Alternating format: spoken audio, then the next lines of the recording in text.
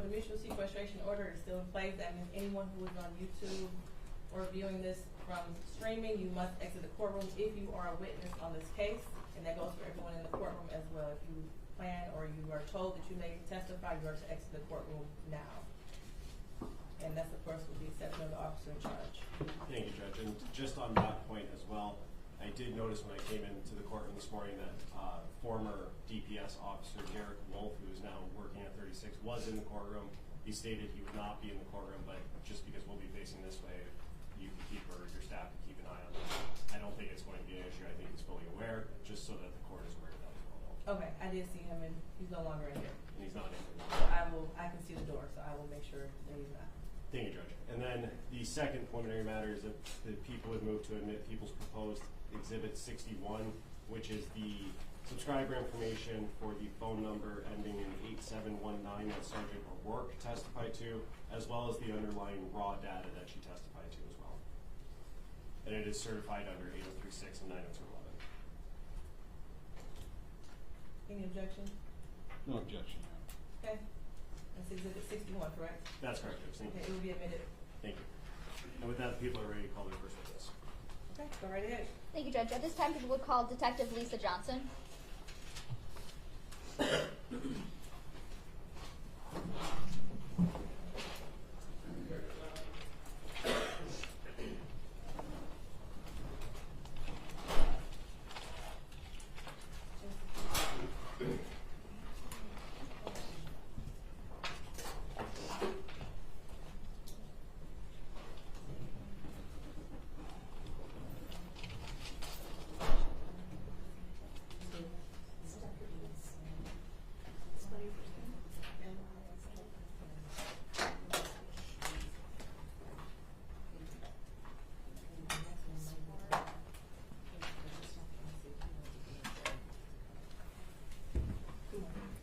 Swear to tell the truth, the whole truth, and nothing but the truth. I do.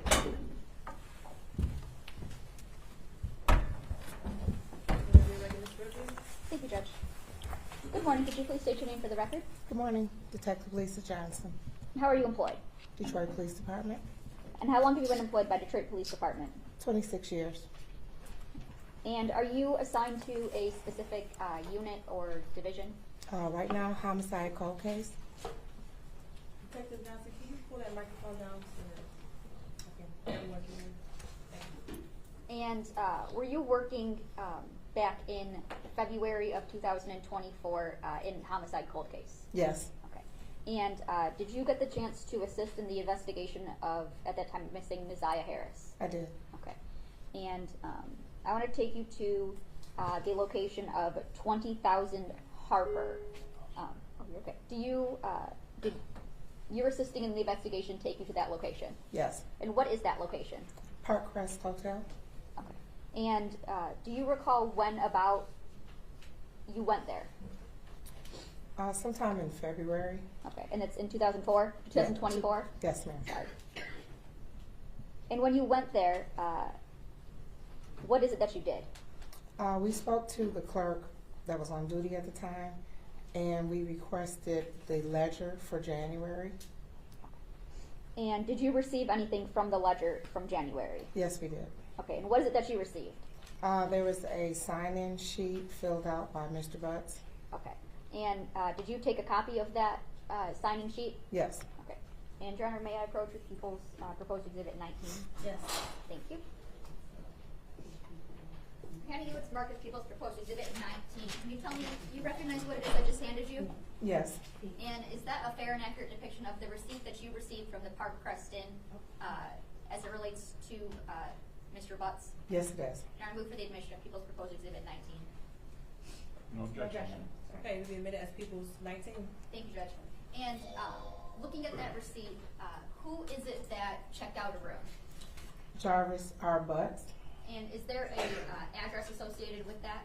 Yes, there is. And without reading the numbers of the address, what street is that on? Wilshire Drive.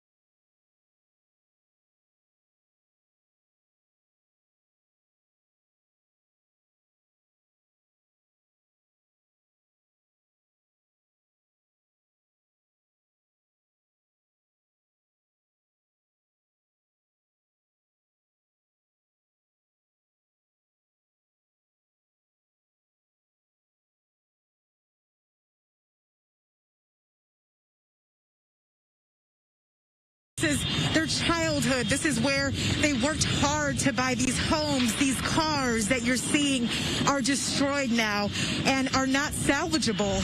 But fire crews are out here fighting the flames as best they can. You can see that a little bit of this power pole is on fire now as well, and that's because of those embers sparking and flying everywhere as crews continue to fight this fire. There are several thousands upon thousands of people that are evacuated because of the fire here. We know the Pasadena Convention Center is a place where you can safely evacuate at this point. But again, it is very important for people to evacuate if they haven't so far, especially because there are also a number of explosions that keep going off, and that's because of the power lines, but also because of the vehicles that are in this neighborhood. But you're just seeing, obviously, homes burned to the ground. I mean, just for blocks and blocks, Coco, this is why it's so important to please heed those evacuation orders. All the stuff that's left behind is a physical representation of the memories that you have. You will still have your memories. You cannot afford to lose your sense of safety or your life, frankly. And these embers can travel so fast at the drop of a hat. How many homes have you seen catch on fire just in the limited amount of time that you have been in that neighborhood, Coco? You know, Armando and I were counting, and then we ended up losing count. I mean, at this point, it's definitely at least a dozen or so. And like I said, the fire is jumping. So now we're walking down this driveway, and you can see that these two homes have been burned. And at this point, with the embers flying everywhere, there's no telling if the homes next to it will soon catch fire as well. So obviously a very dangerous situation. And now as we see, right as we were speaking, there was an ember that flew here, and you can see that smoke is now coming from this home. So that's how quickly it happens. And it takes, I'm telling you, just a matter of minutes for homes to go up. That's right. When the embers travel like that. Look at that. Is that a? It's the embers. I don't even know what I'm looking at right now. That fan the fires. It's the embers. Right. Yeah. Right. Of course. And it these looks like raging washer dryers. Right. And then the other issue is when the embers travel on the trees fall, making it impossible for fire crews to get access to some of those roads as well. I just want to, if we could just listen in for a moment. Oh yeah. If you want to listen in, you can hear this fire roaring.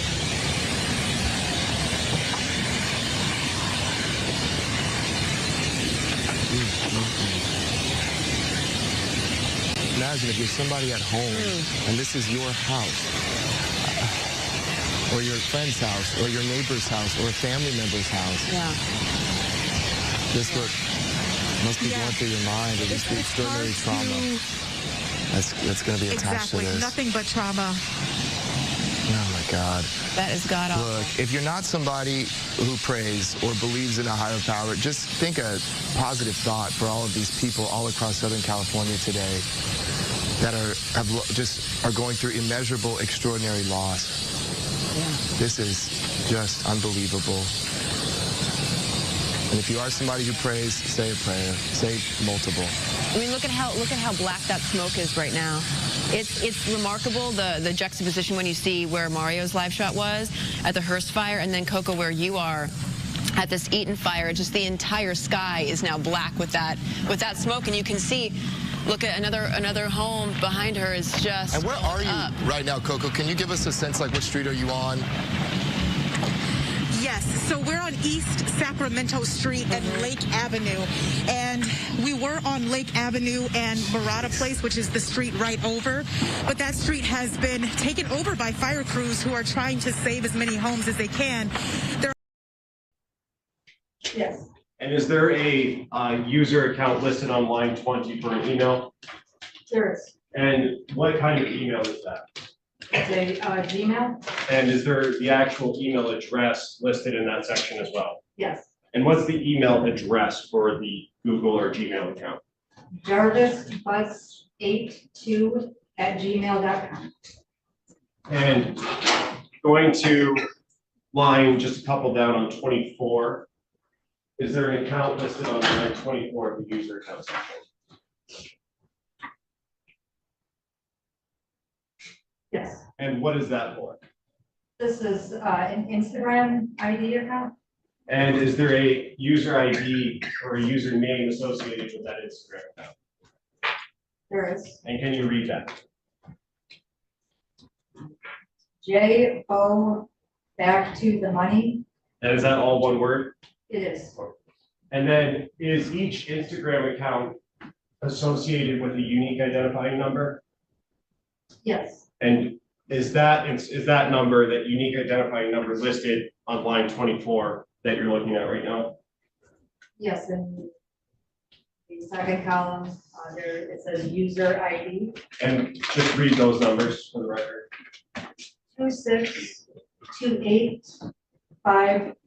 262854051.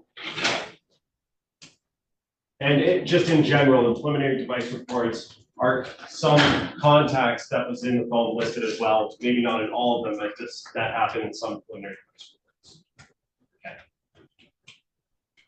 reports. Not in the preliminary device report is just specific to the device information. So in other sections of the phone extraction, there would be other information. Contacts that the person entered into the phone or communicated Yes, with. yes, that would just be in different areas, not in the preliminary device information. May I have one more, please? Yes.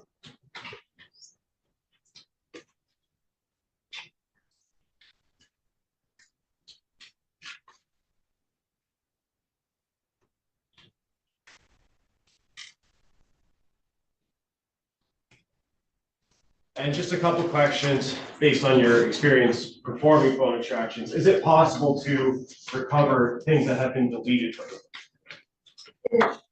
And is that a guarantee that you're always going to get all of the deleted content from a phone? No, Can you just talk about that very briefly?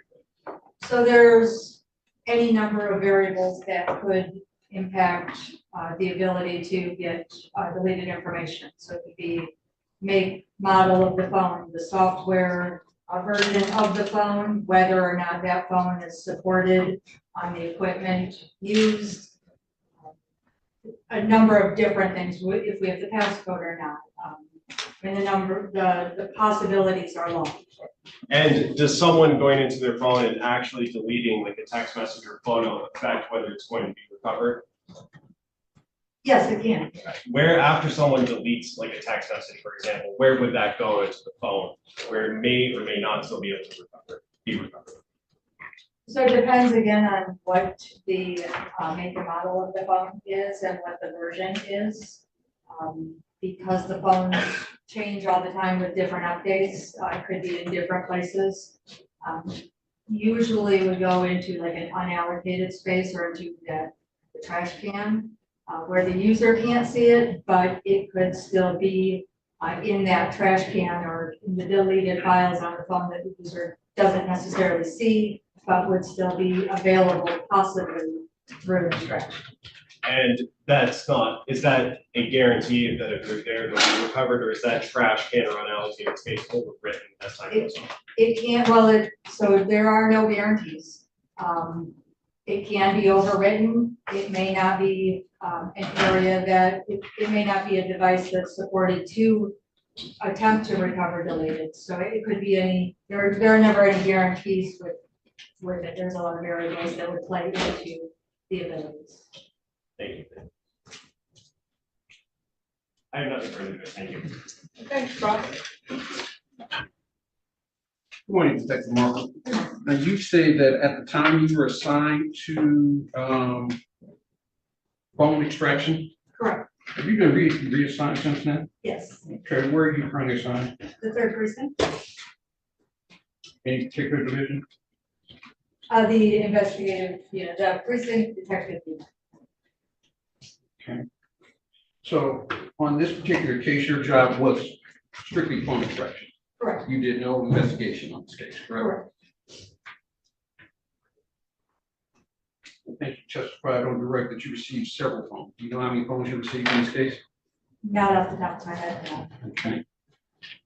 Did anyone in particular order you to do the extraction on the phone? Well, that was, at that time, my only, position at homicide, so do you order me or do you just do? In what this my- particular case, did the OIC say here, these phones are a particular, possible evidence in this case? So were there an order to extract the evidence in this phone, in this case? I guess I'm not sure what you mean by order, like, did somebody order, like, verbally tell me to do something, or are you talking? So you weren't search warrant direct order? there to search these phones? You were just your overall duties, you just searched the phones? Well, I do the extraction, the data extraction on the phone. Okay.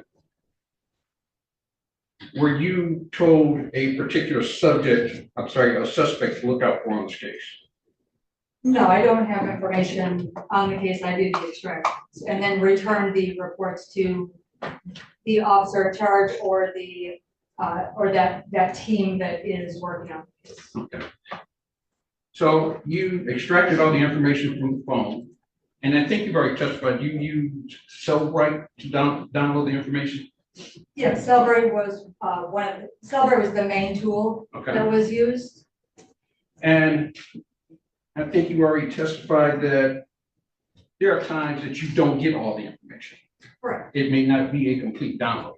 correct. You may get pieces, but other parts we just don't have. Correct? Yes, that is always possible. Okay.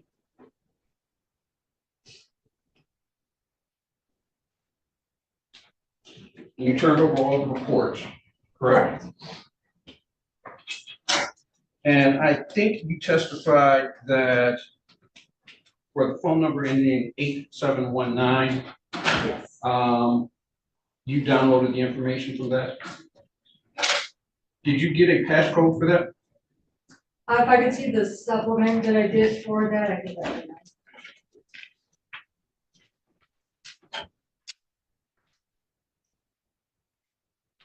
Now, Coach Young? Yes.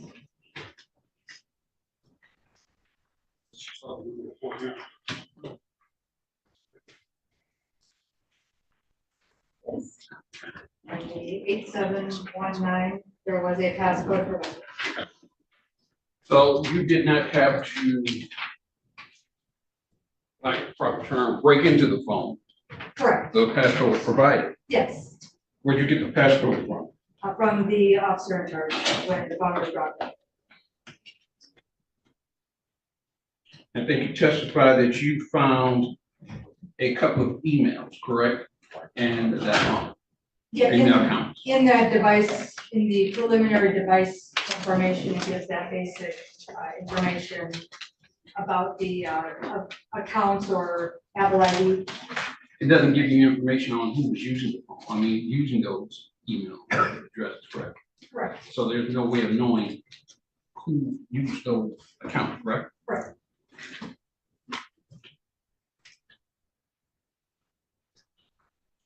And of course, there is no way to know who was using the phone when the data was created in the phone, correct? Correct.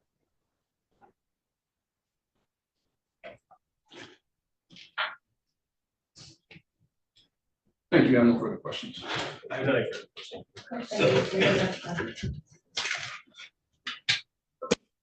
Before you call your next witness, I want to check on the case.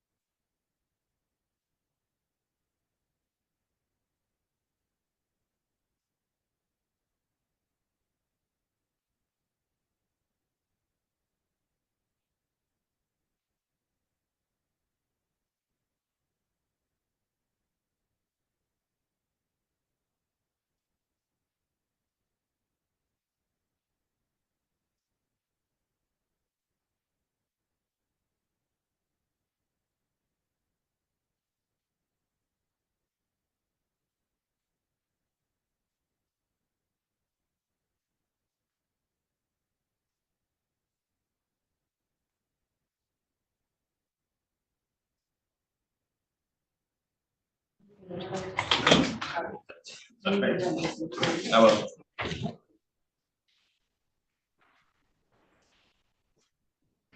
Ms. Frederick? I'm sorry, good morning, Judge. I'm okay, how are you? Fine. Who do you have today? I'm just doing time between exams. Okay, thank you.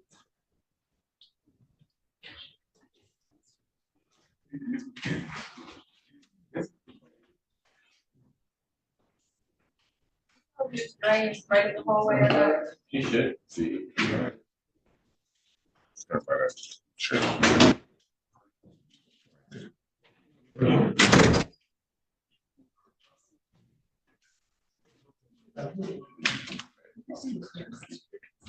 Ms. Ray, do you have any information on Cannon yet? Dismissal. Okay. All right, we'll go over those. Even, I'll talk to Mr. Well, it's Ms. Cannon. Her attorney is out first. We'll go through that. Okay, so let's do the Senate paperwork. Okay.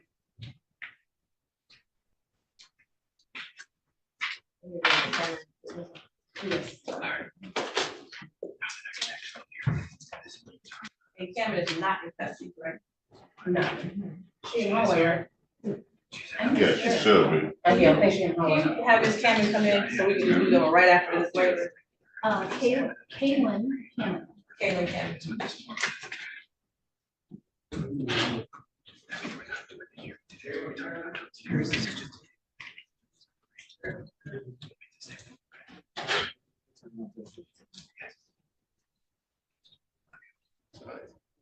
Did you take his cup out this one?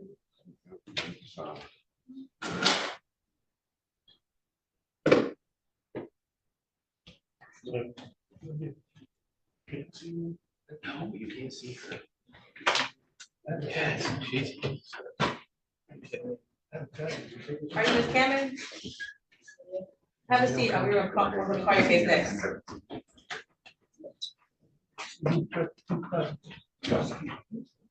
She's in the place with her.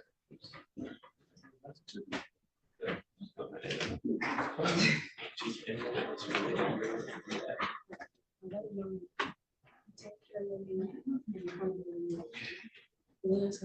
Everything's changing. Everyone can agree when it needs to get.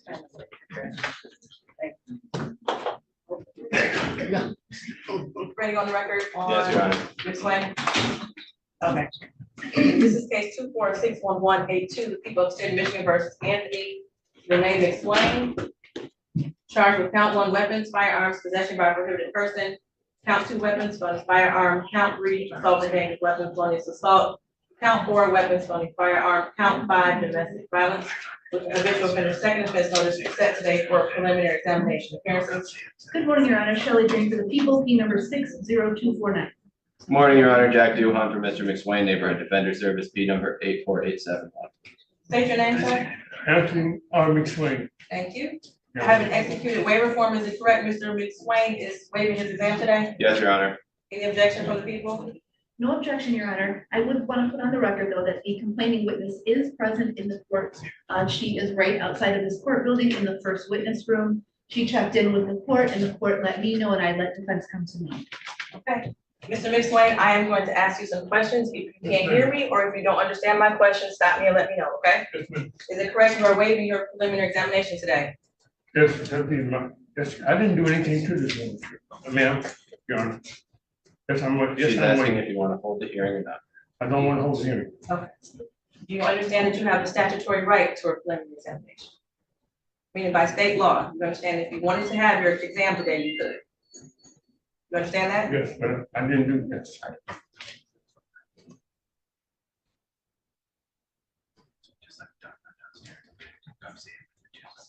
Do you also understand that if you were to hold your exam today, the people would have to show at the probable cause standard that all of the felonies I just read off were committed in Detroit and that you probably committed those crimes? You understand that? Yes, And that by waiving your preliminary examination, that means that people do not have to present any evidence today at the probable cause standard. Understood? yes, Knowing that information, do you still wish to waive your exam? yes, sir. Did anyone force you or threaten you to waive your exam? Okay, okay, Did anyone promise you anything for you to waive your exam? okay. Okay, I find a waiver to be freely, understandingly, and voluntarily given. You'll be bound over to Third Circuit Court. Your arraignment on the information date is January 15th at 9:00 a.m. He has on here a $25 person bond. Is I that believe correct? there's there's also a tether requirement. Okay, this tether requirement was put on here December 27th. Yes. You're waiting on the tether still? No, I'm not. I believe you are, Yes. that because may it's be on a a- personal bond in your. I have no tether. No, Right, that's, because you're in custody. what she means is the tether unit hasn't released to give her Oh. an address. I have no contact. I stay by myself. Okay, I have a home. all right, so what I will do is I will sign another order today for Okay. tether. You should still be in custody. If you. Order. Mr. McSwain. Part of your bond, of course, is no contact with the complainant on this case. Do you understand that? No contact with the complainant. Yes, ma'am. Okay. Anything else for the record? No, Judge, thank you. No, Your Honor. Okay, we're all done with Mr. McSwain. I'll come see you in a couple hours.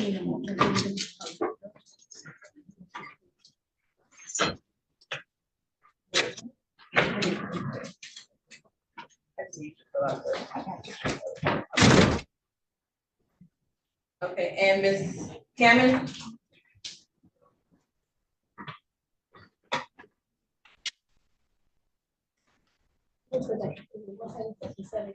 Fifteen. Always have it. Is correct, your attorney is not present? That's correct? Okay, so my understanding, and Ms. Drain can confirm the complaint is not present. So I'll give you the option, you can wait for your attorney, or you can move forward with the dismissal without your attorney. Okay, I'm gonna ask you on the record again, just to make sure, okay?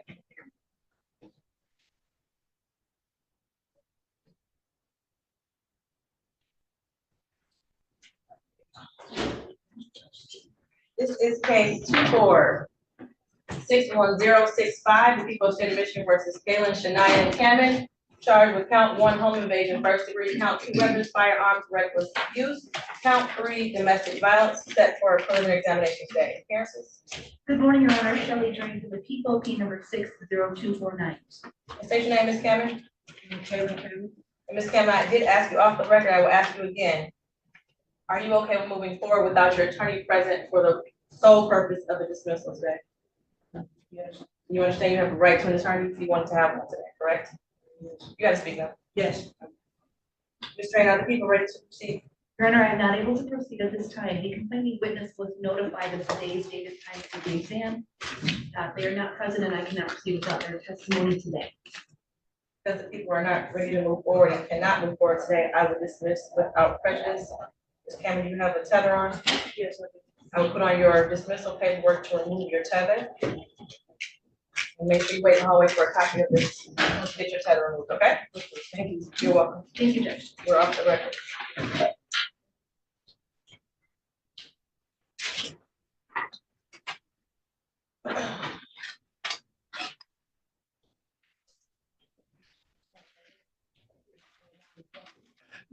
Where's the next one?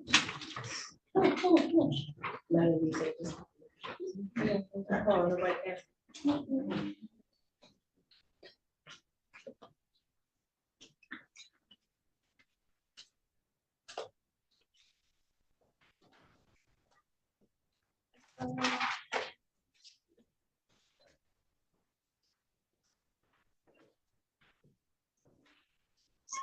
Thomas Clifford and Company for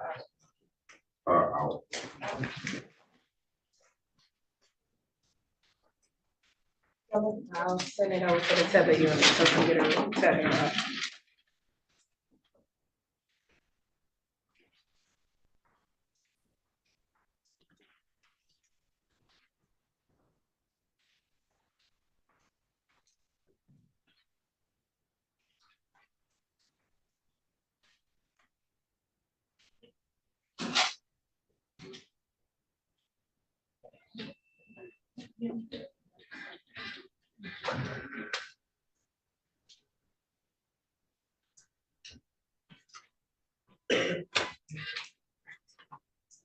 We'll probably wait on a time.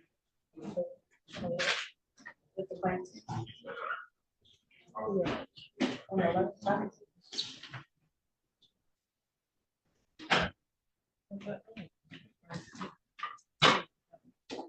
Might be to be checking in. I know.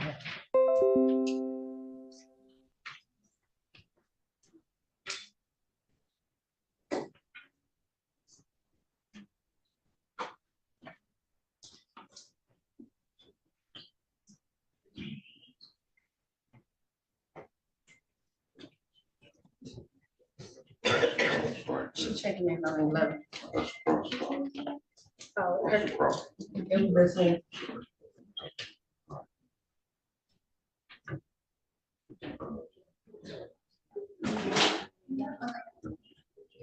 You got a copy. Anyway.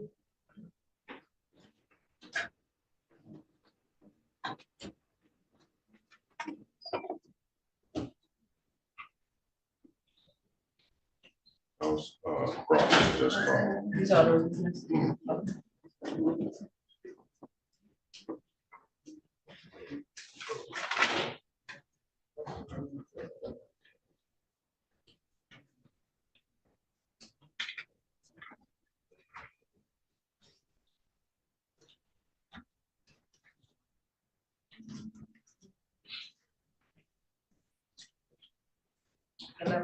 This year. Just waiting on the defendant, Attorney Perlman. Yeah. Okay, that's gonna be one for.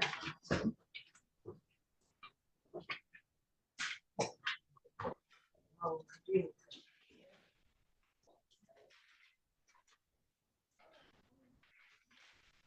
So Johnny, getting the. Next piece, if you're all ready. You can go back to it.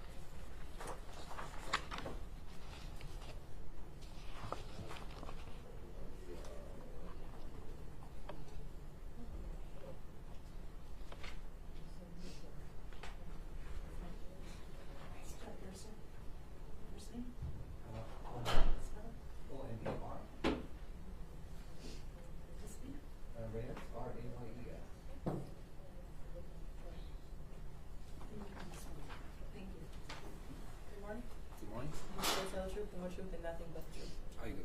Okay, why don't you start coming into the witness box?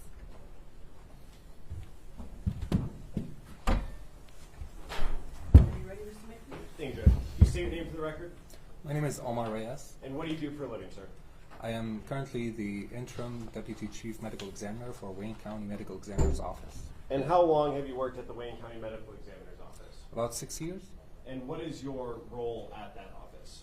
I perform autopsies to determine the cause and manner of death. And do you have certain education that allows you to do that job? Yes. And can you tell us about that education? I'm a physician by occupation and forensic pathology by specialty.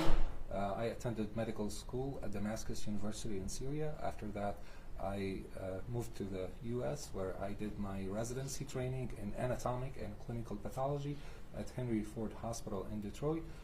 Following that, I did a fellowship in forensic pathology at the Medical College of Wisconsin and passed the board examination in anatomic, clinical, and forensic pathology. And is that two separate board certifications? Yes. Okay, and can you just separate those out? Yes, so I passed the board examination for anatomic and clinical pathology and the board examination for forensic pathology, so I'm certified in both. And then, is that while you were working at the Wayne County Medical Examiner's Office? No, before. Okay, and then you started working there? Yes. And for the last 6 years, has it been your primary role, or one of your main roles is to perform autopsies? Yes.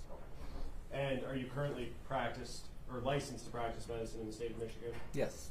And have you testified as an expert in this field before? Yes. Judge, at this time I would move to qualify Dr. Reyes as an expert in forensic, anatomical, and clinical pathology. Your Honor, I'm actually going to object. I don't see the relevance of Dr. Reyes' testimony in this matter. We haven't heard anything that he's performed an autopsy. That would be the matter of his expertise. Judge, I believe that as an offer of proof, Dr. Reyes is going to testify to a review of Messiah's medical records that he was provided, and his opinion as to those records. I can ask him if record review is something that he does as part of his job on a regular basis. If you could. Yeah. Doctor, in terms of performing autopsies and coming to your conclusions as to cause and manner, do you regularly review medical records associated with the decedent? Yes, I do. And is that something that can inform your opinion as to a cause and manner of death? Yes. And do you rely on those records in various cases? Yes. And were you asked to review medical records in this case? Yes. You did not perform an autopsy in this case, though, No. correct? I would renew my qualification for Dr. Reyes, Judge. I would be curious to know what was the date on the medical records that he reviewed for any relevance of the medical records to this matter. Well, I think it is relevant because we provide an offer of proof as to why the witness is on stand regarding medical records. I guess I can object when we get to that. Right. We Understood. object or on cross. So, yes. Thank you, Judge. And, Judge, at this time, too, and I should have done this before I called him, I would move to admit People's Proposed 18, which are the medical records from July 2014 to October of 2023 for Messiah Harris.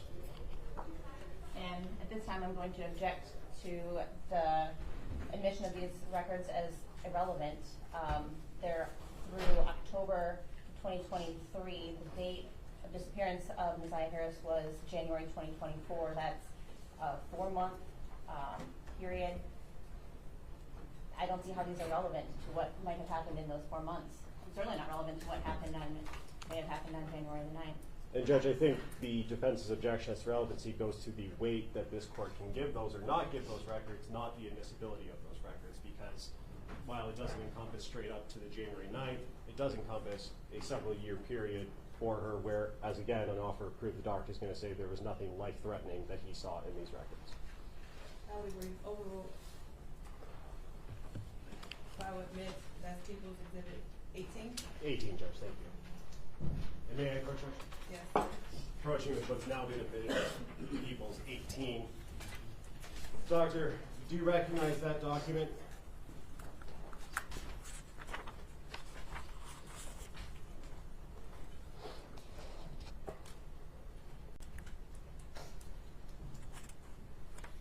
Yes, I do. And are those the records that you reviewed to come to a conclusion in this case as to the review of those records? Yes.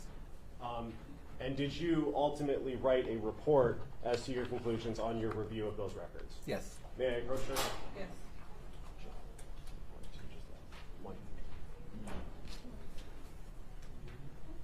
I'm approaching with what's been marked as People's Proposed 42.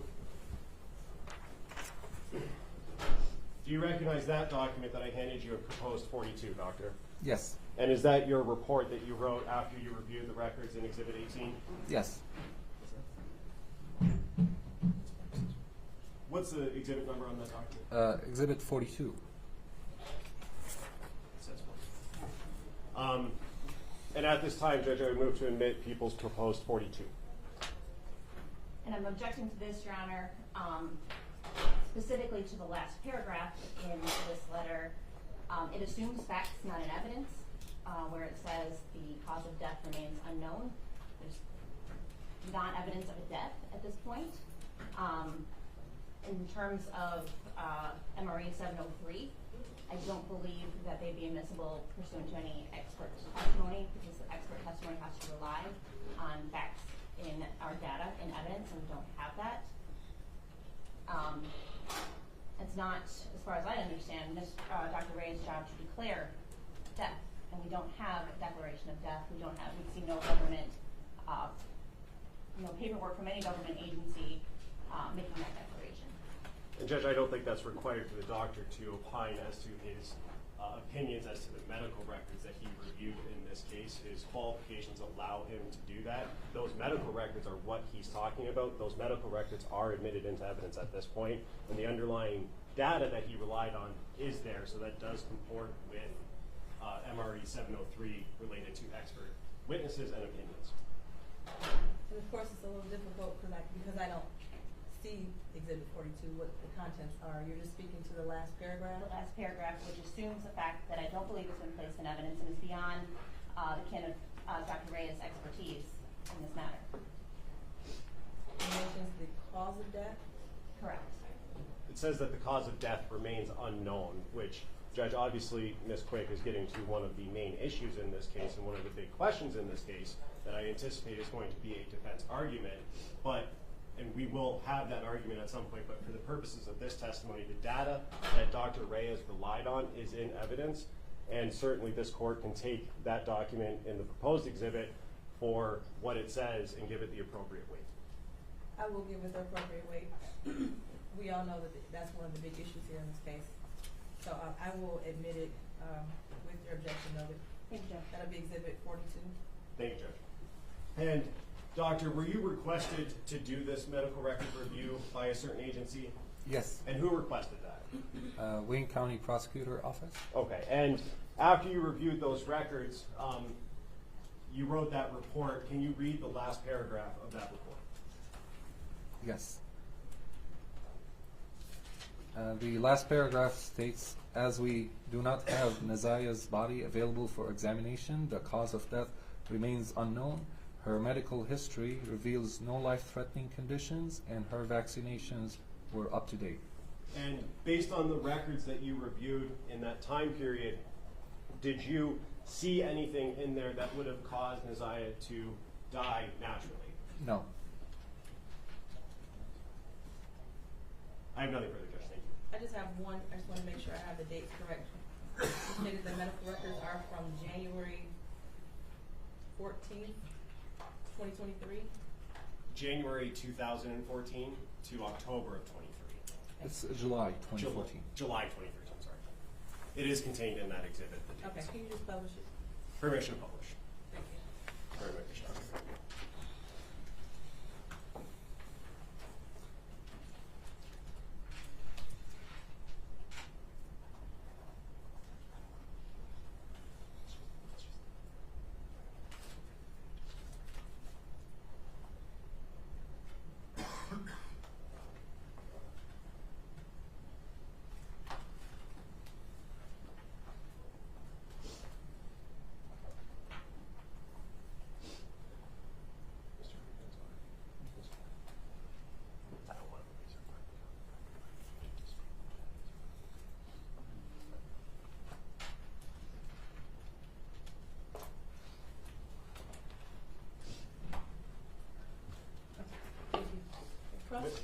Thank you.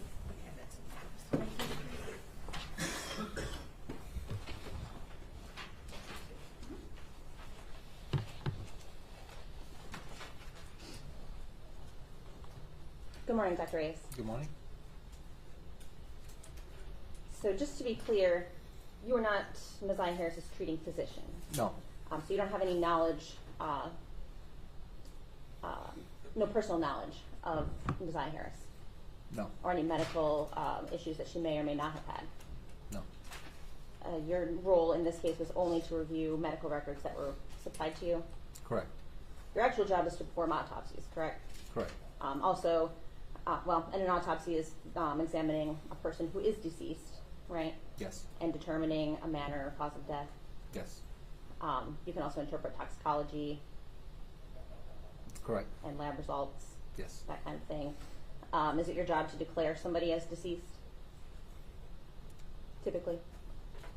Typically, I am the pronouncing doctor when we respond to a death on a scene. Okay, so if you were to go and view something yourself? Yes. And have personal knowledge of the circumstances surrounding the incident? Correct. Okay. So if you don't have a body, you can't really opine as to whether a person is in fact deceased. Fair to say? Correct. Okay. No, you testified that you wrote a letter to the prosecutor in this case. Yes. And in that letter, well, what did you review in preparation of writing that letter? I review medical records that were provided by the Wayne County Prosecutor's Office.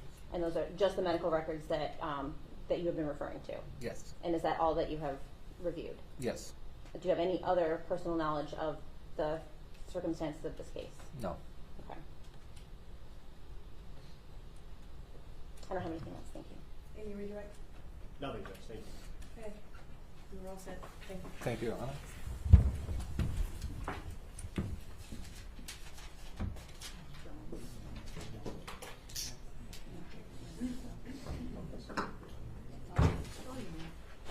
At this time, people would call Rion Green.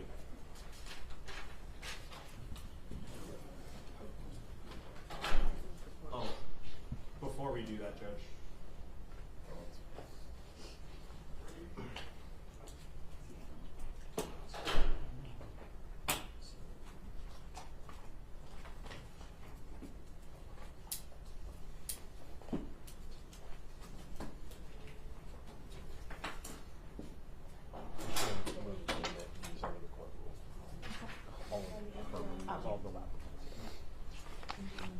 You just step up.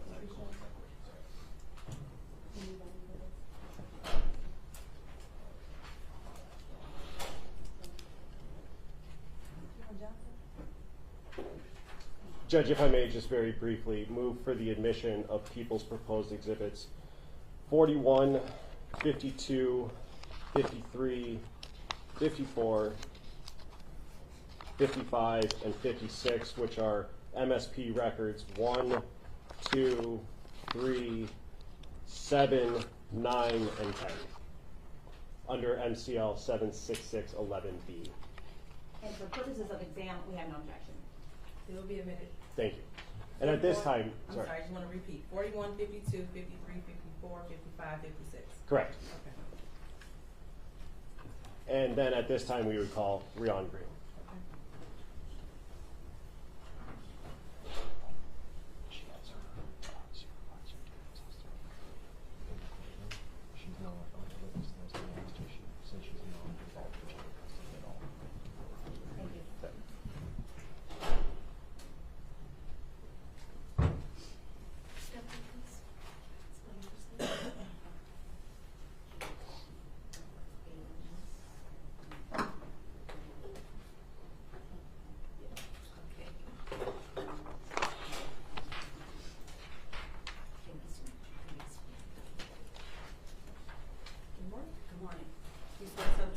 Keeping nothing but the truth. Yes.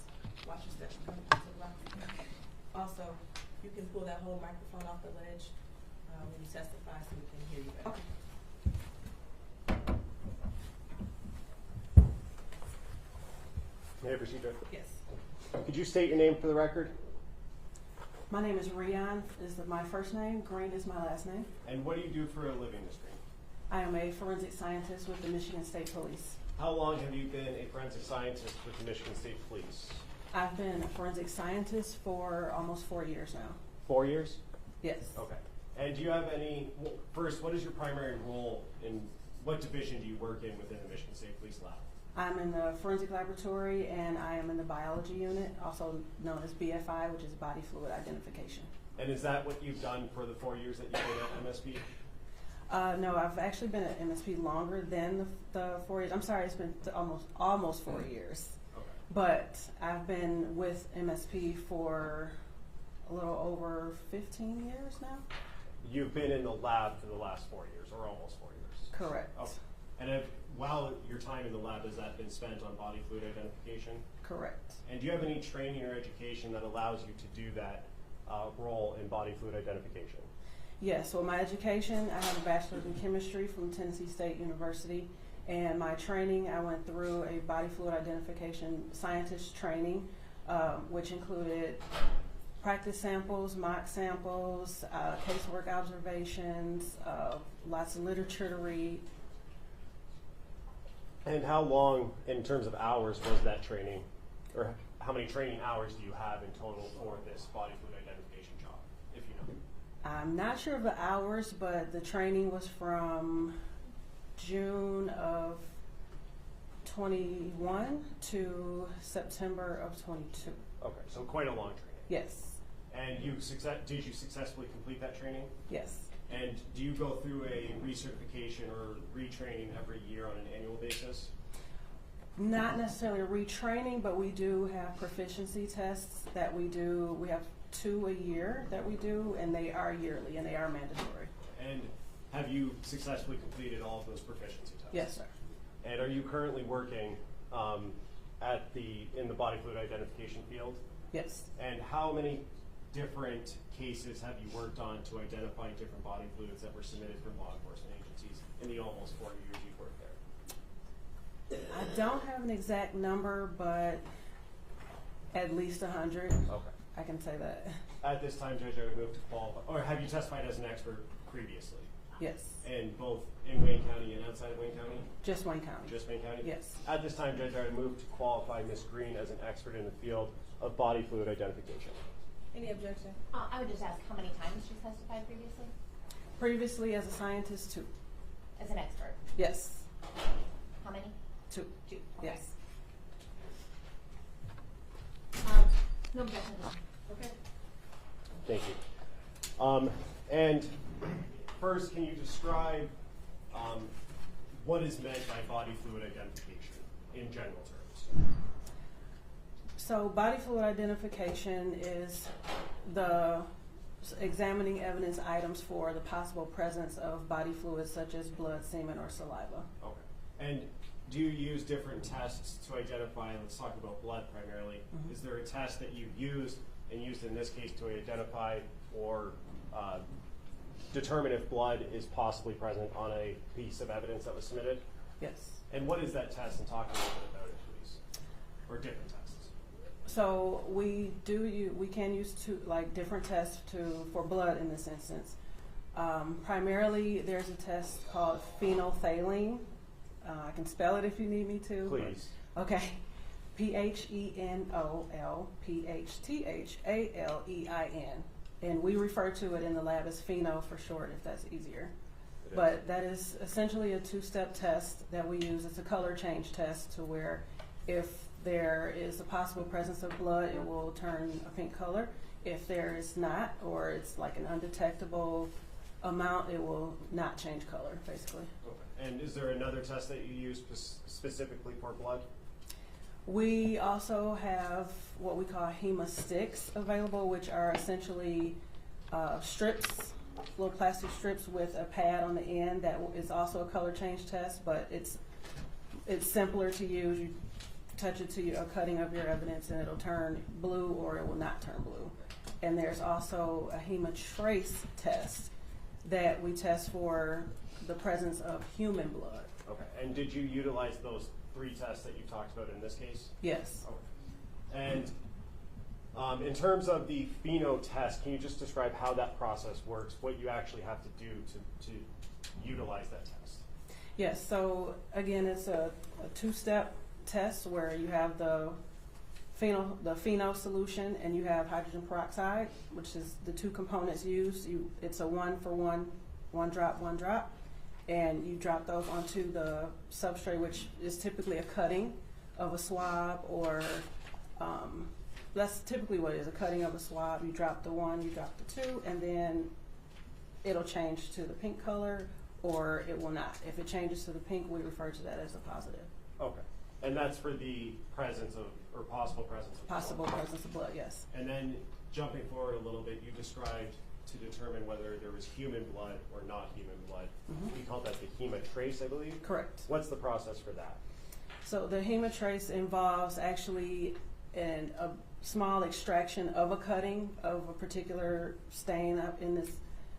For example, a particular stain, you extract it in the buffer solution that comes in the hemotrace kit for a set amount of time.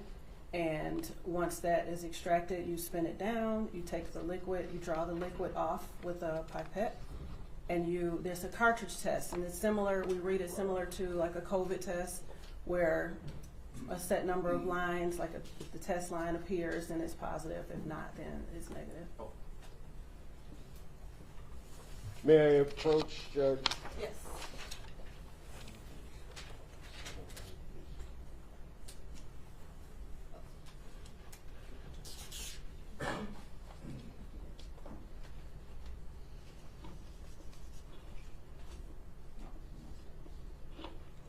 I'm approaching with what's already been admitted as People's 41. And Ms. Green, do you recognize the document I just handed you?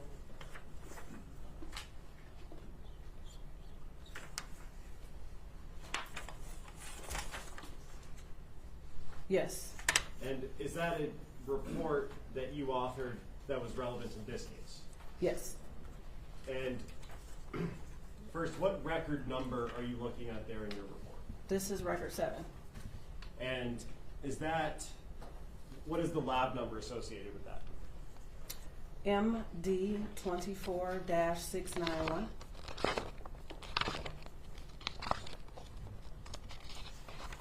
And permission to publish Exhibit 41. Yes.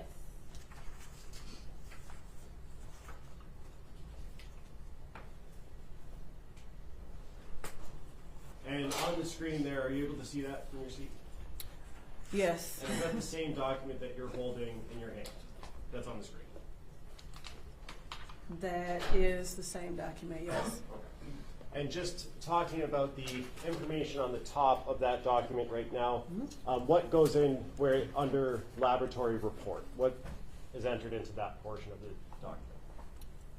So under the laboratory report section, we have the number, the investigating officer for the case, and their agency number, the record number, date received, time received, and the date completed.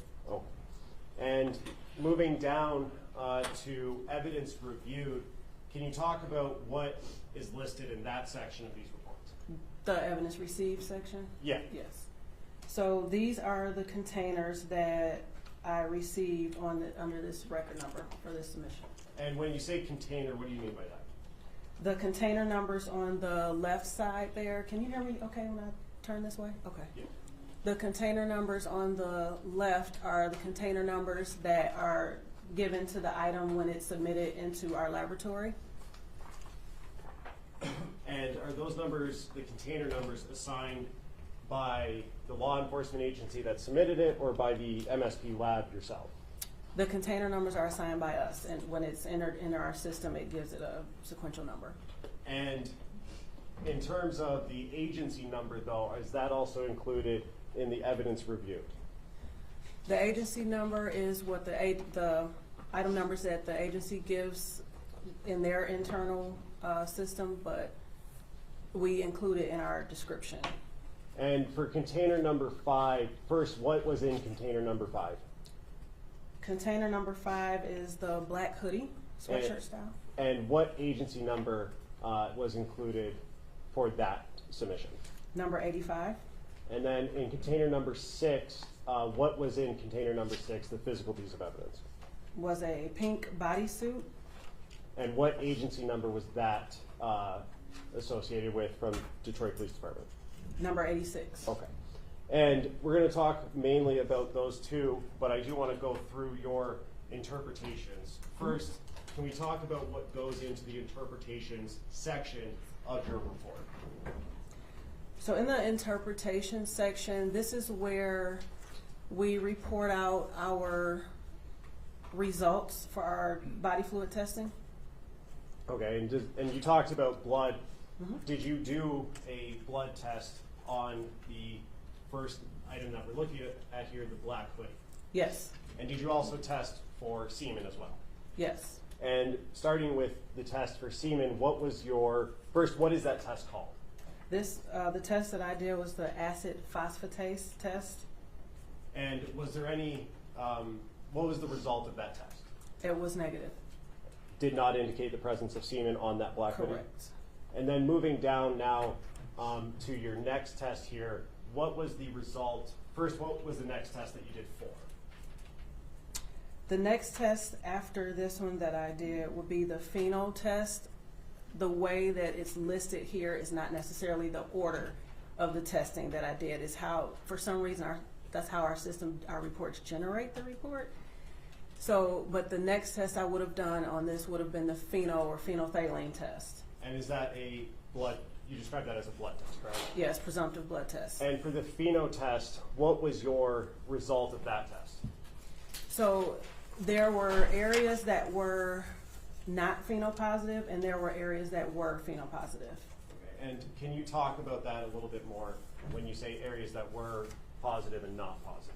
Sure. So I selected several areas on the entire surface of the hoodie, from the hood all the way to the sleeves, front and back, to test for the possible presence of blood, and I tested numerous stains. Not all of those stains were positive, meaning they didn't all exhibit a color change. Okay. Yes. But some of them did? Some of them did. If you know how many did and how many didn't? I wouldn't know. Would looking at photos of that be able to help you answer that question? Looking at photos, yes, it was a lot. Okay, we will come back to that. Okay. Going down to after the pheno test, what was the next test that you did? On the hoodie, it would actually be, yes. Let's just go down the list of the Okay. tests, if that's okay, Yep. as they're listed on here. So Yep. after the acid phosphate test, what's the next one there?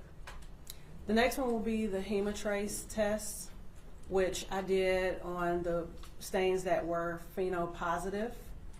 I decided to follow those up with hemotrace to test for the possible presence of human blood. Okay.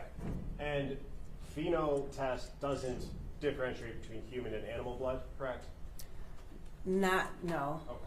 No. That's what the hemotrace is for. The hemotrace will tell us, yes. All right. And what was the result of the hemotrace test on the areas that were positive on the pheno test? So I tested 5 areas with hemotrace, 5 of the phenopositive stains. And 3 of the stains on this hoodie were hemotrace positive. Now, the next listed one is the hemostix test, correct? Mm-hmm. And what was that test for? What was the reason you administered that test? I did that one on the stains that were not as obvious. Sometimes you might get a weak phenopos, which is basically a very faint pink. And to kind of supplement the positive result to make sure I was seeing what I was seeing, I followed up with the hemostix, because sometimes it's easier to see. The hemostix has a yellow pad and it changes to like a deep blue when you apply the sample to it. So that's why I followed up. As it's listed here, the hemostix test was positive, correct? For the ones that I tested, yes. For the ones that you tested, Mm-hmm. which, to be clear for the record, was not all of them. Correct. And you said that you tested the weak positives from the pheno? Yes. And did you only test weak positives from the pheno test? Yes, if I'm not mistaken, yes. All right. Now, going down to the next page on record number 7 here, there's a line there at the top of the page. Can you read that line and tell us what it means? Or the paragraph at the top there. Where it starts indicated? Yeah. Okay. So indicated the presence of human blood. Additional areas on this item were tested that did not indicate the presence of blood and or human blood. Additional areas on this item were tested that indicated the possible presence of blood. And what does that mean, and why did you include that in the report, or why is that included in the report? That sums up the results from page 1 for the hemotrace, hemostix, and pheno. The first sentence indicated the presence of human blood applies to the hemotrace positive.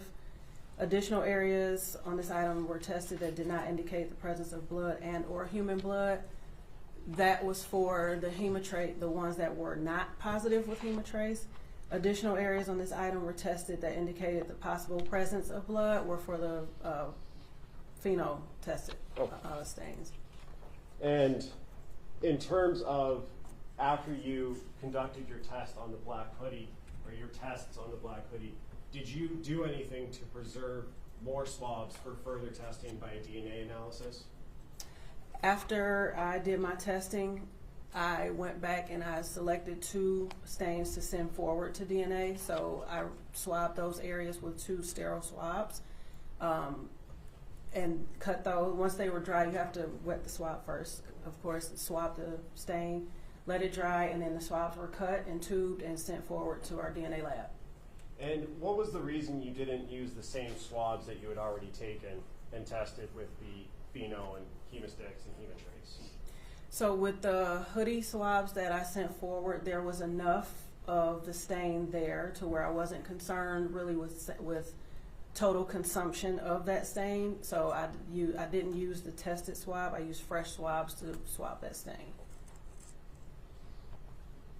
And after you send those forward for analysis by another technician, are those individual swabs that you send forward given an identifying number to keep track of them in your chain of custody system?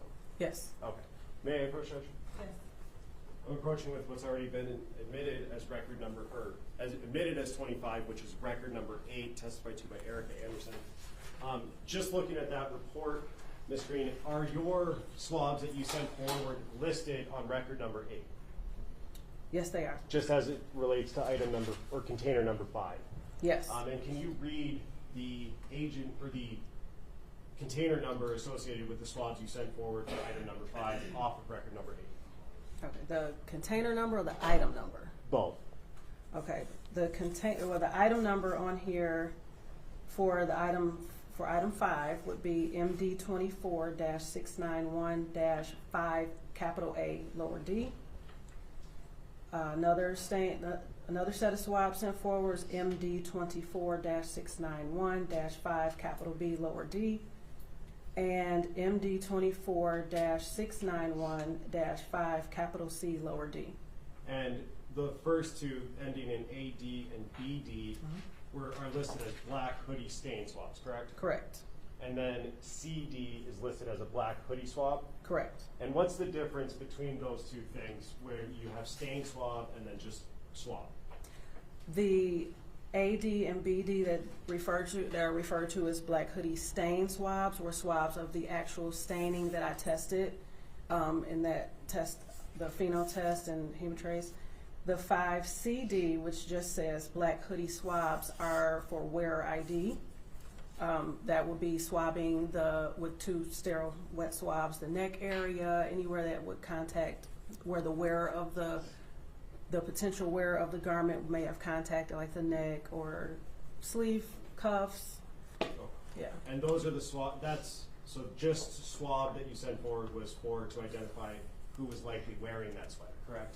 Correct. And then the stain swabs, were those swabs from areas that were tested positive for the pheno test and the hemotrace test? Correct. Oh. Now, going back to the exhibit that's on the screen, you did a test for a pink bodysuit as well, correct? Yes. And can you tell us the first test that's listed in your report and what that means? The first test for the pink bodysuit, item 6, is acid phosphatase again. And that's for semen, correct? Correct. And what was the result of that test? Negative. And then going down to the next test, I believe it's the pheno test. Mm-hmm. What was the result of the pheno test on the pink bodysuit?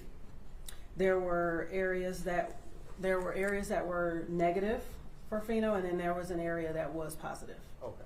And did you do any further testing on the area that was positive? This one, I did not do any further testing on the positive area. I just swabbed that and I sent that forward. And what was the reason you didn't go further into the hemotrace or hemosticks test? Because it was such a small area, I was worried about sample consumption in my testing. And so I just sent, in this case, I did send the tested swab as well as an additional sterile swab of that same area to DNA. And just to get that out of the way, are those listed on record number 8 that you have as well? Yes, they are. And which ones are listed there? The pink bodysuit stain swabs will be MD24-691-6 capital A lower D. And the pink bodysuit swabs will be MD24-691-6 capital B lower D. And those were sent forward for further analysis by someone else, correct? Correct. Going back, the regular swab, not the stain swab for item or container 6 that you sent forward, that was the same thing as the wearer ID that you talked about earlier? For the wearer ID, it was the same process as the hoodie. I used 2 sterile swabs, swabbed the neck area, and because it was like a sleeveless item, I swabbed around where the arms would be in constant contact and the ankle cuffs. I think I said all the neck area as well, the collar area.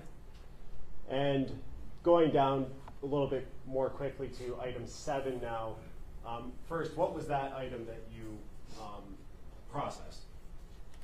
This was, item 7 was a blood card that was submitted as a reference sample for Naziah Harris. Okay, and what did you do with that swab in terms of processing and passing it, or sending it forward for further testing? So no testing was done on this as it is a known sample. It was a blood card, so I cut a portion of one of the blood circles on there and sent it forward to DNA. All right, thank you. Mm-hmm.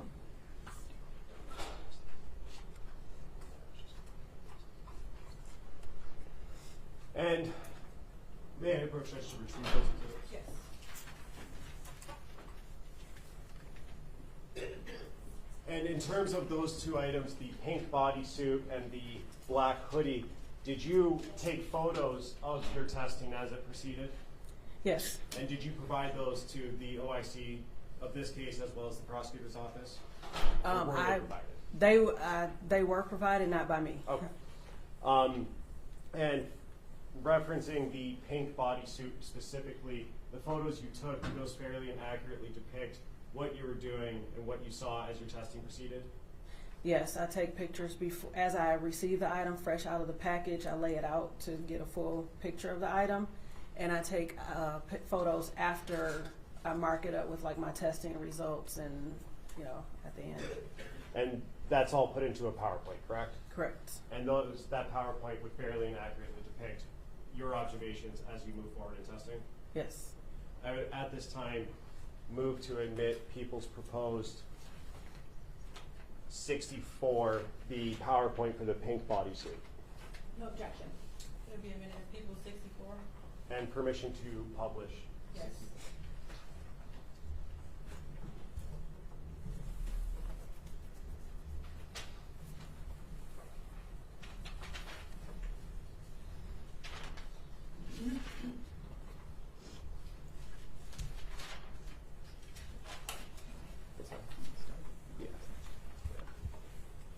And just on the first slide here, first photo, is this just a cover sheet for the item that you did? Yes. Okay. Going to the second slide or second photo, can you just tell us what we're looking at here on this slide? So this slide in particular, I take pictures of the front and back of the exterior. If it's a clothing item, front and back of the exterior, and in this case, front and back of the interior, which is on a further slide. But this here, the top left picture, is the front exterior as if it was worn. So that would be, if you were looking at the person wearing it, that would be the front. And the bottom right picture is a close-up of the top half. And if we could go to slide 10.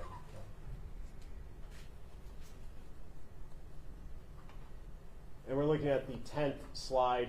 Starting with the top left, can you tell us what we're looking at there and what is listed underneath that top left part? The top left is the front exterior again, as if worn, and this was after testing, after pheno testing. And the one on the bottom right is a closer look at the top portion, I guess from like shoulder to torso of the garment.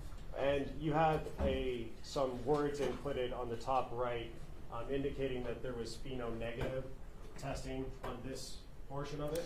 Yes, that was a key to, so when the viewers, such as yourself, would look at this photo and see the pH-N, that's our way of saying this was a negative stain and keeping track of the stains that I did test. So the pH-N means pheno-neg.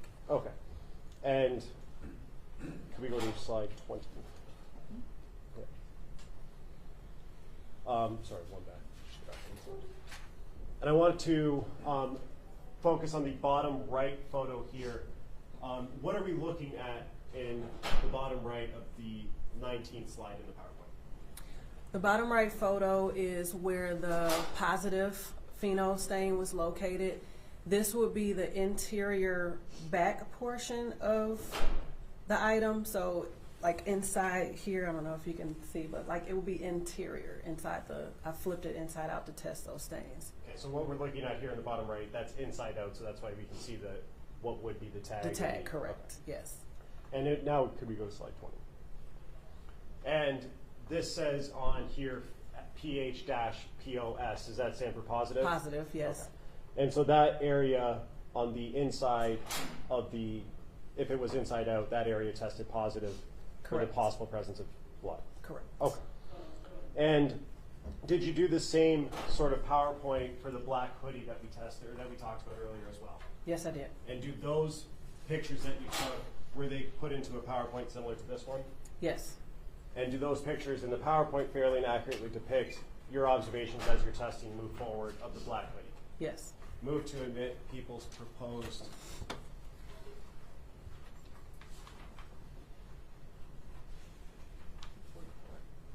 People's proposed 44, so we got a little mixed up with the numbers.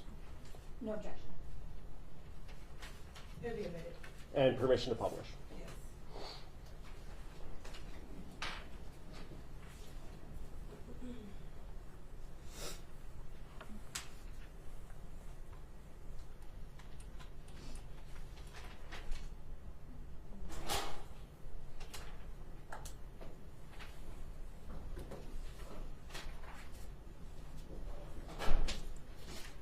And looking at the first slide of 44 that's on the screen, can you tell us this is just the same cover page? Correct. And going to the second slide here, what are we looking at here in this photo? This will be the front of the black hoodie if worn. And this is this before any testing had been done? Yes. I want to go forward to slide 7. And what are we looking at here on slide 7 of this PowerPoint exhibit? This is the hood area of the external portion, the external hood portion of the hoodie. I was trying to get accurate angles, that's why so many pictures, but. Okay. And is this again just standard overview before any testing had been done? Yes. And if we can go to slide 8. And what are we looking at here? This is the interior portion that would be in contact, like if you pulled the hood over your head, it would be the area up here. So you're looking at the inside of the hood that would touch the person's head that bore it. Okay. Yep. And slide 9. What in this photo are we looking at here, and has any testing been done at this point? This is after testing. This is back to the front of the hoodie. Plus obviously the sleeves. This is after ALS screening, which is alternate light source, which is used for screening for body fluids such as semen and saliva. I ALS the hoodie, and I marked those areas that had a fluorescence to them with a silver Sharpie, so I could further test after done screening. And IR, which is an infrared, is similar to, it's also an alternate light source, but it's more so for blood on dark items where the dark fabric would become lighter, and if there's blood or possible blood present, it would appear darker. Anything that I saw, I marked with a yellow paint pen with IR next to it, so I can distinguish between the ALS samples, the ALS areas that I saw and the IR areas that I saw. Okay, and we see a lot of markings on the front of this hoodie. Yes. Are you able to tell us, and I know you said the color, but what portion of this is the IR versus the ALS? And it may be easier for you to step down, although there's not really room over there. But. So the ones that I observed with IR, I actually wrote IR next to them.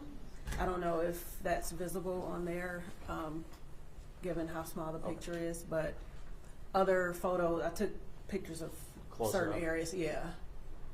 And if we could just go to the next, or if you could zoom in. And so, for example, that on the front, as we're looking at it, left side of the zipper, that's where IR illuminated? Correct, where there's, like where the icon, the hand, oh, it moved.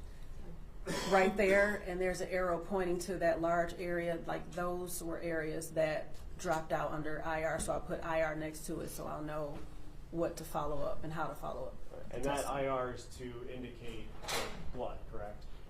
It's not a test for blood, but It's a screening tool used to locate dark stains that may be possible blood. Okay. And if we could go to slide 20. And this is a closer view. Is this after you've done any other testing other than the light screenings? Yes. Okay, and what testing was done at this point based on this photo? This is after the pheno testing was done. This particular picture is reflecting a phenopositive area. And it was also screened with IR. As you can see right over the swabs there, it says IR. And that's what led me to follow up with pheno, was because I saw it under IR and it was phenopositive. And where is this, if you're able to say, on that hoodie? So this would be, if I was wearing it, it would be in this area, the upper shoulder, bicep area. Yes. For the record, the witness indicated to her right upper shoulder. Yep, right. Yep.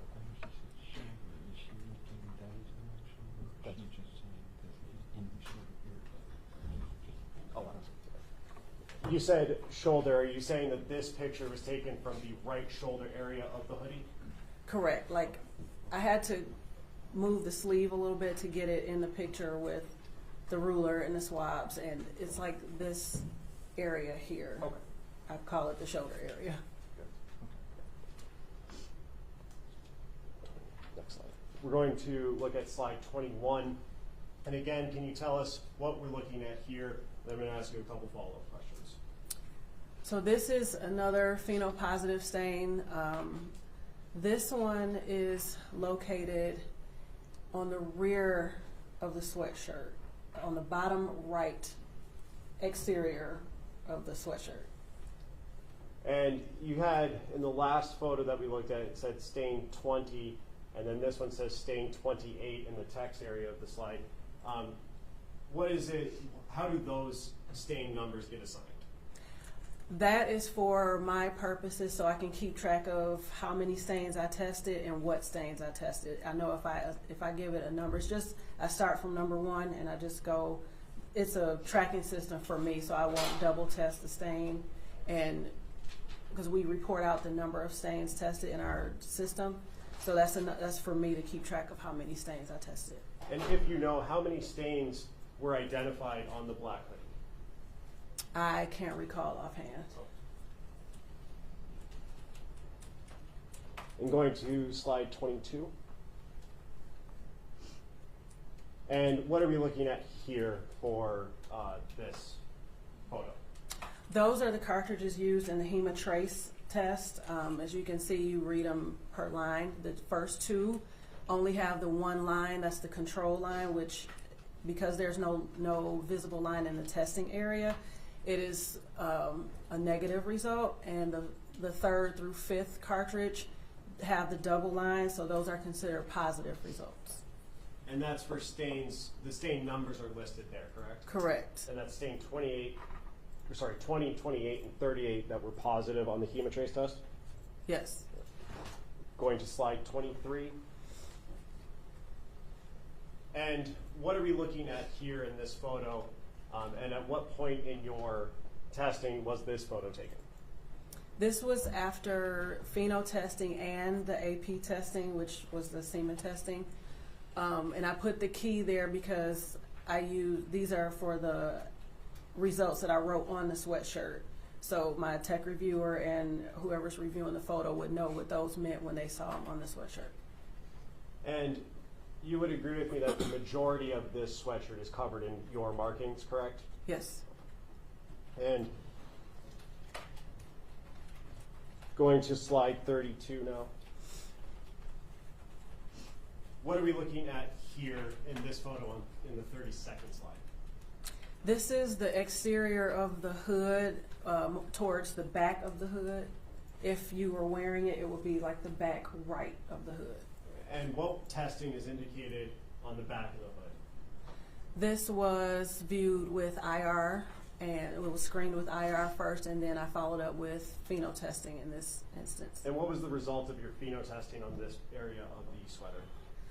So stain 37, which is at where the tip of the ruler is at the bottom, that was a very weak positive for pheno, and 36, which is upper towards my typing there, that was also a pheno weak positive. And did you do any further testing with this section of the hood because of the weak positive, if you remember? I don't recall offhand.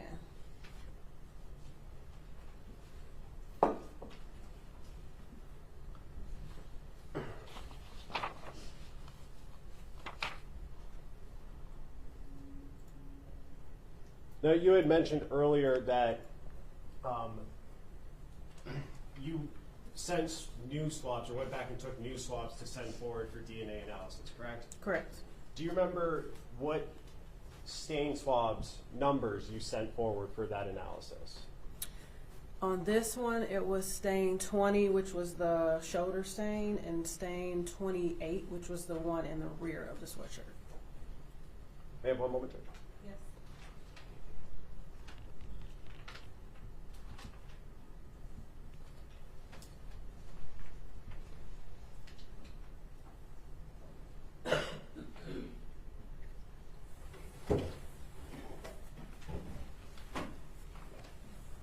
Is there both of those stains, 20 and 28, that you sent forward were pheno positive and hemotrace positive, correct? Correct.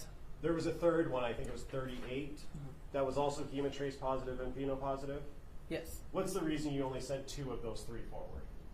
I sent one from a representative area, which was the one from here and the one in the back. The other one, is available to be tested in the future if necessary, but I selected 2 of the stronger pheno positive stains, and they were hemotrace positive stains. I sent those 2 because they were from 2 different areas on the sweatshirt. Okay. And before you move on, you said here, for the record, can you indicate where she was pointing to? Yeah, for the record, the witness indicated towards her right shoulder, and then the other area was from the back rear. I can right stand side. if you need. No, I just want the record to be clear. Okay. From the lower back right. Yes.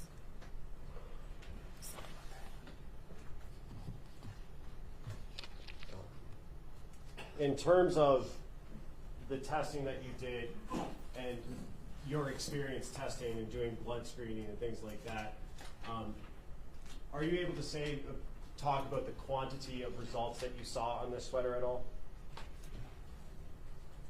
In terms of there being 38 swabs, at least 38 swabs, is that normal in your experience that there would be that much on there, or are you able to talk about that? I'm not able to say because it varies from case to case. Fair enough.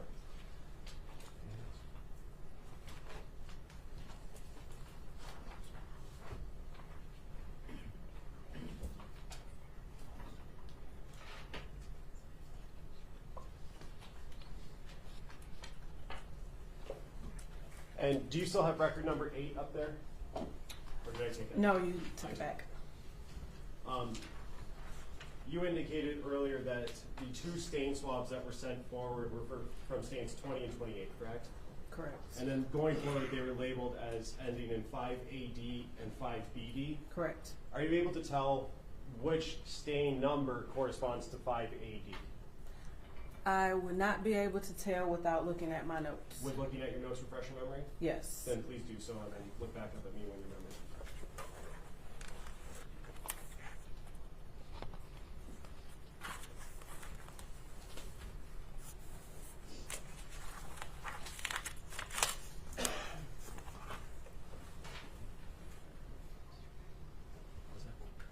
Is your memory refreshed? Yes. What stain swab number that you gave it is 580? 5AD will be stain 20, which was the shoulder area stain. And then 5BD would be 28? Correct. And that's the back right, lower back right side? Correct. Oh, good. I have nothing further, Judge. Thank you. Who's handling this witness, Mr. Riggins or Mr. One moment off the record. Crawford, how you handle both in custody? We don't need to do this dismissal. Okay. I want to handle a quick dismissal, just so that she can go right downstairs. I do. And we drain and counsel on Patrice Johnson. Can you be drained? Attorney drain? Okay. So we don't need this if she's in custody. I do. Okay. Then I just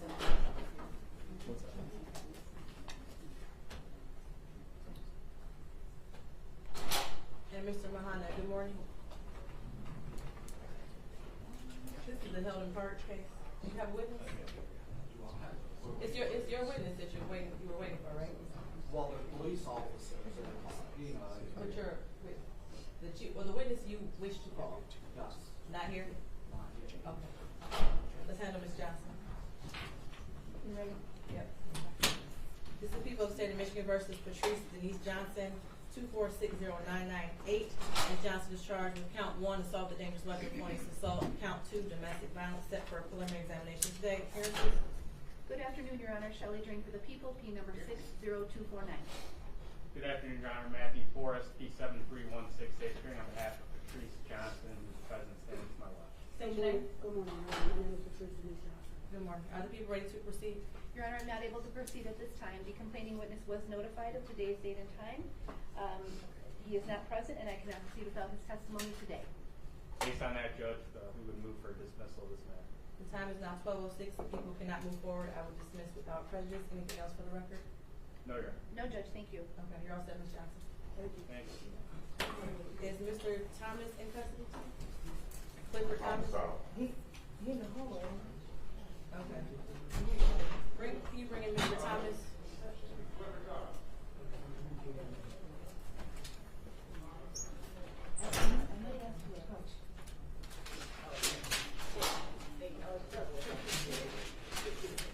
Did you say you need to approach on that? I might have to approach very, very briefly. Okay.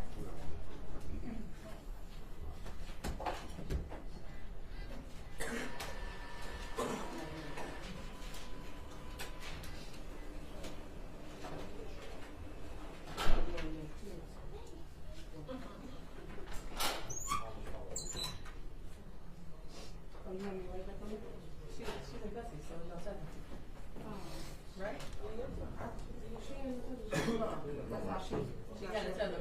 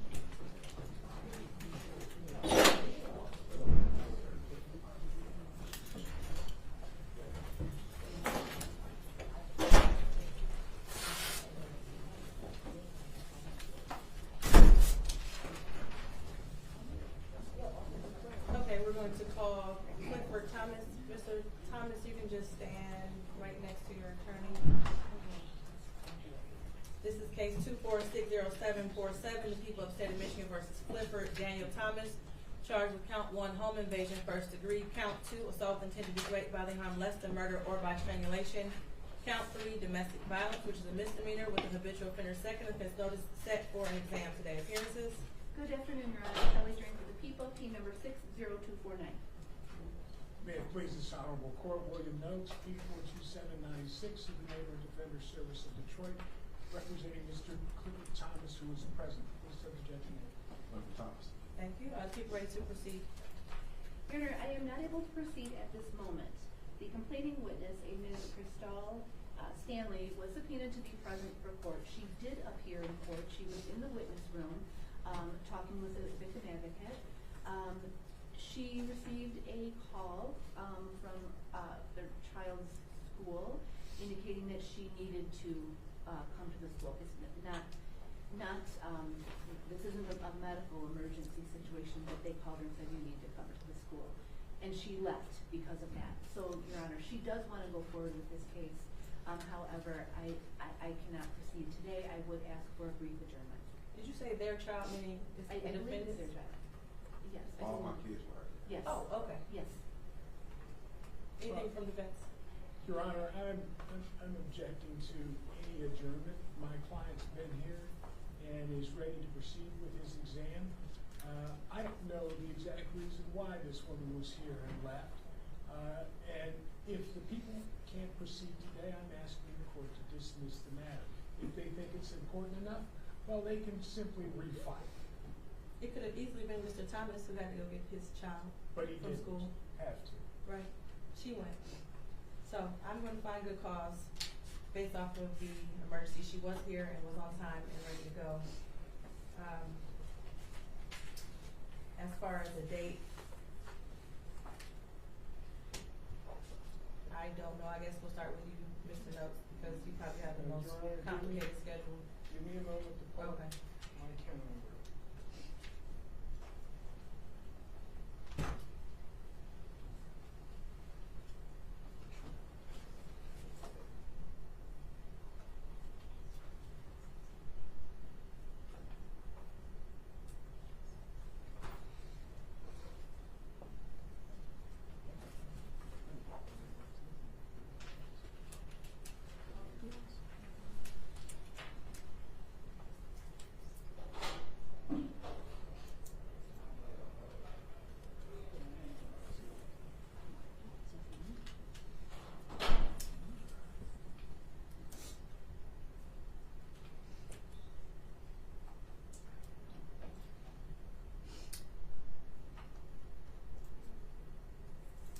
Your Honor, the 13th appears to be a good day. You check the bedroom? You checking it out? Yeah. The afternoon? Yeah. 1:30. 1:30? Excuse me, Your Honor? 1:30. On the 13th? Can I do it any time earlier than that? No. How many exams are in the morning? 1, 2, 3, 4, 5, 6. But one defendant has 6 cases. Oh, there's 6 exams in the morning for one defendant with 5 other exams. It's 11 in the morning. 11? Yes. That's fine, thank you, Your Honor. No, I mean, no, there are 11 exams already scheduled for the morning. Oh. That was a nice try. You should be able to work through this. You just want to hang out all day on the 13th? I know how good a judge you are. Wow. Well, You know, Ms. Ray, if you have to pull me in at 1:30, I'll be here at 1:30. Do you want 1:30, Ms. Ray, or would you like to just squeeze it in? Either way is fine. It's going to be one witness. It's going to be pretty quick. So. Is there one set for 9 o'clock? Let's do 9. 9 o'clock. You be first. At 9 o'clock? 9 o'clock. Well, thank you so much. Appreciate You're it. welcome. Thank you, Debbie.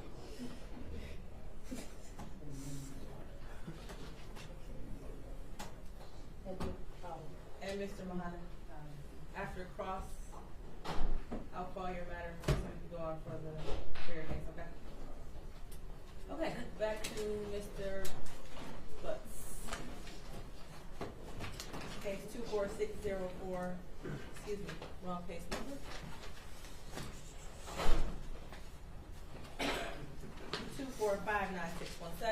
State of Michigan versus Jarvis Butts. People just completed direct examination on the screen. And Ms. Quick, you can begin your process. You're ready now.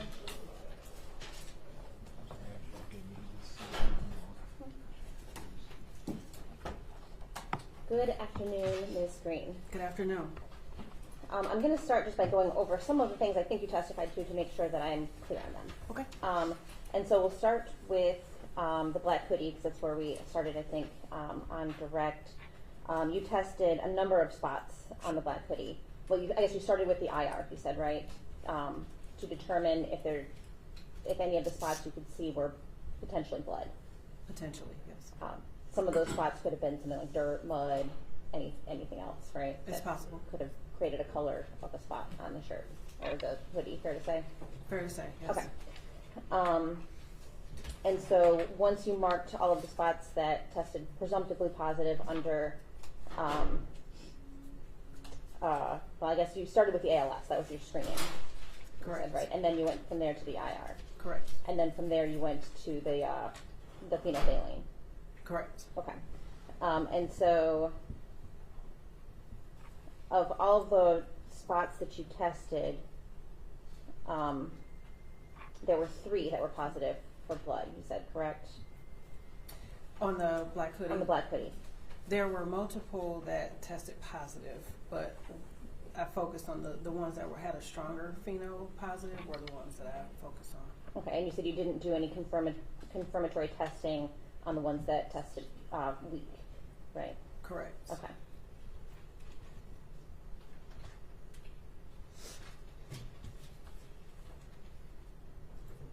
And you said of all of those you sent 2 for testing for DNA? Yes. Okay. And then moving on to the pink jumpsuit, again, you tested a number of spots on the jumpsuit for phenolphthalein. Correct. For blood, presence of blood, correct? Possible presence, yes. And it, based on my review of the pictures, it looks like there was at least 10 spots that you tested. Is that fair to say? There was at least 10 on the pink jumpsuit, yes. I think I saw a number like 16, and I don't know if that's where it ended, but that seems fair, between 10 and 20 maybe? Possibly more, but yes, at Okay. least.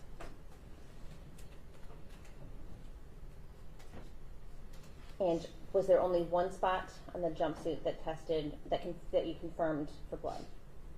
Well, it wasn't, it was tested with pheno, which is the possible presence of blood. I didn't do the hemotrace to confirm that it was human blood because of the limited amount of sample. But yes, it was the one spot. There was one. Yes. And it was a small enough stain that you were concerned of that you would consume it if you tried to do any additional testing?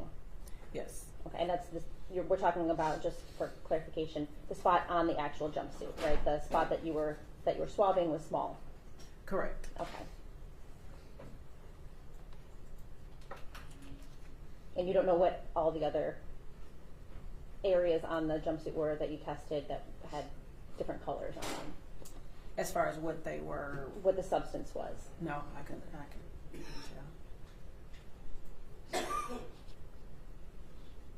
You were also given a number of other samples of things to test. Is that correct? Correct. I think you tested some trunk carpet. Yes. And that was, you tested that for with phenolphthalein, correct? Correct. And that was negative? Yes.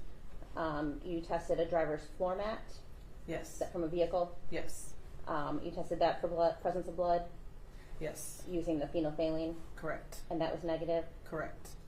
You tested a driver's seat, cutting from a driver's seat? Yes. And that's also from a vehicle, presumably? Yes. Okay. That was also negative? Correct. And then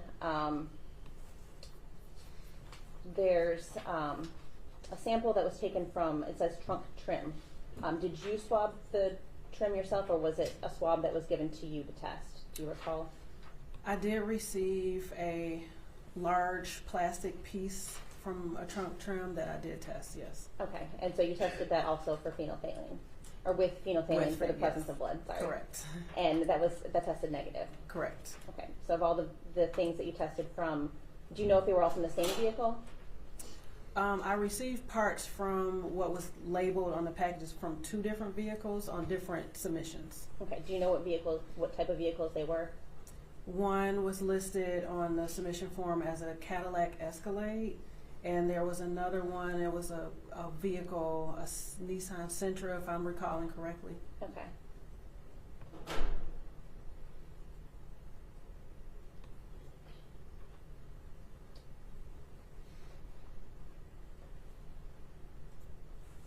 And so on a separate vehicle, you were given some, well, looks like maybe you were given actual door handles to swab. Does that seem correct? I didn't receive any door handles. I received swabs of a door certain handle. parts of vehicles, yes. Okay, and that was from a vehicle? Yes. Okay, and you tested that for blood, correct? Correct. And you used the phenolphthalein test? Correct. And also it looks like you did the hemostix test on that? Correct. And both were negative? Both were negative, yes. Okay. You were also given some swabs from a trunk speaker? Yes. And you did the same 2 tests on that, correct? Yes. And those were also negative for blood? Yes. And then it looks like you had another trunk door frame swab? Yes. And were you just given a swab? You weren't given like the door yourself? Correct. Okay. And you tested that with both the hemostix and the phenolphthalein? Correct. And those were both negative? Yes.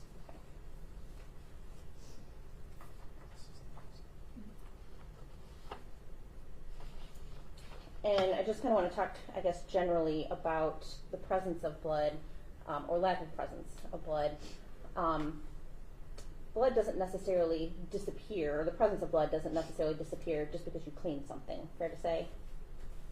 It's possible. And it's possible that it would not test positive for blood, but it also, something that had been cleaned could also test positive for blood still, even if I don't see it. Correct. Okay. So for example, if I cut my finger with a knife and I get blood on the floor, I wipe it with a Clorox wipe, somebody could still test that for blood and potentially see evidence of blood having been there. Potentially, yes. I mean, there's tools like luminol that can detect blood, correct? Correct. And I think you used that in one of your other tests in this case, is that correct? Yes. Okay. So it is used, right? Yes. Okay. Blue Star is another tool that can be used to detect blood if there's an assumption or presumption that it has been cleaned, fair to say? It is. We don't use Blue Star though. You use luminol instead? Correct. Okay.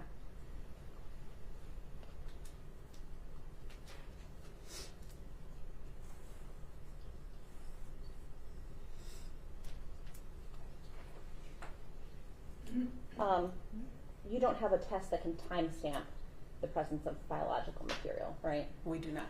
Okay. So you can't testify when blood is deposited, or presumptively blood is deposited on an item. I cannot.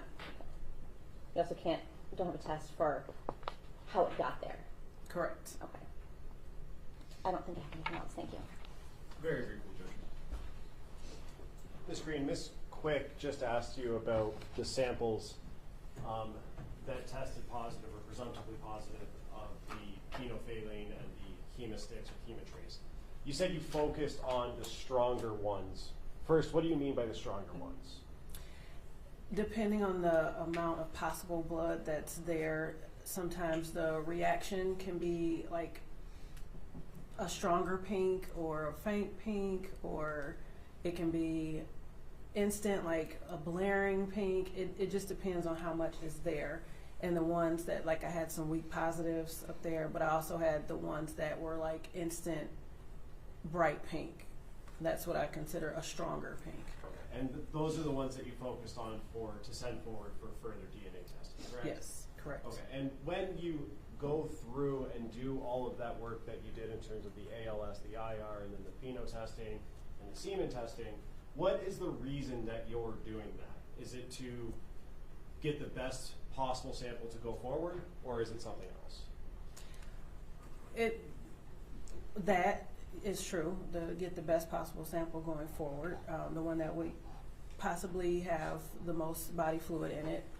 We sent forward for DNA, and in this case I conducted semen testing as well as the blood testing, because when the clothing was submitted, the person that received the case and had case details, it was possible sexual assault listed on the lab request form. Okay, and so that's the reason you did the semen testing? Correct.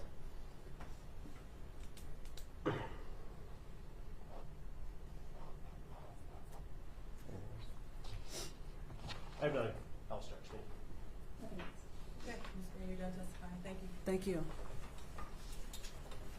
Okay, Mr. Makepeace, I saw you look at your watch. Which is actually broken, but Judge, I think with the scheduling of our witnesses, now would be a good time to take a lunch break. Lunch break? Yeah. Okay. How many witnesses do you anticipate? 2 more? 2 more. So that'd be the officer in charge and? Christopher James, who's going to be very quick. Okay. We have one matter we have to handle anyway, so how about, if you come back at 1:45, do you think you can finish both witnesses? I'll leave that to Ms. Ripley. Okay. Possibly. Okay. We'll come back at 1:45 to finish testimony with Mr. Butts. Thank you. We got one for Martha. Mr. Mahanas, it'll be quick. Shouldn't be longer than 5 minutes. And then we can take our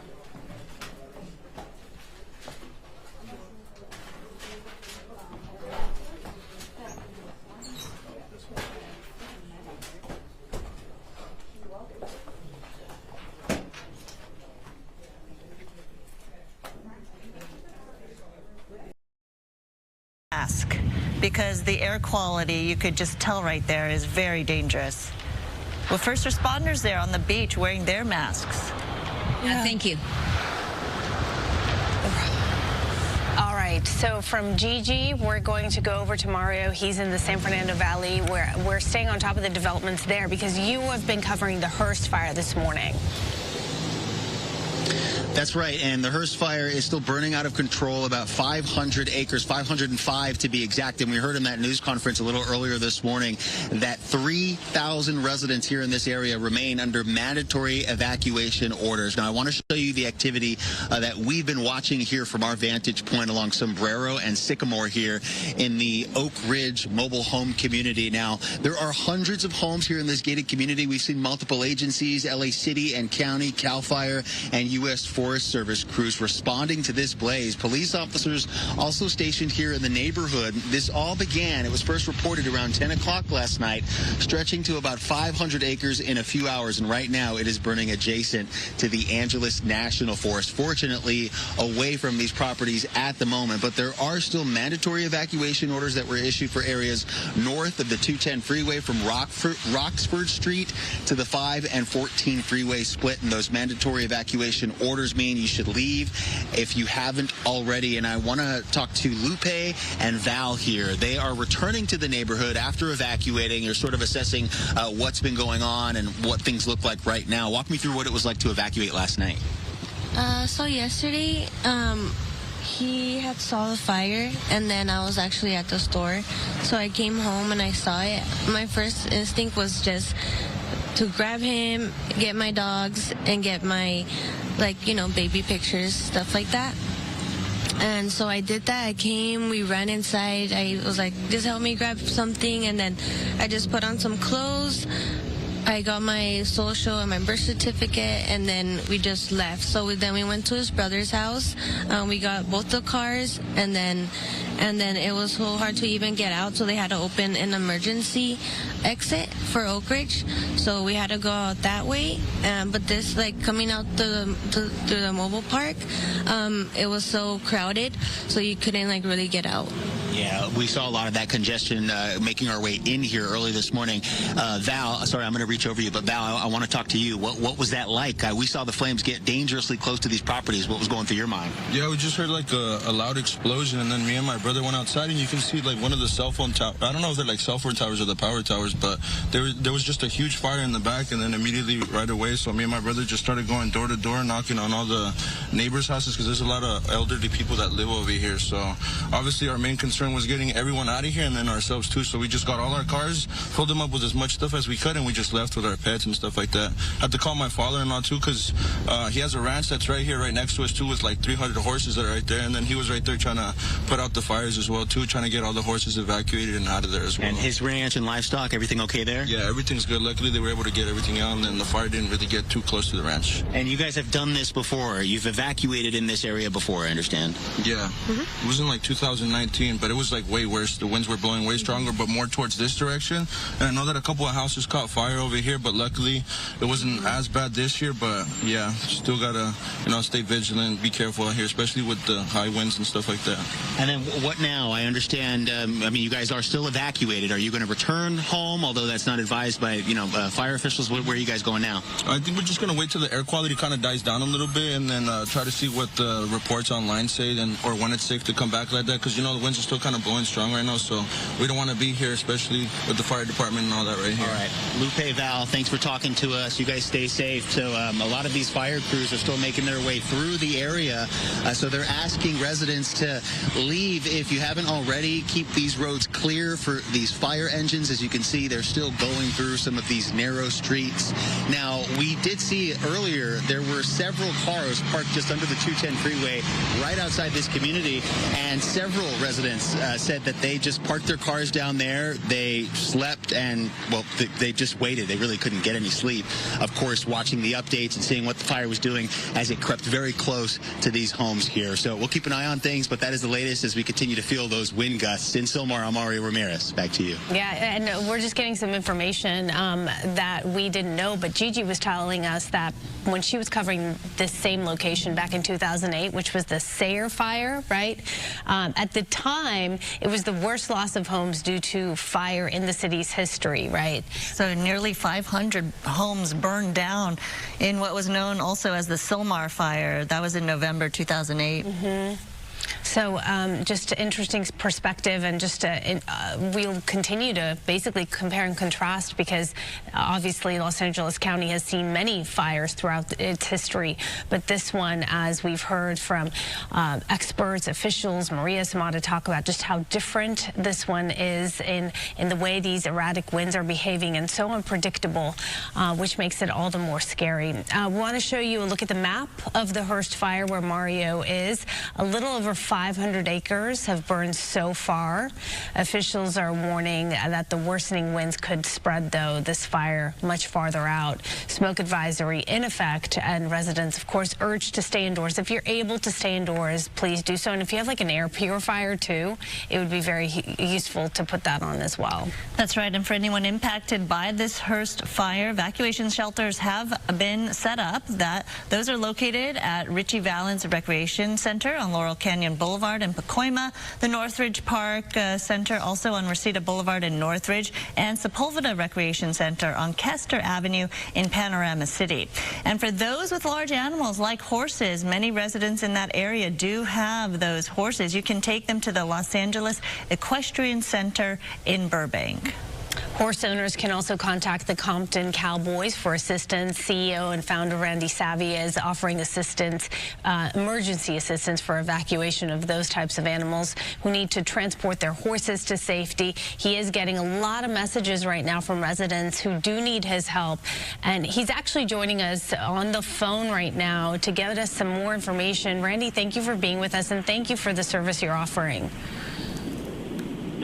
Hey guys, I appreciate being here. I am en route right now, taking a bunch of messages. I'm getting a bunch of back and forth. It looks like a lot of help is coming in though, so a lot of the runs that I'm getting started to go within like 5 or 10 minutes, people are saying, oh, trailers are getting there, those horses are cleared. So I'm happy to hear that, but I am still on the route. I'm still taking phone calls. I'm still in my rig, so I got a few things coming in, so we'll see what's up. How many horses would you say are in need of a shelter or protection at this point? We're seeing video of a lot of owners of ranches evacuating their horses overnight. There are thousands of horses in the Los Angeles and greater Los Angeles. People don't realize how widespread and how prominent the horse community is in LA, because we're not like a southern or one of those northern or midwestern states, people don't associate us with like farming and ranching. But in LA, there are so many horse people, all different kinds. You got rancheros and vaqueros and charros from the Mexican community. You got black and white cowboys all over, even some natives. You got people that do hunter jumpers, all types of horses and all type of discipline and horse lovers all over the county. So I would definitely say thousands. So what is the best way for people to contact you if they're in need of your services? They can definitely text me to my phone number. Our number is 818-312-5936. Okay, and we're showing your information as well for Instagram and your website, but give us your number again. 818-312-5936. Now, can you... my name is Randy.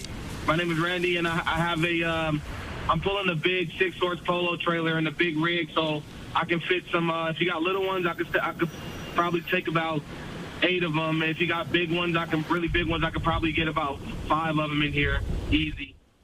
So we're listening here to some of the coverage courtesy of our partners down at Fox 11 in Los Angeles as they continue to bring us some of these compelling images, speaking to a gentleman on the phone there in regards to these mass evacuations and also how people are trying to get their animals safe, specifically when it comes to these horses. A lot of these ranches have been impacted.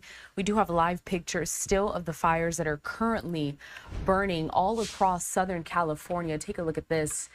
We do want to step away for a quick commercial break at Live Now from Fox, but we continue with more of this coverage. The fires burning in Southern California when we come back.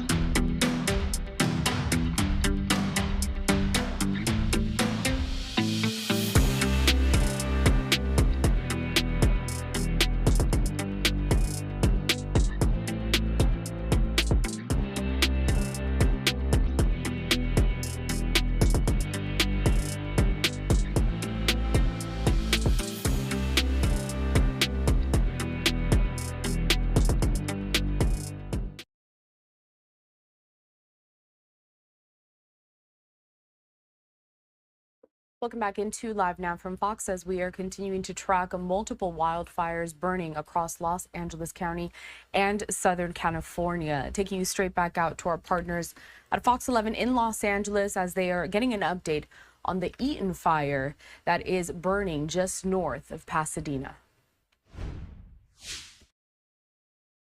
Home here that is currently on fire. I had another resident ask me if any firefighters will be coming to the neighborhood. And the answer right now is no, because they are strapped. They're doing the very best they can trying to put out fires, but as soon as one sparks, another one does, because of all the embers that are flying in the area. We do know that 2 people so far have died in the Eden fire and several more injured. We don't know the exact number, but that's something that will be coming out in the next several days. Right now, what's at top of mind, especially for firefighters, is trying to save as many people as they can, trying to put out the fires as quickly as they can, while also dealing with the wind. I don't know if you can hear it in my live shot. The wind is really roaring, and that does not help with this active fire that's underway right now. So definitely a difficult situation as we continue to walk down El Molino. I can tell you we've spoken with a few residents at the end of this street who have decided to stay. They said that they just wanted to save their home, and one guy is trying to evacuate, but he, in the stress of it all, lost the keys to his car. So now he's scrambling, trying to find the keys to his car because he's got his car packed up, but he's unable to move it. Wow. So you can just imagine the stress that people are under. Absolutely. Yeah, because in a moment's panic when you're rushing and running around, Right. you might have even packed those keys in one of your bags. You don't know. Maybe that's a reminder, too, when you're doing the Getty Set Go plan, right? And you're positioning your car in the driveway as you should be when you're told that it's a possibility you might have to evacuate, to perhaps even leave your keys in the car. I know that yesterday when so many people abandoned their vehicles in the middle of the road, right? One of the things was, hey, you guys, if you do this, leave your keys in the car. This is not a parking lot. Don't take your keys with you, because you're not even thinking at that moment. Coco, we're watching this individual, it looks like a gentleman, trying to hose down the surrounding property of his home. This is just, oh my gosh, it's making me very nervous. Right.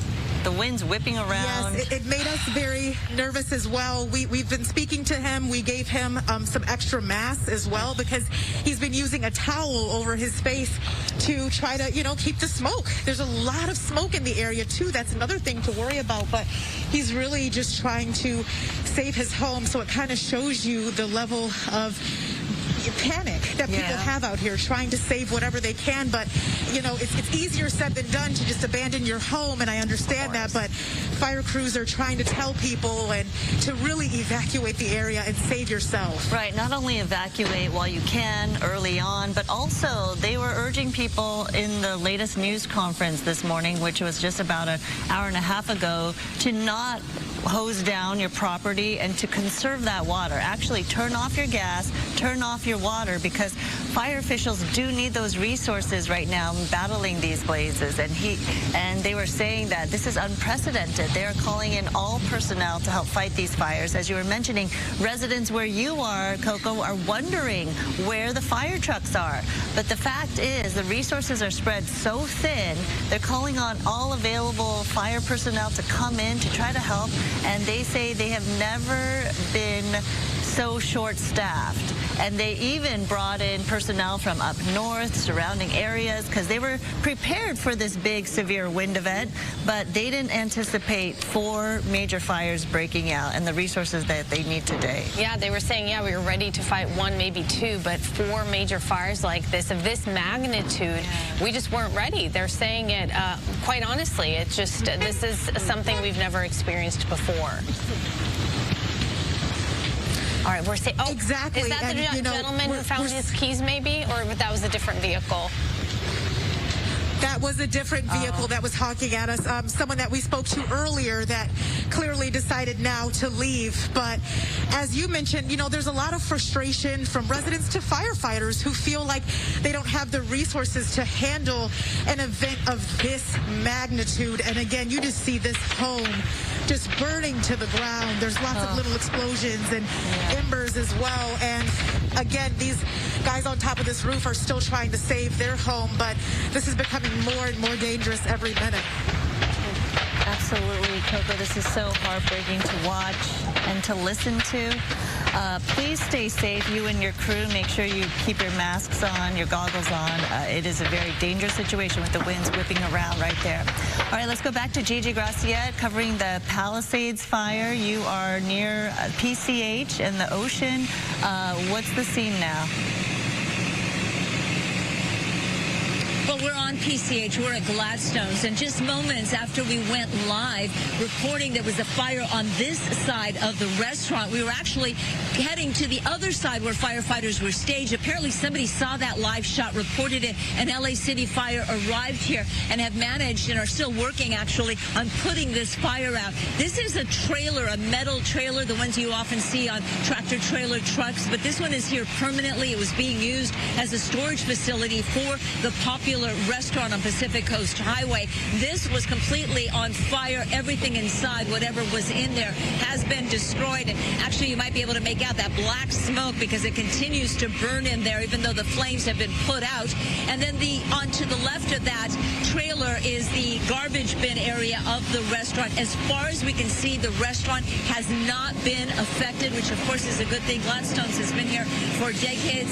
Most folks in Los Angeles have probably been here at one time or another. A very popular place for tourists, for locals to come and have seafood right on the beach. So LA City Fire to the rescue from Fire Station 238. We see them right here, or is that 238, I believe, and that is in Wilmington. So Wilmington, LA City Fire have now been able to put this fire, and they're going to be standing by for any possible hot spots. Part of the wall on the restaurant has also burnt, and we were talking about the fire actually jumping Pacific Coast Highway. I'm going to ask photographer Tony Butita, and I've been asking him things all day long. I'm going to ask you to turn around. I want to go up there. We're on Sunset and Pacific Coast Highway, and we're starting to see a black plume, and that just means that the fire has hit some fresh fuel, whether that's a home, whether that's a structure, whether that's vegetation, unclear, but that dark black smoke tells you that something is burning. You may be able to make out part of a structure that looks like it was burnt probably yesterday, but the fire not completely out, and we're just starting to see that loom up here. Pacific Coast Highway is gray. It is dark. It's as if it were 6 o'clock in the afternoon here because of all the smoke. That is the latest from Pacific Palisades and our continuing coverage of the Palisades fire. Very much out of control. And those winds, those wind gusts, we are continuing to feel them here in Pacific Palisades. We'll send it back to you. And Gigi, I hear a little relief in your voice given the fact that Gladstone's has been saved at this point, but really, you know, you don't survey the damage of the smoke. And we lost our signal. Even if, okay, Gigi's going to go and get connected, but, you know, you can say a structure has been saved because it hasn't caught on fire, but the smoke damage inside those homes, the furniture, some of all that can be totally totaled in a fire like this. So now we're looking at a map of this fire and some of the evacuation areas. The evacuation centers for the Palisades fire victims. Let's tell you about those. So evacuees can go to the Westwood Recreation Center. This is on 1350 South Sepulveda Boulevard. Another evacuation center open is the Dream Center in Los Angeles, so that's an option as well. Yeah, and when it comes to livestock and larger animals, a separate evacuation center is open at Pierce College. That's at 6201 Winnetka Avenue in Woodland Hills, and smaller pets like cats and dogs can be taken to the LA County Animal Shelter. That's at 29525 Agora Road in Agora Hills. Community buildings are also being destroyed in this fire. We were on the scene when we captured video. This is of the Palisades Branch Library being engulfed in flames. Look right there, right next to the library. The Corpus Christi School and Catholic Church reduced to basically metal outline. Oh, it's so tough to see that. So many memories there shared. All of it just turned into ashes. According to Gigi, overnight, a man was found, as she talked about a little bit ago, on Pacific Coast Highway, and the majority of the clothing that he was wearing had been basically burnt off of his body. And that's quite a visual if you think about that, right? In fact, at one point, they thought he was not clothed. He was naked because that's just how it appeared. He had serious burns. He was rushed to a burn center where doctors frantically working to try to save his life. And last we heard, he was in critical condition. So we don't know what came of all of that. And we did get an update a little bit ago that 2 people have lost their lives as a result of the fire. So we have no idea if he's one of those 2. Just a heartbreaking update there. LACD Fire says that there are multiple other burn patients hospitalized because of all of this. And we do know for all those evacuees, Planet Fitness is actually opening all their locations and doors for people to come in, to shower, to power up their phones, to use their Wi-Fi. So that is an option for evacuees needing a place for a shower and some power. All right, this is the video of Palisades fire from late last night. As we've been showing you, it's burned 5,000 acres. No sign of containment so far. And Chelsea Edwards was there overnight hours, posting this video on social media, driving through the Palisades fire on her way back to the station. So you can see some of those houses burning and actually leveled to the ground. Let's listen to the video.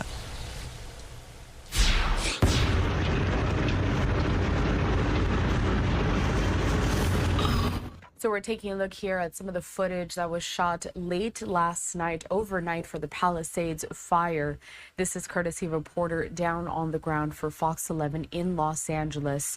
At this moment, though, we do still have a live picture as these fires continue to burn across various areas of Southern California. You can see that the picture does freeze from time to time. It does tend to happen. And at this moment, we are hearing that the air quality index for most of the Los Angeles metropolitan area, as of this morning, was well over 300, which is considered hazardous to the general public, according to airnow.gov. Now, at that level, people are advised to stay indoors and reduce activity levels. We're stepping away for a quick commercial break at Live Now from Fox. We continue with more of this coverage, the fires burning across Southern California, when we come back.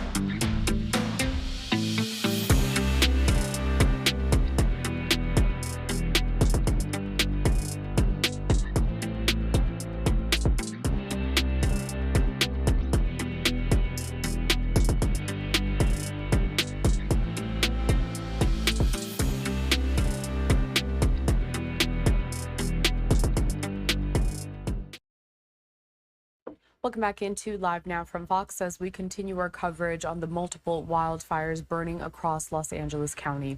We do have some of these live compelling images that we're going to continue to show you throughout the day today as we look to see how these conditions hopefully do improve heading into the evening. But what we know so far is that there are 3 to 4 major wildfires that we are watching out for. The biggest ones being the Palisades fire west of Los Angeles, burning burning thousands of acres there. The Eaton fire just north of Pasadena and the Hearst fire in the San Fernando Valley. That one has burned just about 500 acres.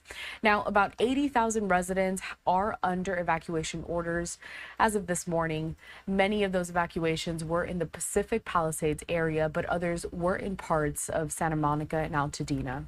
And at last check, at least 2 people have been killed because of these fires that are burning. More than 300,000 customers are without power at this time as well. Let's head back to our partners at Fox 11 in Los Angeles as they continue their coverage of these fires. That all classes will be online today. Santa Monica College's Malibu campus, no surprise here, will also be closed. And 13 campuses in the LA Unified School District will be closed today, and those include Brentwood Magnet, Canyon Elementary School, Diego Rivera Learning Complex, Kenter Canyon Elementary, Charter Marquez Charter Elementary, and the Palisades Charter Elementary School, Palisades Elementary, and Paul Revere Charter Middle School, Topanga Elementary Charter, and University High School, as well as the Woodland Hills Academy. All of those schools closed today. And those that aren't closed, of course, I'm sure many of these schools will not have recess, and lunch will be indoors. Also, you think about sports, right? You're not going to want to be out there. It's terrible out there. So, you know, last night, our reporter Matthew Seedorf, he was reporting from Palisades Charter High School, right like in the middle of all the destruction. Watch this. Yeah, you can we're surrounded by flames. We keep hearing those loud bangs. Like, it just sounds like firecrackers just going off, bang, bang. Right now you can see the homes right near Palisades Charter High School. Several homes on fire, if not destroyed already. And then, Sam, if you want to point up to the light, just so people can see the smoke just blowing, just look how fast it's going. I mean, that's something you see. I've covered hurricanes on the coast. That's what you see with hurricanes and the rain, just all of that wind just blowing all this smoke. It's pretty remarkable to see. And Sam, if you want to walk with me, outside the high school, we're going to look kind of out towards the football field. Looks like there's a structure burning over there. And we talked about just being surrounded by flames, but it's just all around the football stadium. We saw the press box on fire, and we want to see, because we've seen the other side of the high school. We saw the other side of the high school with the flames on the baseball field and the field house, the locker rooms, and this is the main entrance to the school. We did see some fire here a little while ago, and I just want to get a quick look and show you guys kind of what we're seeing at the front of the school. Yeah, you can see the flames coming in from this direction, getting closer to the school. Just definitely a scary situation. I'll go ahead and send it back to you. And that noise you were hearing was the alarm going off at the Palisades High School there as it was engulfed in flames. Again, 10% of LAUSD schools are closed today, which can affect the district's most vulnerable children. And Bob DeCastro caught up with an LAUSD board member on how kids are getting help today. So closing schools is a really tough call and a high bar, especially given the disruption to kids' education in the last few years. We early this morning, based on our metrics for both the evacuation zone but also air quality, closed a number of schools. Once the school bell rang at 8, it's almost more disruptive to most of those school communities to then close and evacuate, especially given the roads. And so what we've told families is that there's a list of schools that's about a little over 100 that are closed. Others, use your best judgment. Attendance will not count today. And then those others, and we know we have hundreds of thousands of kids who are at school for those reasons, childcare, meals. They'll be at school. After school programs will continue. We'll be indoors. We have air quality monitors, and we also want to extend the same grace to our employees as well. So it's a day where we're asking for patience, but we know that despite the conditions outside, many families rely on the schools. Drop your kids off, do what you need to do, pick them up when you need to. We'll continue to monitor and make a decision for tomorrow soon as well. You know, Bob also spoke with LA City Council member Tracy Park, and she got really emotional when she was asked if she was able to actually go out to the Palisades fire to survey her district. I haven't seen it yet this morning. I was out in the field at the command post in Palisades until late last night. The hills look like a volcano. I have never seen anything like it. The speed at which the fire was moving was absolutely terrifying. We are just now getting our first glimpses at the scope of this devastation. I'm going to be heading back out to the Palisades now in a few minutes to get my own look at it, but I am absolutely heartbroken for my constituents on the west side. And federal aid is on the way for local wildfire efforts. Governor Gavin Newsom says President Biden quickly approved funding after a text message request. I saw firsthand the impact of these swirling winds and the embers and the number of structures that are destroyed. Not a few, many structures already destroyed, and the fact that people were still not evacuated, still did not heed the warning. We're just coming down the canyon is a reminder of how serious this moment is and how important it is you listen to these evacuation orders. FEMA has granted federal assistance to help cover firefighting costs, and the White House says President Biden has been briefed and directed his team to stay in contact with state and local officials. High winds grounded President Biden's planned trip to the Coachella Valley, where he was set to announce 2 new national monuments honoring Native American tribes. And Mayor Karen Bass is urging residents to follow evacuation orders and avoid the Pacific Palisades area.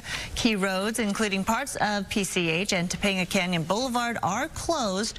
Firefighters with regional support are battling the flames as high winds make the situation dangerous, as we know. And officials stress the importance of staying informed through Notify LA and LA City fire updates.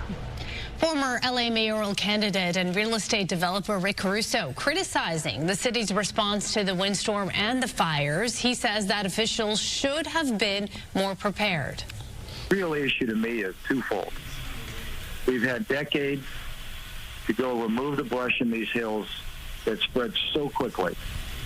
And the second is you got to have water. And my understanding is the reservoir was not refilled in time and in a timely manner to keep the hydrants going. So that's a failure, whether on DWP's part or another city agency. But this is basic stuff. This isn't high science here. And it's all about leadership and management that we're seeing a failure of. And all of these residents are paying the ultimate price for that. Caruso says that he plans to ask the tough questions to Mayor Bass and officials about what the city did to prepare for this. And in response to the comments you just heard, we are working to get an interview with the CEO of the LADWP. And with that, welcome. We're continuing our coverage to the 10 a.m. hour right now. I'm Roxy Carbadian. Thank you for being with us. I'm Sandra Endo on this tough day as we continue to monitor 4 major fires in the Southland. Let's go to Maria with a check of what the forecast is looking like. Yeah, the forecast is right on track. We talked about this yesterday and how the winds were just going to continue to howl. They were going to peak during this time period, and we're still in that time period where the winds are really strong. Some areas actually picked up in strength. Right now, as we take a wide look at the area, you can see the brightly colored contours, the reds, the pinks. That's where we're seeing some of the strongest winds. Parts of the Santa Monica Mountains, just below those mountains, including the Pacific Palisades area. We're talking about winds nearing 20 to 40 miles an hour, and you know those wind gusts are much stronger. Also quite strong up through portions of the high desert, portions of the Inland Empire in Orange County, 30 to 40 mile per hour winds near Santa Ana, so you know that those wind gusts are actually closer to the forecast that we had talked about today, anywhere from 60, even 70, 80 miles per hour. We've got a very tight pressure gradient that was happening yesterday and last night. We still have this spinning area of low pressure here that brought us the rain, actually, and the snow in the mountains yesterday morning. It is continuing to bring some instability across Baja and perhaps as far north as the eastern portion of San Diego and some of the mountain locations there, but sadly it's too far south now to really impact us with any of that wet weather. However, high pressure is here.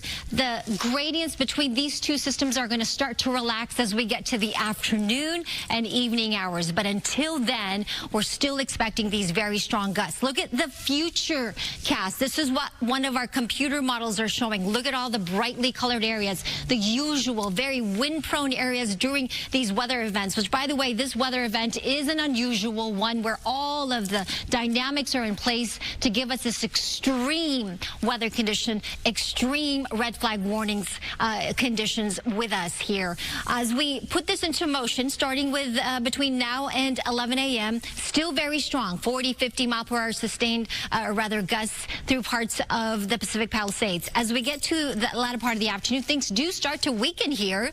You can see still very gusty up in the high elevations, and then the winds start to shift, maybe move more out of the east, northeast versus north and northeast. So basically what it means is that some of these areas where the winds were a little lighter last night or this morning, it's going to get a little bit stronger. So we're still going to look at the fire danger through tomorrow, and it looks like another round of winds as we look ahead to next week. Just a heads up on that, okay?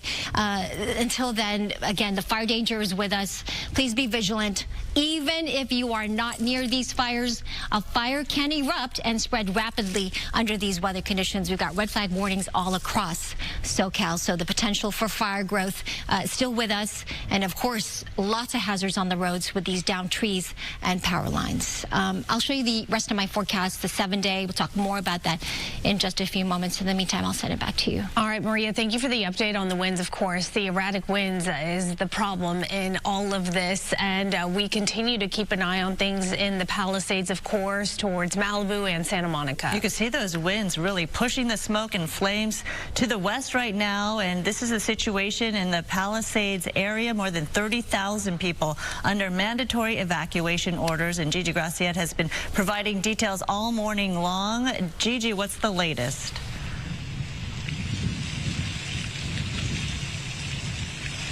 Just a short while ago, we were on PCH at Gladstone's as LA City firefighters put out a small fire that was threatening the restaurant. Now we're on Positano, right above where we were. And the damage, the devastation that we are seeing, this entire block on the beach side of the street has been taken out. You can see there what was once, no doubt, a beautiful home with a most amazing view. And you might be able, yeah, there is the view. Tony Butita is showing you right across the street from the ocean. And this is not the only house. You can see the American flag there continues to burn. We're going to show you a little bit. There are homes up and down the street. You can see on the left side up there, that structure most likely burnt yesterday. And behind it right now, we're seeing thick black smoke coming. So we believe another structure on another street is on fire. Photographer Tony Butita, careful. There is so much debris in the street here as these homes burn down. And we've been walking this street, and it is one home after another that is absolutely devastated. You can make out what is left of this home here in the 17,000 block of Positano. This is right above Pacific Coast Highway. We count 1, 2, 3, 4, 5, at least half a dozen homes that have burnt to the ground, and most of them are on the beach side of the street. They appear to have been burnt yesterday, and this most likely happened when that fire burned here to Pacific Coast Highway and then jumped PCH and burnt a lot of. Oh, we're losing Gigi's signal and her audio as she's walking around there. Obviously, the signal and the communication is spotty right there, but we do appreciate her reports when she could come out to us. Hopefully, we'll get her signal back. Okay, we do want to tell you about the evacuation center that has been set up for fire victims. Evacuees can go to the Westwood Recreation Center. There you see the address, 1350 South Sepulveda Boulevard. Another evacuation center is open at the Dream Center in Los Angeles. Let's talk about the animals, though, right? When it comes to livestock and larger animals, a separate evacuation center is open at Pierce College. That's at 6201 Winnetka Avenue in Woodland Hills. LA County Animal Shelter is taking in the smaller animals, dogs, cats, that sort of thing. The address there is 29525 Agora Road in Agora Hills. All right, well, there's another fire we're keeping an eye on, of course, the Hearst fire roaring through the hillsides in Sylmar, fueled again by those strong winds and dry conditions. Yeah, thousands of people have been ordered to evacuate their homes, and evacuation centers are open in Pacoima, Northridge, Panorama City. For more on this, let's join back in with Mario and see what's going on in Sylmar. Mario. Roxy, Sandra, while we are still feeling those strong, sustained winds and really powerful gusts, we have an update. We are now seeing those air-dropping helicopters and fixed-wing aircraft, at least here in Sylmar, just above this activity. And you can see we've been watching the flames here making their way up the ridge here, and just behind the hillsides here, it continues to burn out of control. The Hearst fire initially reported at about 50 acres around 10 o'clock last night, and it quickly grew to 500 acres in just a few hours, driven by these high winds and dry vegetation. Now, this broke out near the 5 freeway, where it meets the 14 and 210 freeways here in the San Fernando Valley. And we should mention several areas are still under mandatory evacuations, which means leave now, and they include residents along Balboa Boulevard, Filbert Street, Bridle Ridge Road, and Nicholas Drive. A little farther to the north, the area near Whitney Canyon Park has also been ordered to evacuate, and that's basically a large area north of the 210 freeway from Roxford Street. 3 evacuation shelters have been set up, but the main one, Richie Valens Rec Center on Laurel Canyon Boulevard in Pacoima. And there's also a lot of traffic in the area, and that's because the eastbound 210 freeway in Sylmar is closed, and the connector to the southbound 5 freeway also temporarily shut down due to the fire. I want to bring Jesse in. He's a resident here on Sycamore. Is that right? Correct. What was this like for you? You're back in the neighborhood, but you evacuated late last night. It was scary. High winds last night. Where you sat up here, this is the 3rd big fire we've been through in this area. Not a notification from the government at all. We got notified by our neighbors. This is a real close-knit community. We look out for each other. And the neighbors drove around telling us of the fire. So we heeded the warning, we evacuated, and with the wind blowing towards the west, we felt safe enough to come back in this morning. Now, that's interesting because we did hear from some residents this morning that said they were alerted on their phones, but others who said they weren't. And like you said, neighbors were knocking on each other's doors, trying to get everybody out safely. So maybe some inconsistency with that system in place. Now, walk me through this area here, just behind these hillsides. Okay. What does it look like? Because it's really hard to access this area. It's all wildland up that way. We have a lot of wildlife, like the deer's right behind you right now running around. It's all wildland up here. Then once you get over the hill, you go into Santa Clarita. They have a nature preserve up there, and beyond that is a movie production area. But it's us, and then we got the commercials to the west of us, and then we have our community here. And a lovely place to live. We look out for each other, and we pay the price to live in nature. So this is their land. And you mentioned that you had been through this before. Correct. Similar evacuations. How does this compare to some of the others? A lot less scary. The Saddle Ridge fire from a few years back was a lot more intense and a lot faster moving. So that one was a lot more scary. This one, we were able to take our time and get out safely because the fire department was here real fast, and their engines were up here setting up while we took off, which wasn't the case last time. Fortunately, no structures here, no injuries that we're aware of. Anything you want to say to the fire crews that have been out here? Thank you guys for everything you do. It's a tireless job. It's a thankless job for the most part. We appreciate everything, and we appreciate what you, the media, do in keeping us notified.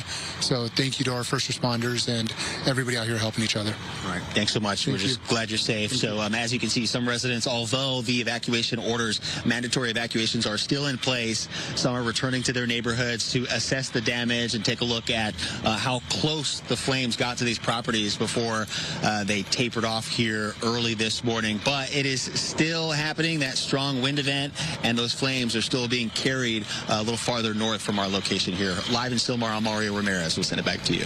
Yeah, it's a good reminder that a lot of people have been impacted by fires in the past. Residents who have dealt with this situation, that resident right there talking about the 2019 Saddle Ridge fire that burned 8,700 acres in the San Fernando Valley area. He said how fast moving it was. Compared to the Hearst fire, though, the Hearst fire right now holding at 500 acres as far as we know. But again, we'll get updated information and numbers throughout the day. So for anyone impacted by by this Hearst fire. Evacuation shelters are located, as Mario mentioned, at the Richie Valens Recreation Center. That's on Laurel Canyon Boulevard in Pacoima.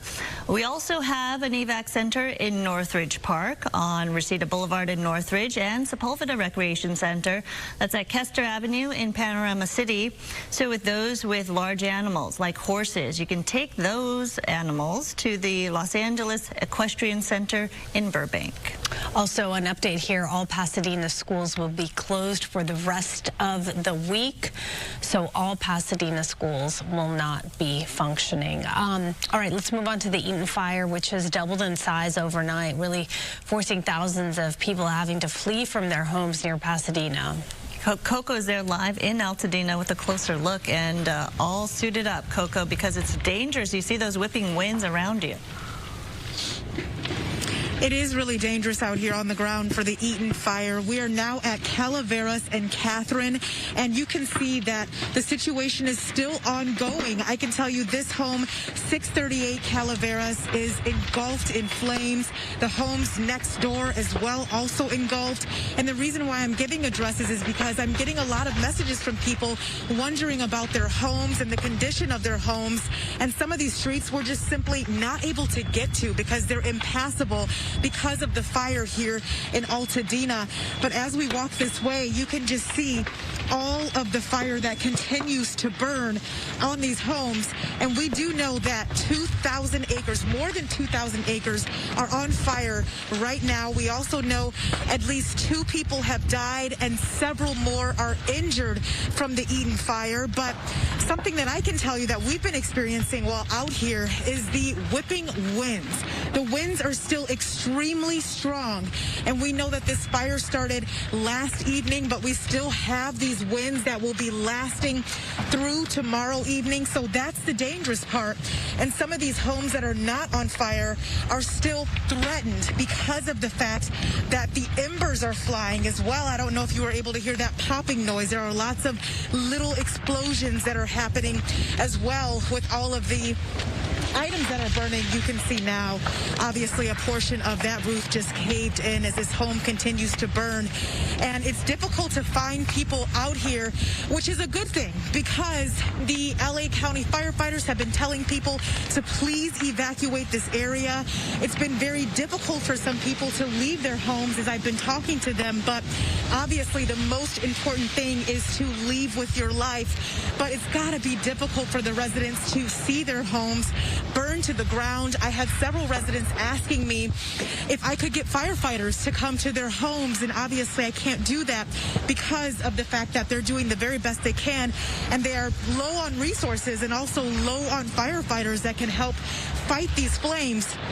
This is 676 Calavera, and you can see that this home is burned to the ground as well. So a lot of devastation in this neighborhood here in Altadena from the Eaton fire, and we know the winds are continuing to whip. Firefighters are on specific streets trying to battle those flames. We also know that the Altadena Sheriff's Station had to be evacuated because that was threatened by this fire as well. It's moving very quickly, and some people are sticking it out trying to save their home, but the majority have left the area for now. All right, Coco, thank you. Stay safe there where you are. You can see Coco has that mask, the goggles on, of course, because the fire is so irritating to all of the senses. Maria, we're watching and waiting. You know, we talked about how the winds may back up a little bit, right? Yeah. Help a little bit, provide some relief, but the way they're behaving, I don't know how much relief that's going to create. You know, it's going to back down a little bit, just not soon enough. It's going to be a little bit later today. And, you know, we talked about this yesterday. If you notice the smoke and the direction that it's flowing from that northeasterly direction towards the west and southwest, that's classic, the Santa Ana wind that we have been talking about, and that is going to continue. I did just update some of the peak wind gusts from early this morning. Fremont Canyon out towards Orange County, the Santa Monica Mountains, 94-mile-per-hour wind gusts.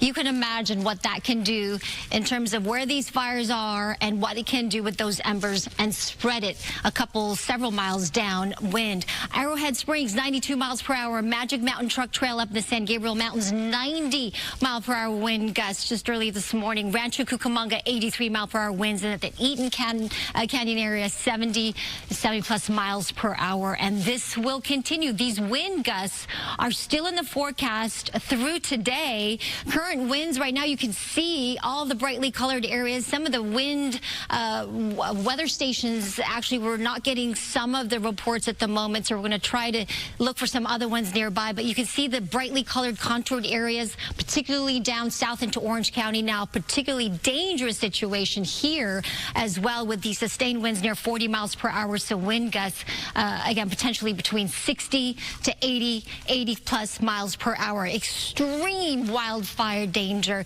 This is going to continue. Red flag warnings have been extended through tomorrow. The wind warnings are due to expire this evening for some areas at 6 p.m. So that's when we start to see some noticeable difference. However, that being said, the fire danger is still going to be with us, and it's still going to be a breezy offshore wind. Red flag warning, look at how widespread it is from Ventura County south all the way down to Orange County, parts of San Diego. So just because you're not where these fires are burning right now, the danger is there pretty much for everyone. So we want you to be ready.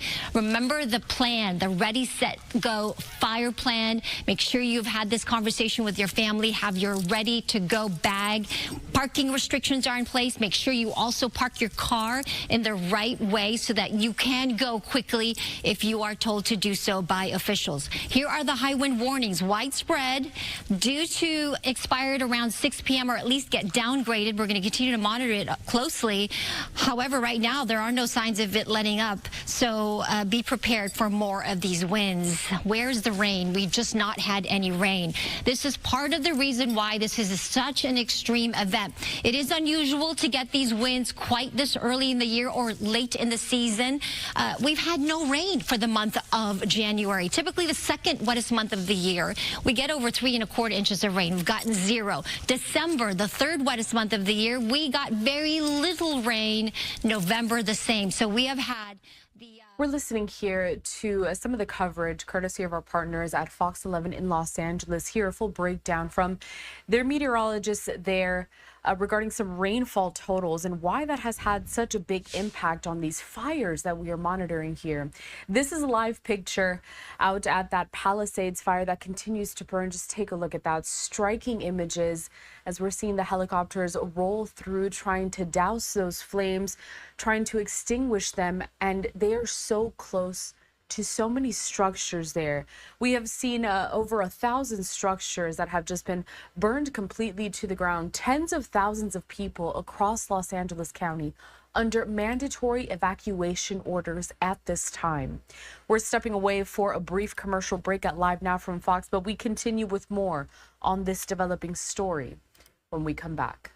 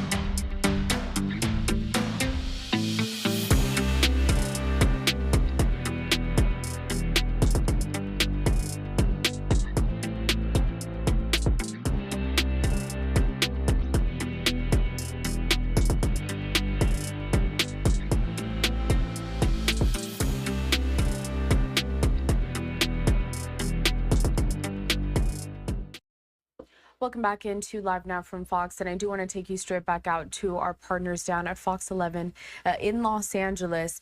Before I do so, though, let me give you a couple of these live images as we continue to follow these wildfires that are burning across Los Angeles County in Southern California. This 4 different vantage points as we see smoke really fill up the skies. Taking a look there at Santa Monica, California, in Los Angeles, at LAX, and Mount Wilson in California. And then we do have a closer look down on the ground for the Palisades fire. Take a look at this. We are seeing structures completely being burned down to the ground. Right now, the photographer there working with a reporter has a really close-up shot of this house, but if they were to pan out, you could see that that house is just completely destroyed, as we have seen with several hundred other structures. At last check, we have seen that over 1,000 structures have been destroyed and 2 people have been killed because of these fires. Let's head back to Fox 11 Los Angeles for the latest when it comes to all of these evacuations, where people need to go if they need to get to safety, and also checking in with their reporters on the ground.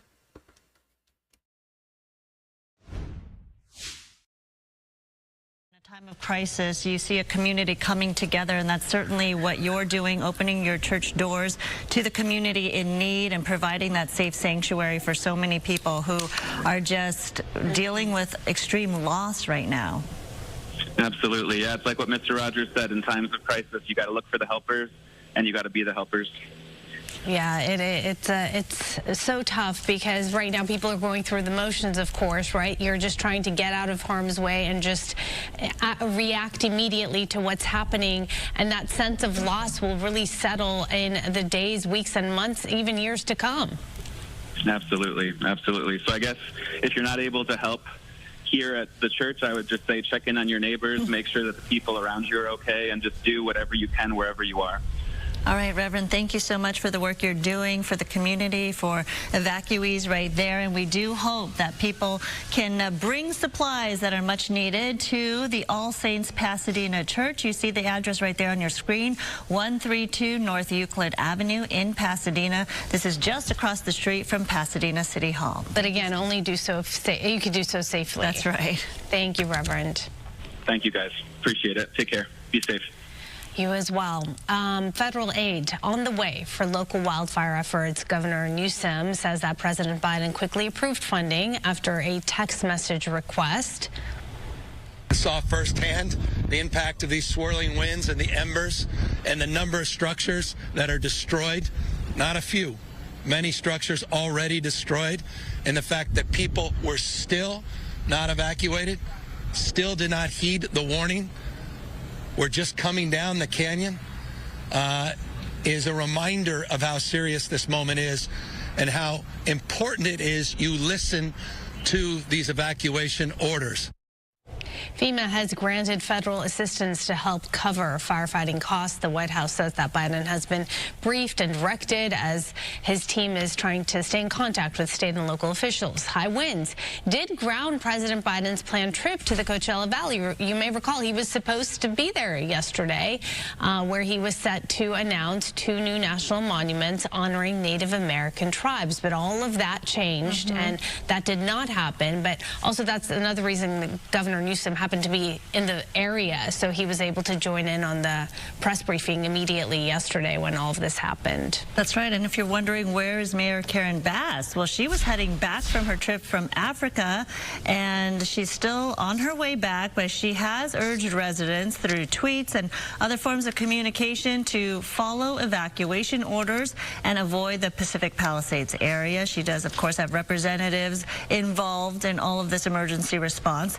She says key roads, including parts of PCH and Topanga Canyon Boulevard, as we know, are closed, and firefighters with regional support are battling the flames as high winds make the situation dangerous. So she's been tweeting and putting out messages stressing the importance of staying informed through Notify LA and LA City Fire updates. So you're taking a live look now at the conditions outside. Let's go back out to Mario for an update on the Hearst fire still roaring through hillsides in Sylmar. Mario. Hi, Sandra. Yeah, we've watched several of these super scooper drops here over the Hearst fire in Sylmar, and they've been ineffective because of these strong winds. We want to show you exactly what we're talking about. Hopefully we can catch one here as fire engines, fire crews make their way in and out of this mobile home community here in Sylmar. This is the Oak Ridge mobile home community in the San Fernando Valley, just off the 210 freeway. Hundreds of homes here in this gated community, and we've seen LA City and County along with CAL FIRE and U.S. Forest Service crews here responding. Police officers are still stationed here around the neighborhood in front of some of these homes, and we should mention this started. It was initially reported around 10 o'clock last night at 50 acres, stretching to about 500 in a few hours, and right now burning adjacent to the Angeles National Forest. Mandatory evacuation orders still in place for areas north of the 210 freeway from Roxford Street to the 5 and 14 freeway split, and those mandatory evacuations mean if you haven't left, you should leave now. Evacuation warnings, meanwhile, in place for parts of Santa Clarita along Cal Grove Boulevard and the Newhall Pass, Wildwood, and Eternal Valley. And we heard during that news conference a little earlier that residents leaving their homes should turn off water and gas if they can to help fire crews with that water pressure issue that they've been having in some of these areas where they're battling flames. Now, some of the residents we talked to this morning received emergency alerts late last night to evacuate. Others, you may have heard a little earlier in our live reports, did not. Several told us they started going door to door and honking their horns, trying to get residents out. Fortunately, the flames have not spread to any structures here. There is an evacuation shelter that's been set up at the Richie Valens Rec Center in Pacoima. Large animals, meanwhile, evacuating to the LA Equestrian Center in Burbank. And let's talk about the Sayer fire back in 2008. Residents recall that fire destroying over 480 of these mobile homes. Incredible to think that back in 2008, they were left with nothing and had to build from scratch. They did, and that's why a lot of these mobile homes here in the neighborhood look fairly new. Now, the priority for crews here has been getting people out of their homes safely and doing everything they can to then protect these structures from going up in flames, but a major challenge to contain any of these wildfires with the winds that we continue to see. And when you hear that the worst of the wind is yet to come, it is alarming considering the open flames that we've been talking about here all morning and all day yesterday. Now, as far as the airdrops that we've been watching here behind us, they'll come through, those fixed-wing aircraft, they'll drop water, but before it hits the ground or hits the hillside there, it basically is swept away by the wind and evaporates. So we haven't seen them in the last 15 minutes or so, maybe 10 minutes. Maybe they've paused that for now, but they're still dealing with that difficult challenge of dropping water on these fires with these really strong winds. Live in Sylmar, I'm Mario Ramirez. I'll send it back to you. Yeah, Mario, we're getting an update from the Angeles National Forest. They're posting the most recent update saying that the fire is now 505 acres right there, the Hearst fire Mario's reporting at. And they're focusing on establishing control lines along the 210 freeway north of the Santa Clara Divide Road. And you were talking, Mario, about the aerial attacks. There have been 3 large air tankers requested and assigned to this fire, but now they're asking for 2 Type 1 helicopters to respond to this because probably they're changing up their tactics. As Mario was mentioning, he was witnessing those water drops not being effective there because of the wind and the terrain right there. So, Mario, you may see different types of aerial assaults coming from 2 Type 1 helicopters if they do respond to that area. Again, the Hearst fire burning in Sylmar. Yeah, that is what we were thinking, Sandra. You're exactly right. Maybe they realized that those water drops were ineffective and sort of said, hey, let's change our plan of action here and figure out exactly where to go from here. But we were surprised to see those fixed-wing aircraft up above the Hearst fire here because we had heard during that news conference that the winds were so strong. So we continue to feel those gusts. I know they're going to keep building these conditions throughout the day. But, yes, definitely a challenge here for firefighters and residents here all along Sycamore Street. Now these utility crews and U.S. Forest Service crews are lining up to go into the canyon there. So it's definitely a busy area for these fire engines and these crews that continue to make their way up here into the Hearst fire. All right, Mario, thank you for that update. Keep us posted on how those aerial attacks are going. All right, so that's the update from the Hearst fire there. Let's go to Coco Live following the Eaton fire for us, and this is in Altadena. Oh, that does not look good. The fire conditions here for the Eaton fire have gotten worse since I last spoke to you about 15 minutes ago. We know the Eaton fire now stands at 10,000 acres. And also this home that I was showing you 15 minutes ago, the conditions here have worsened as well. This is 638 Calaveras, because we're at Calaveras and Catherine Road right now. And the fire from the home actually spread to the trees. You can see those trees are scorched, but it also spread to the power lines, which is another problem as well. And we've seen a lot of downed power lines in this neighborhood as well, something that's making this very dangerous. And I can also tell you that the winds have not let up, at least here in Altadena. And that's because of the dryness and everything and the winds. It's making this fire even worse, because every time we get that aggressive wind gust, the fire ends up scorching even more, and it really is making this more of an inferno. So this is really bad for the entire neighborhood here. We have not seen too many residents in the area. There are some people that have been driving through. I think that those are people who are trying to see if their home is still standing, but then they obviously do keep moving, because a lot of police officers are actually stopping people before they get to this point, telling them that they cannot go through this area because there is an active fire right now. And there are also no firefighters that are on this street, because they're on other streets trying to fight the fires there and all the homes that have been damaged on several streets that are just up the road from us. So right now, this street is ultimately unmanned. And so the homes are burning to the ground, but the firefighters are doing the best they can. The good news, if there is any good news in this, is the fact that they have had access to water so far in this portion of the community. So they've been able to fight the fire as best they can, but they have limited resources. So there aren't enough firefighters to be able to battle the fires, and that's why you see so many homes burning to the ground. But again, thousands upon thousands of people are evacuated. They're heading to wherever they can. Some people told us they were going with family members. Other people are going to the Pasadena Convention Center, where there is an evacuation center set up right now.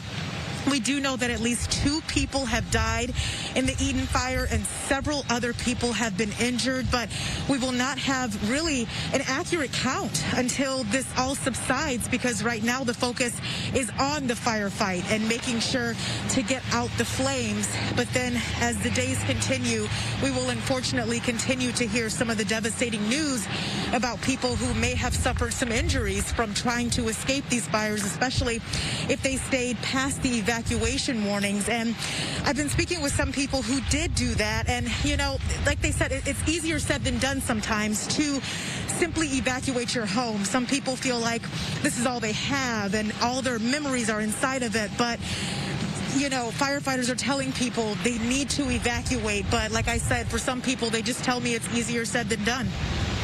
Absolutely. And speaking of evacuations, there is help available for people who do need to get out of their homes, get out of harm's way.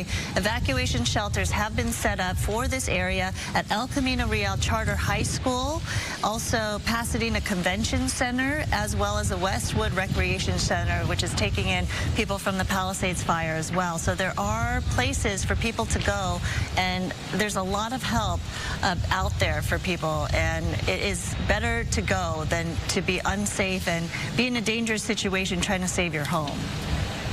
In fact, Coco, while we have you, just quickly, do you have an update on that gentleman who was searching for his car keys, trying to get out, and he couldn't find the car keys, and the other gentleman who was on the roof trying to hose down his property? So we ended up leaving that street because it did get very dangerous, but I can tell you that the good news is, you just heard that big explosion there. The good news is the man who was looking for his car keys did find his keys, and he just busted out of there. So I was very happy to see that, because you can just imagine the stress. He was looking for flashlights. He was asking for help trying to find his keys, but We have not been able to get back to that street, that was Sacramento Street, where the two men were on top of the roof hosing down their property. I'm hoping that they've left by now, but they really were determined to try to save their house. They were spraying down their roof. They were spraying the neighbor's house that was also on fire because firefighters weren't able to get to that area either. But if we're able to make our way back, I'm really, really hoping that they did end up evacuating. Yeah. Well, we want you to be safe as well as your crew, and don't get into harm's way as well, and make sure that you stay safe with your protective gear on, because you can see those winds just shifting the smoke around, whipping around, and it can get very dangerous. So thank you so much, Coco. We'll check back in with you. And you're taking a live look at, once again, an aerial view of the situation going on right now, some of the aerial attacks going on as fire crews try to battle the blazes breaking out here in Southern California. So let's go to this brand new video just coming into our newsroom right here of Marine One landing at the Santa Monica Airport. This is earlier this morning. So it's believed that President Biden toured the damage of the Palisades fire. Wow. Okay. Probably from above, getting that view. Okay, and then there's this. Oh my gosh, my heart stopped when I saw this yesterday, right? The historic Getty Villa right there on PCH in the Palisades has experienced some damage to the grounds. Trees and plants have burned. However, no structures on fire, and both the staff and the art collection, we're told, is safe. The museum's galleries and library archives were protected from smoke by state-of-the-art air handling systems. Additionally, the double-walled construction of the galleries provided protection. That is something I was actually wondering about, and there you have it. The Getty Villa will remain closed through Monday at this point. We'll see what the update is later.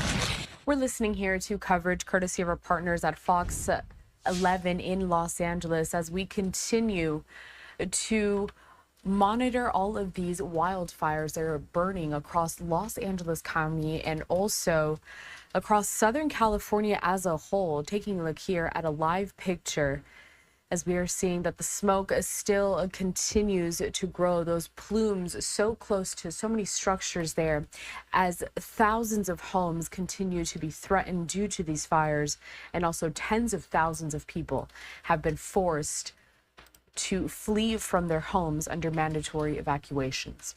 We're sliding away for a quick 2-minute break. We continue with more of this coverage, the wildfires burning in Southern California, when we come back.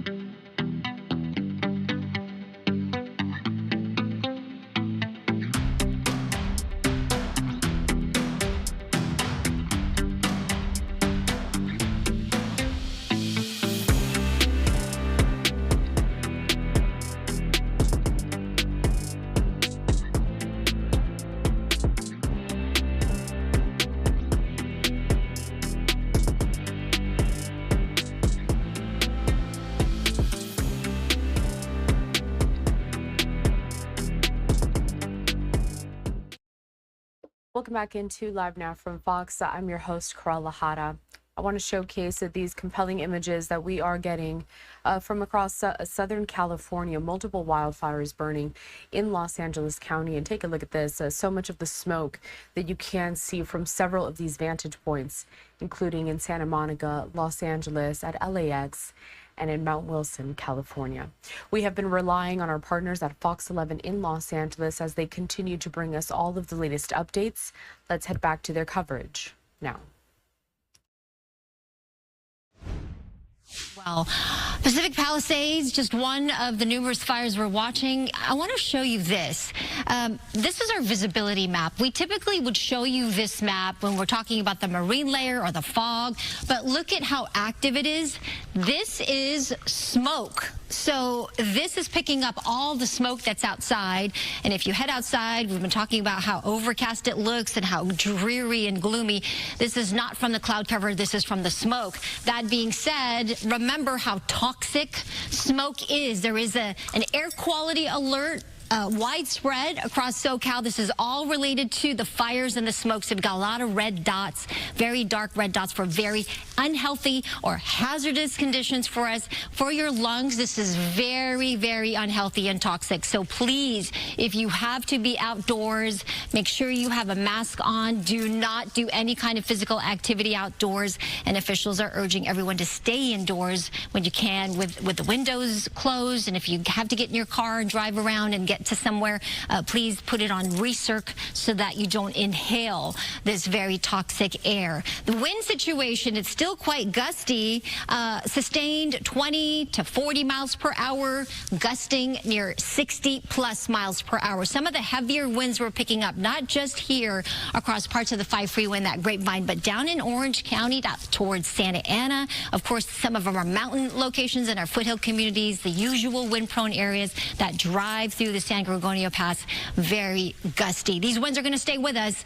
Very powerful winds. The high wind warnings are in effect through about 6 p.m. tonight. So that means that these winds are going to stay strong, maintain through at least the afternoon, and then we'll start to see a little bit of the relaxing of those winds, but it won't be until later this afternoon. So extreme wildfire danger is going to continue. In fact, red flag warnings were extended through at least tomorrow, and then watches will take over on Friday, and then the impacts from that, of course, potential down trees, power lines. We have power outages out there as a precaution. I know I've been getting the text messages. You might have been getting the text messages and the phone calls as well.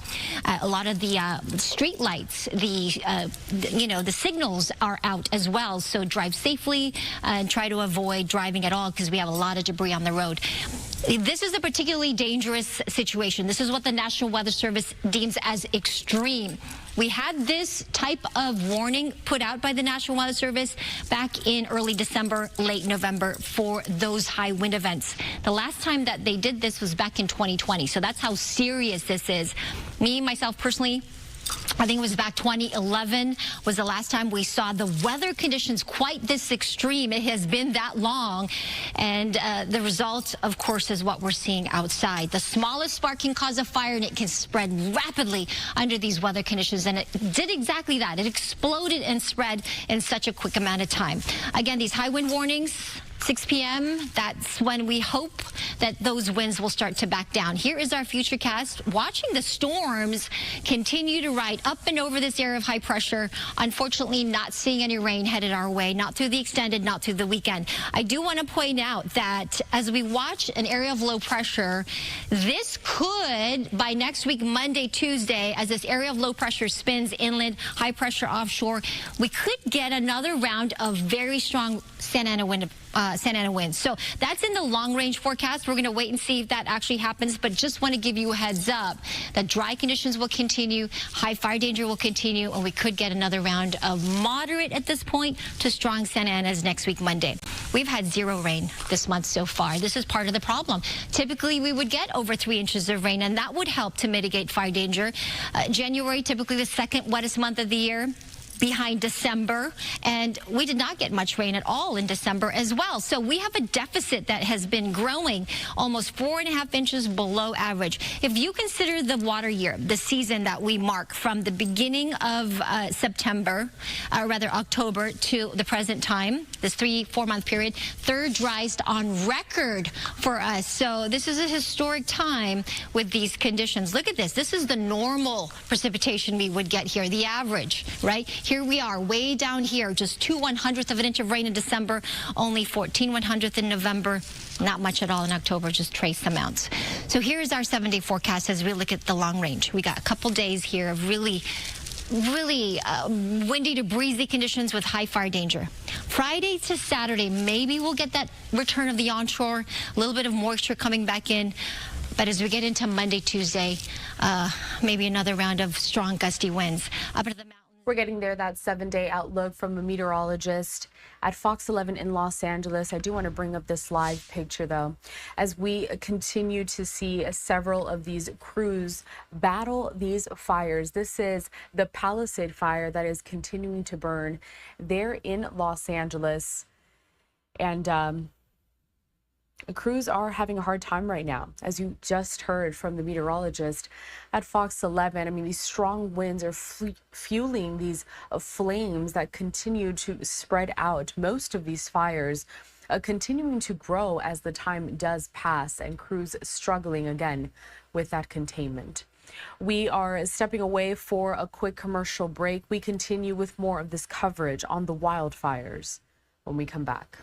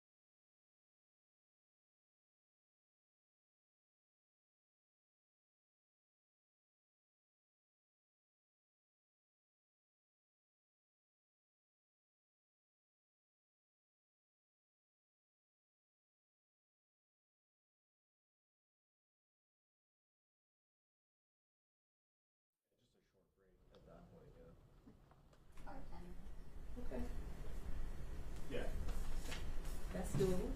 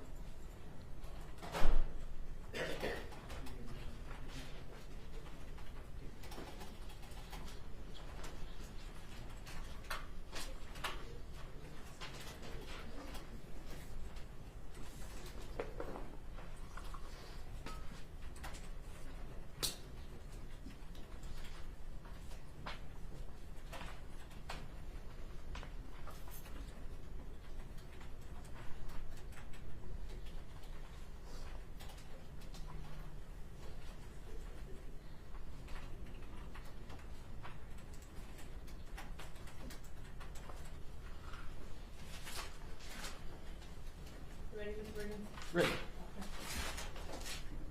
Okay, we are back on the record. This is case 2459617, the people of state of Michigan versus Jarvis Butts. Charged with count 1, homicide, murder, first degree, premeditated. Count 2, child sexually abusive activity.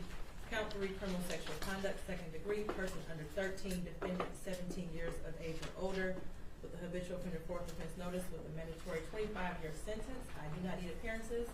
We are continuing from a lunch break with all parties present. And are the people ready to proceed? Yes, Judge. Okay, you can call your next witness. Judge, at this time, people would call Officer Christopher James.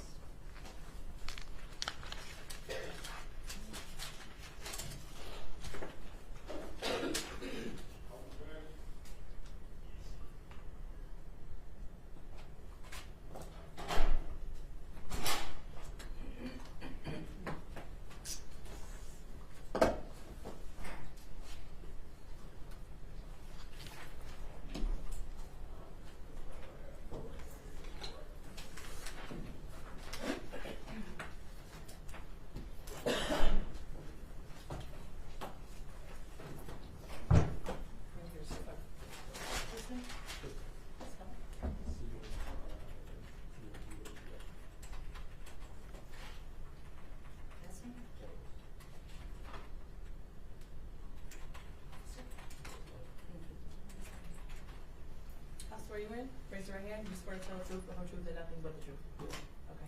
Go ahead and take a seat. Just watch your steps going to the box.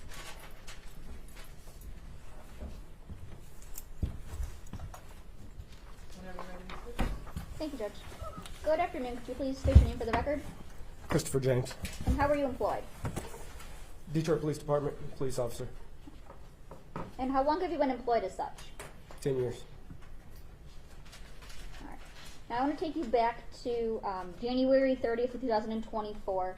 Were you employed as a police officer with the Detroit Police at that time? Yes. And were you in a different unit than you are now? Yes. Okay, what unit were you in? Cybercrimes unit. And were you working back on January 30th of 2024? Yes. Okay. And did you get a chance to perform, well, I guess in your role in cybercrimes, what is it that you did? For cell phone forensics. Okay. Or Would that include like extractions from phones, extractions from tablets, computers? yes. Okay. And did you get the chance to perform an extraction on a tablet back on January 30th, 2024? Yes. Okay. And who was this who got that tablet from, if you remember? I don't recall. Okay. Do you know if it was from Detroit Police or Detroit Public Schools or something else? Detroit Public Schools. Okay. And when you perform an extraction from a tablet, what is it doing? What do you do? It's pulling the data from the phone. Okay. And is it like making a complete copy of what's on that device? Yes. Okay. And when you perform that extraction, what do you do once you perform it? Place it on the disc and turn it over to the officer in charge of the case. Okay. And that disc that you place on evidence, would that be a fair and accurate copy of the phone extract or the tablet extraction that you performed on the tablet for this case? Yes. Okay. And Your Honor, I'd move for the admission of just the phone or the tablet extraction, and I believe it's exhibit. It's going to be proposed exhibit 59. Any objection? No objection. It would be admitted as People's 59. Thank you. And when you perform an extraction, can you generate what's called extraction reports? Yes. Okay. And Your Honor, may I approach? Yes.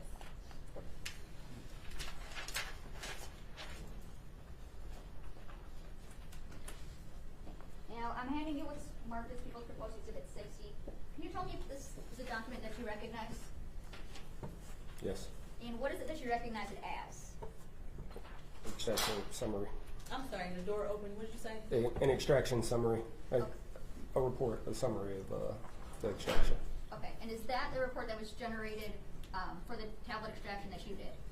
Yes. Okay. And is that a fair and accurate depiction of the extraction that you performed as it relates to this tablet device in which contains contact? Yes. And I move for the admission of People's Proposed Exhibit 60. Any objection? No objection. Okay, Officer James, can you please pull that microphone off the ledge and testify into the microphone because it's hard to hear. You can pull the whole thing off. Thank you. And Officer, what? First, Your Honor, may I publish? Yes.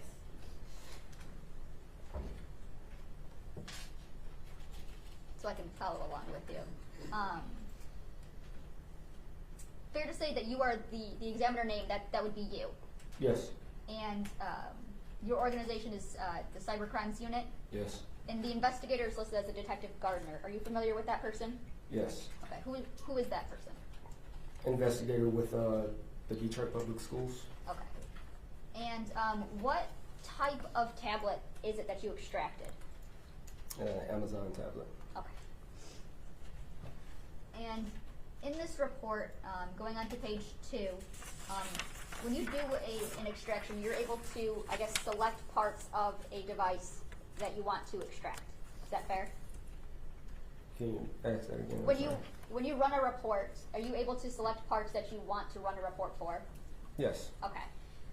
And so in this case, as it relates to contacts, on page 2, tell me what type of contact is number 1? Instagram. Okay. And what is the name associated with that? J-Bo. Okay. And what's an interaction status? A chat participant. Okay. And do you know what that means? That they would be involved in a chat. Okay. And in box number 1, where it says, let's go to box number 2, where it says user ID. Is that the user ID that would be associated with that Instagram account? Yes. Okay, and can you read that user ID for me? It's going to be 119-202-339-467-400. I'm talking about for row number 1. Row number 1. Yes. 262-854-051. Okay, and what's the username associated with that? J-Bo back to the money. Okay. And there is a contact number 2. Is that fair to say? Number 2 in the box.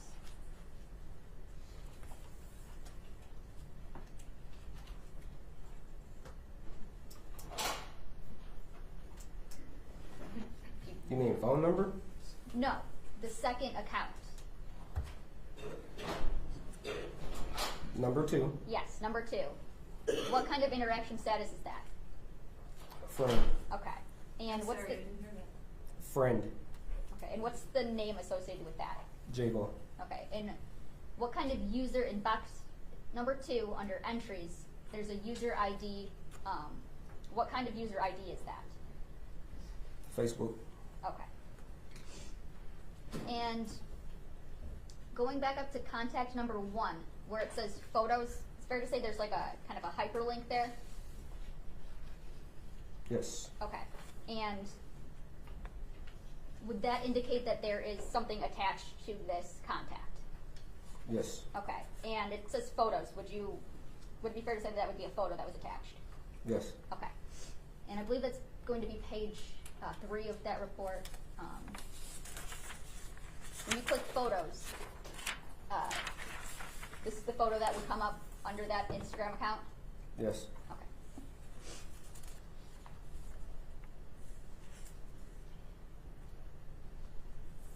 Nothing further, Judge.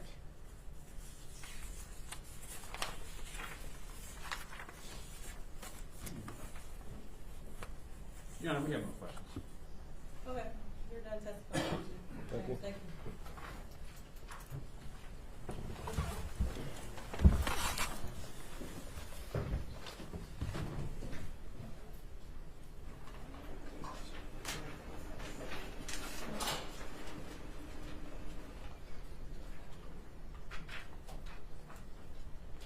Your Honor, at this time, people would call Sergeant Shannon Jones.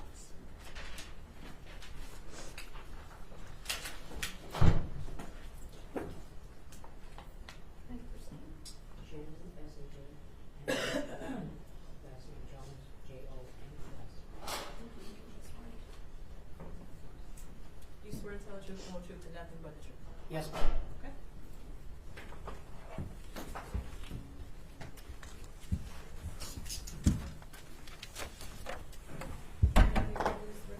Thank you, Judge.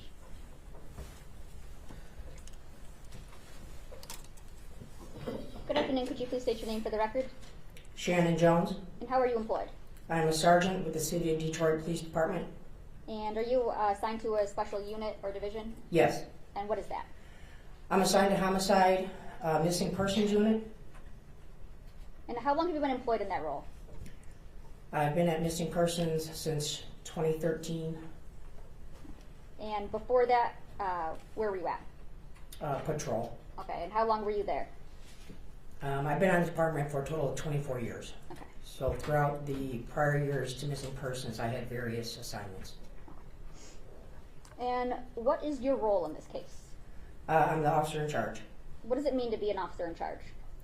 So I'm in charge of reviewing all the evidence and spearheading the investigations, looking into all the facts and possible suspects and information that's brought to the case and to compile it together. Okay. And what would be some common duties that you would do in partaking in those roles? When it comes to missing persons, specifically, those type of cases? Yes.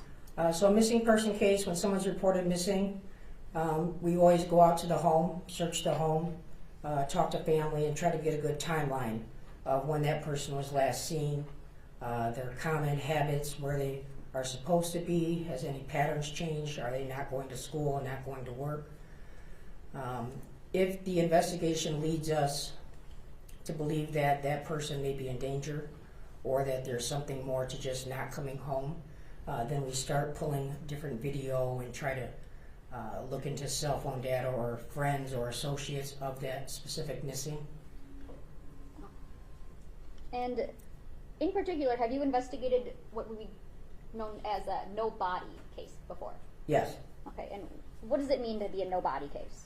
That would be a missing person that we have come to the conclusion is a victim of a homicide. However, we were unable to locate or recover the body.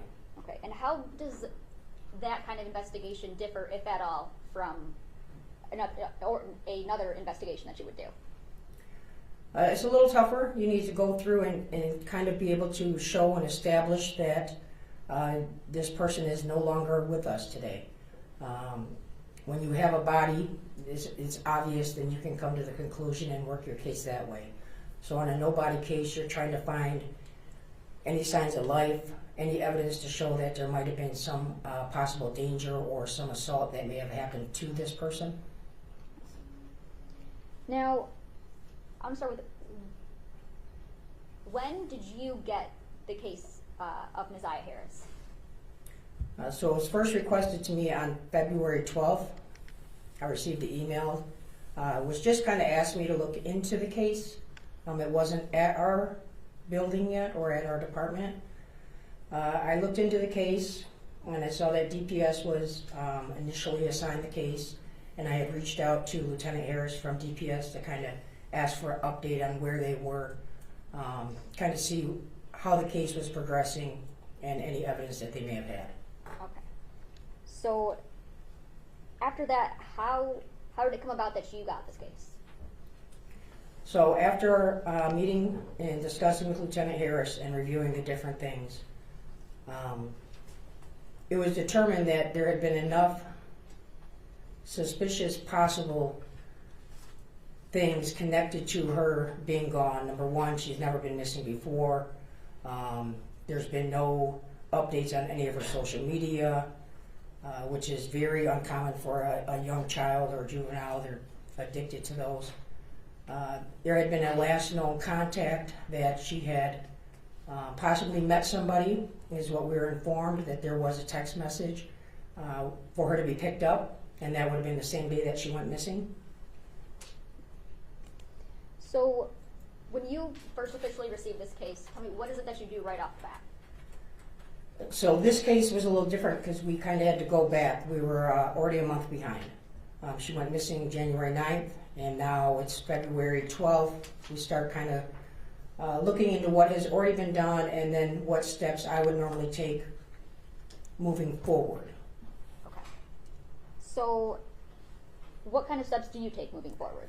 So once I reviewed the case, and it was determined that the last person that had contact with Neziah was Jarvis Butts, I then started to look into his phone records, his activity, places that he had been. On the 12th, we had determined there was already an analyst that had looked at different records and given us a location out in Ypsilanti. So I coordinated a search for the very next day on February 13th. We went out to Ypsilanti. We conducted the search. It's a large area, and it wasn't pinpointed down to a specific house. There was a lot of wooded area over there. We had multiple teams out there. There was probably over 60 people at one point. We then started going into different businesses to look for different video that we may be able to recover close to the intersection that we believed would be a good starting point in that search area. And did you recover, or were you able to recover anything or find anything from the Ypsilanti area? We did find some video that was eventually pulled from a gas station.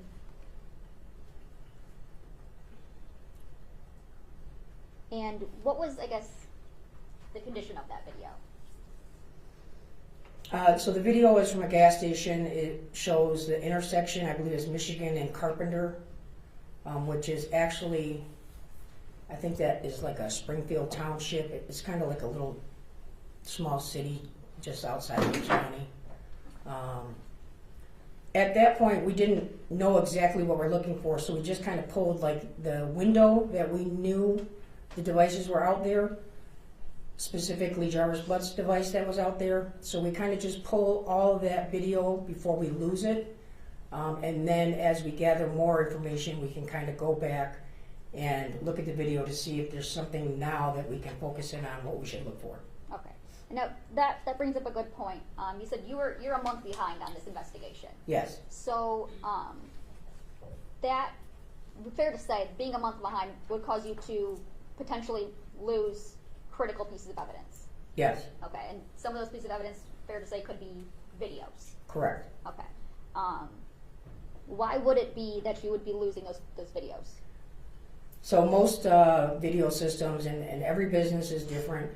You got green light, you have businesses and people that have their own residential cameras or property cameras, and it'll vary. Some of them start overwriting in 48 hours, some of them is a week, some may last up to a month. It just depends on how large their system is and how much data it can hold.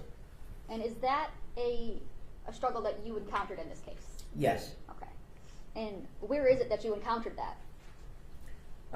So there's several cameras and videos throughout the entire route of travel that later in the investigation we were able to identify.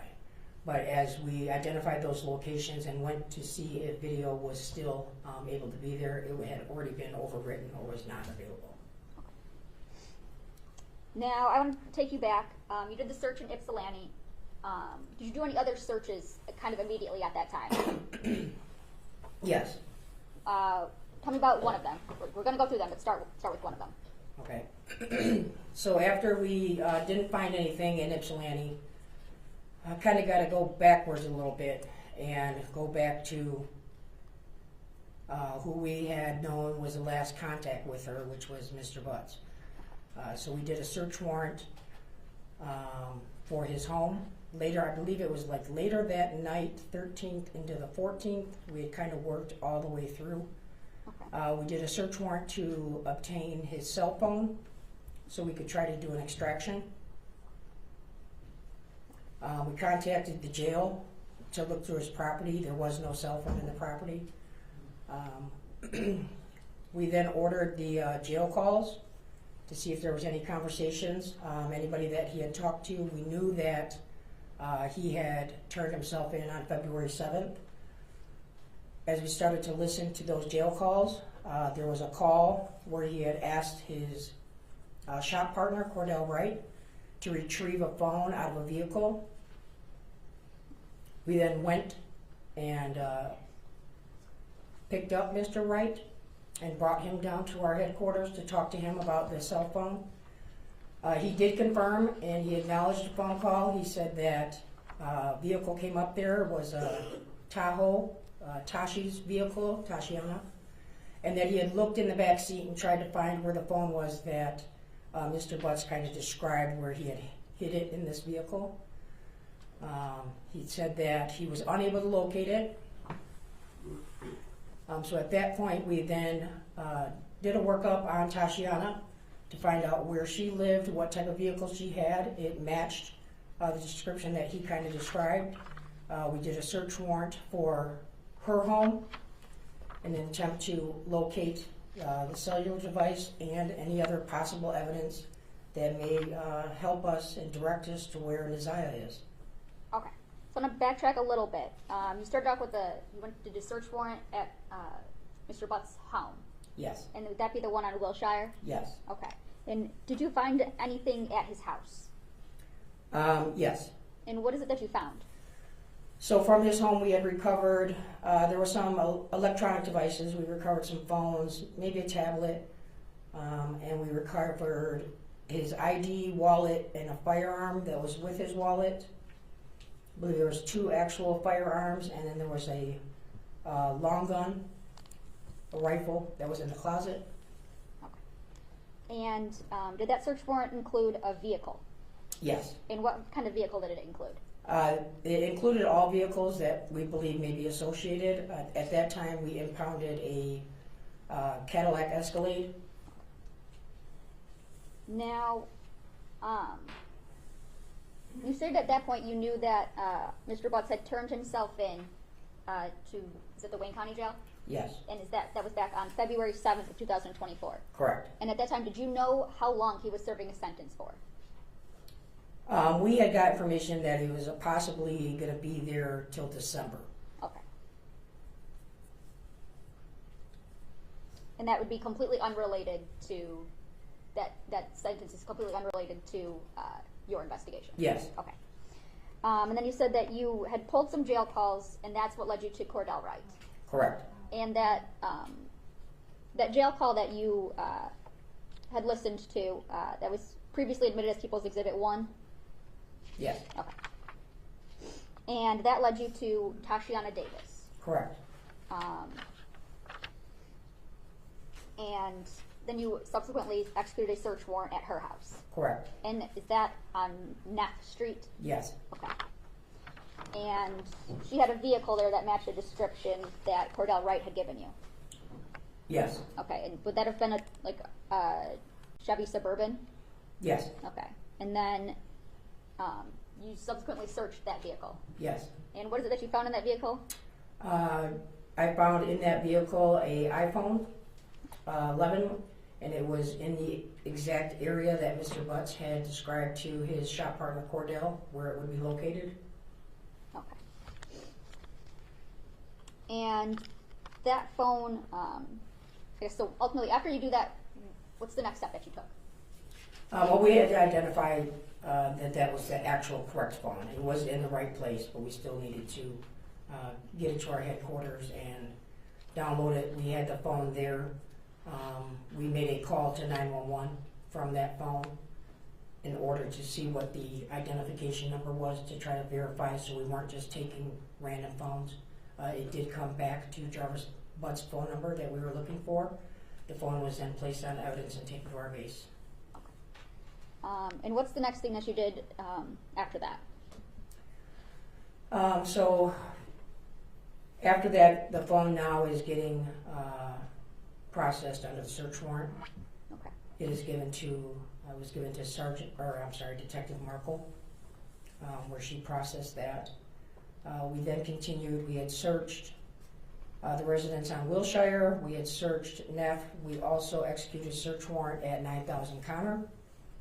And what's 9000 Connor?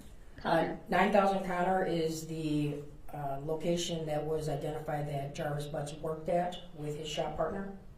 Okay. And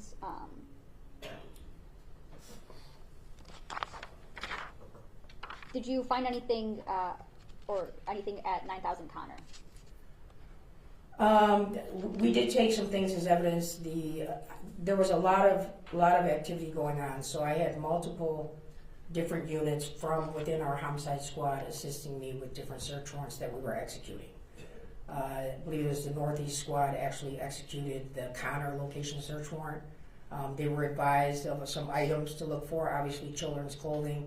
We had been given a description of a Rugrats jacket with a fur hood. We were given the clothing description. At that time, we were told that the shoes were possibly blue and white Nike shoes that we had been looking for. There was an area in the shop, as I reviewed the evidence, photos where there's like children's coloring books and maybe things that when the children are there that they're using. Were any interviews besides the one with Cordell Wright taking place at this time? So at that time I had interviewed, when we went to Wilshire, we had interviewed the woman that he lives with. I don't know if that's a fiance or girlfriend, but that was Miss Angel. We interviewed her there. Tashiana was in the hospital when we had executed the search warrant at her house. I had had a conversation with her on the phone while we were there. Her children were there. I scheduled an interview for her later. I believe it might have been like the next day or two later that she came down to headquarters. We had interviewed Cordell at that time, and now we're just kind of going through everything that we had at that moment to try to take the next steps. Okay. When about is Mr. Butts interviewed for the first time? So he was interviewed, we got it, looked at it on the 12th, the 13th, we executed all the search warrants. On the 14th, Mr. Butts, I believe it was the 14th, he was brought down to headquarters, or the 15th. I would have to look. Okay, and that's okay. So it'd be just a couple days after you get the case. Yes. Okay. Now, based on Mr. Butts' first interview, which your Detective Mays here testify about, did you do anything based off of that interview? So based on that interview, we had obtained the text now, which was turned over to us from DPS, which was the initial, I believe it was like maybe 1 week's worth of text now, so like the very end of December into the 1st of January. So during that interview was when it was asked by Detective Mays and Detective Johnson regarding the text message about meeting to be picked up.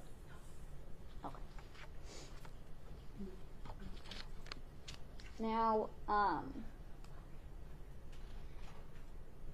if you know, can you estimate about how many search warrants did you execute?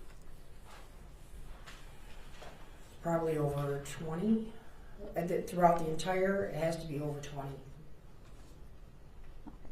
And what kind of searches were done in this case in general? So we searched, as far as like land searches.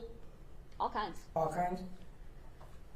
Well, we searched Ypsilanti as we did our workup, and we're looking at different locations that Mr. Butts had been to. We identified an area out in Clinton Township that he had gone out to back and forth before, and that was an area that Shannon Harris, his child's mother, had lived at. So this was kind of like a route out there, and we located, there was like a big retention pond out there. So that was another place that we had dive teams come out. We had the helicopter, the cadaver dogs, and we searched out in Clinton Township. As we start breaking down the phone, mapping a little bit more on Mr. Butts' phone, it kind of led us to 7 Mile and Berg. And what's out in 7 Mile and Berg? So 7 Mile and Berg, there is a vacant parking lot on the southwest corner. It used to be a golf course. So the entire south side of 7 Mile, from Berg and then heading back east, used to be a golf course, which is now shut down. And then on the other side of Berg, there's a parking lot where it has like a vacant building, which used to be the clubhouse for the golf club. And then right behind that parking lot is the Rouge River. And when's the first time that you get out to 7 Mile and Berg? We went out once. It was probably maybe a couple weeks later that we went out there. We went out there once, and I remember it had snowed. So when we went out there, it wasn't as easy to search. We're kind of looking if somebody was just placed out there or if something was easily identifiable, but because of the snow, we knew that we were going to have to come back again once that melted because it'd be easier to see underneath. Okay. And so do you go out there again? Yeah, we've been out there multiple times. I've probably been out there 7, 8 times, all with various dive teams. We searched the complete river from 8 Mile all the way down past 96 on foot with cadaver dogs, in boats, in the water. There's several log jams. We had state police actually had their helicopter fly the entire route so we could GPS all the log jams. We had to coordinate with specialized teams to come in to help cut these log jams apart, which go throughout the river.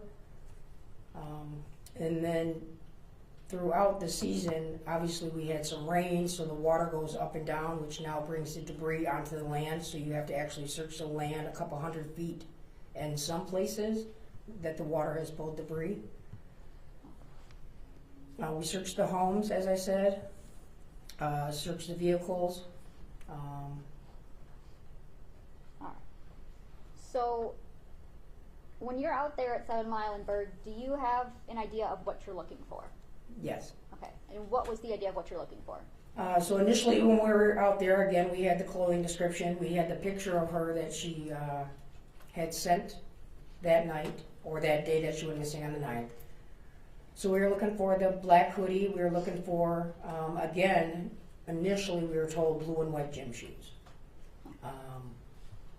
Now, is there a time where that changes? Yes. Okay, and what is it that makes that change? So as we go out to areas and search, when we leave, a lot of times large community groups may go out there, right? And they saw that we were at Sevenenberg, and I know people come out there to help.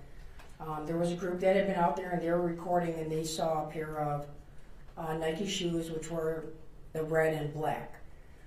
We were alerted of those on our initial search. It's documented in our river search report, but because we weren't focused on the red and black and we were looking for blue and white Nike shoes, we left them there, but we did GPS the coordinates.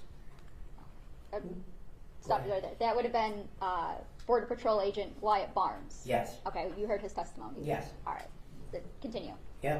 So on our initial search, we knew they were out there. The pink hoodie was identified, but we didn't collect them because, again, we didn't have anything about a pink hoodie or a pink onesie, and the shoes weren't matching. And there's a lot of clothing out there. There's a lot of shoes out there. There's people's clothes. There's all type of debris. So I can't collect every single piece of clothing and article that we find. Later, I get the information that as the search team is out there, they had called 911 because they saw these shoes. And they posted a picture of these shoes somewhere or sent it to Naziah's brother. Naziah's brother then reached out to me and he sent me a picture of Naziah wearing the black and white Nike shoes. Okay. Once I saw she had the exact same shoes on, that are depicted, that were described out there, I knew immediately where to go. I gathered a couple members of my team and we immediately went back out to where the shoes were GPS located and recovered the shoes. As we were there, that's when we found the black hoodie and then the pink jumpsuit that had been laid out by Agent Wyatt. Okay. Now, as it relates to those red and black Nike shoes, you had a photo that they were associated with Naziah in some way. Did you ever end up asking Annette to see if those shoes were still in Naziah's possessions? Yes. Okay. And did you ever end up recovering those pairs from Annette? No. So, after you recover the pink jumpsuit, the black hoodie, the shoes, what do you do with them? Those are all, well, the evidence techs collect them. They're placed on evidence. Those items were wet, so I had to wait, obviously, for them to dry. Once they're ready to be processed and they're finished drying, then I create a lab report. And items are selected and turned over to the state police lab for processing to look for any type of DNA evidence. Okay, so once those are placed on evidence by the lab tech, you're the one who then submits them to Michigan State Police? Yes. Okay. There may be some of the lab reports where I had gathered the evidence and one of my partners had gone down and physically took the items to the lab, which is all in the same building. Okay.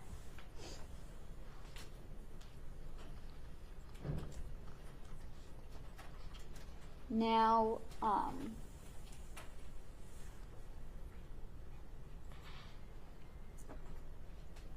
I believe you said at least one time when you were out at 7 Mile and Berg that it had been snowing. Were you at all, I guess, familiar with kind of the weather back, let's start with back in January 9th? Yeah, so I searched it. There's a weather site where you can search the dates and the cities and what the weather was like. On the 9th into the 10th, it had rained here. If you remember, we had a very mild winter. In 2024, the January months, we had a lot of rain that month, which would have caused, the water levels to rise.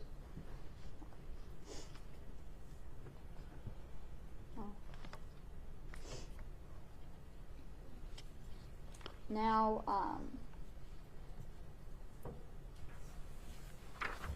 is there, well, let's did you interview a Tijuana Butts? Yes. Tell me how that came about. Tijuana actually reached out to me. Shannon Harris had reached out to me. She had had a conversation with Tijuana. She asked if it was okay for her to give her my phone number. I told her that that was fine. She gave me a call. She said that she was the sister of Jarvis Butts, and that she was concerned that she may have seen Isaiah but wasn't sure on the date and if she could come down and talk. Okay, and that's all what she had testified to that you had heard? Yes. Okay. Now, when you also heard that she had given Detroit police consent to look at her phone locations and perform a phone extraction. Yes. And that Detective Sarah Markle is actually the one who performed that extraction. Yes. Okay. Did you yourself look at the phone location data that was on Tijuana's phone? Yes, so even before we extracted the phone, when she was in there in the interview, she had given me consent to look at her phone. She wasn't quite sure how to get to the locations. She had Google on her phone, so we went to the Google Maps, went to her timeline, and then specifically clicked on January 9th to see if it showed her route. When we got to the January 9th date, it was confirmed that that is the date that she was at 9000 Connor. And it helped us with the timeline of when she was there compared to when we know Mr. Butts left that location to head out to Ypsilanti on the 9th. And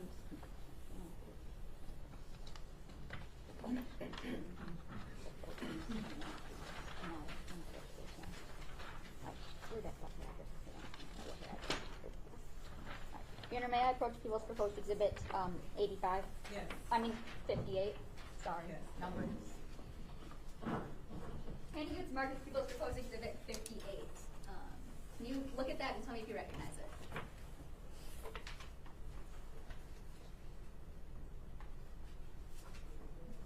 Yes, this is a Cellbrite extraction report that was conducted by Detective Markle for Tijuana Butts cellular device. Okay. And that report specifically includes the location data in the subsequent pages as it relates to Ms. Butts' call. Is that fair? Yes. Okay. And is that a fair and accurate depiction of the screenshot photo locations, location data from Tijuana Butts' phone that you observed that the day when you interviewed her? Yes. Can I move the admission of People's Proposed Exhibit 58? No objection. It would be admitted as People's 58. And I want to direct you to I guess it's going to be page 3 of the report. Let's go with 4 of the report.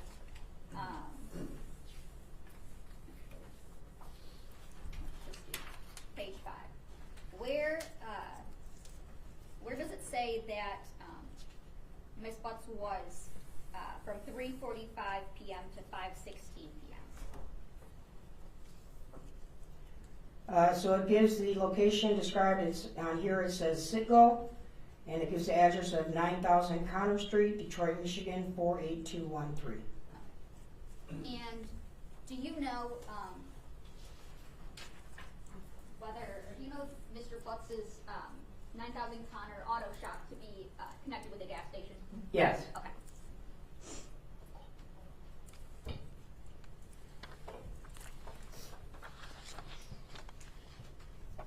Now, to go back just a little bit, you said you were kind of going through all of the phone mapping in order to kind of backtrack as to where your investigation goes and where you should search. Yes. And those maps were testified to by Sergeant O'Rourke. Yes. Okay. Now, she mapped certain locations, and she stated that you had given her some of those locations to map. Correct. Okay. Now, I want to direct you to in People's Exhibits 33, 34. Here, may I approach?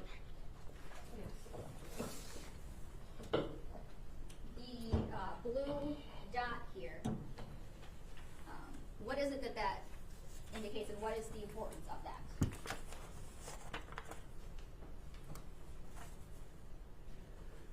This blue dot is going to be 9,000 Connor. Okay, and that's the address associated with Mr. Butts' auto shop? Yes. Okay. And that's the same for Exhibit 34? Yes. Okay. And Exhibit 35, there's the same blue dot and then a purple dot. Tell me, what is the significance of the purple dot? The purple dot is going to be the residence that Mr. Butts resides at on Wilshire. Okay. And in Exhibit 36, on page 2, there's like another, it's like a pinkish kind of purple dot. Can you tell me what is, oh, I'm sorry, red dot. What does the red dot indicate? The red dot is going to identify 20,000 Harper, which was the Park Crest Motel. And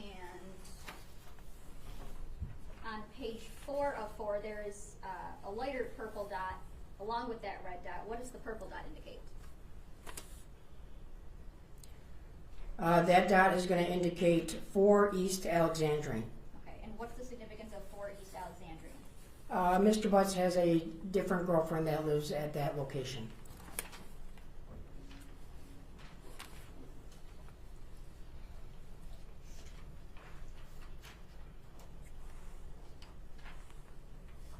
And in People's 38, there's a red dot.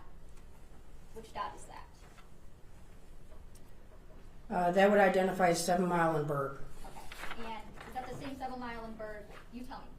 What was found at 7 Mile and Berg area again? 7 Mile and Berg area is where we identified the hoodie, the pink jumpsuit, and the shoes. And it's also the area that Mr. Butts' phone was mapping with. There's an additional search area that I did not include when she had asked me before, and that was where the ID was found. We had found the ID, or received the 911 call for the ID before we went back the second time out for the shoes at 7 Mile and Berg.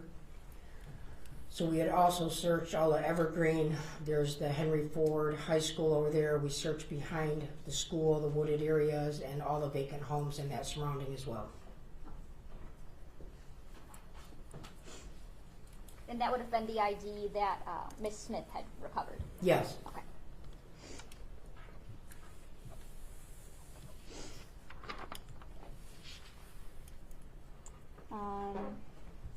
Now I want to go into, you had a chance to go through Mr. Butts' phone extraction, is that fair?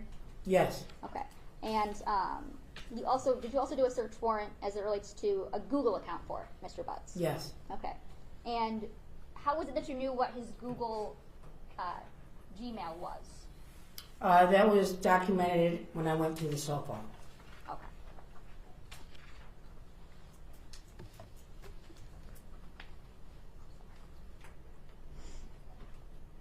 And you got a chance to go through, you sent a search warrant to Google for it, right? Yes. Okay, and you got a chance to go through that search warrant return? Yes. Okay, and that's the search, or that's the Gmail account that would be associated with Mr. Butts? Correct.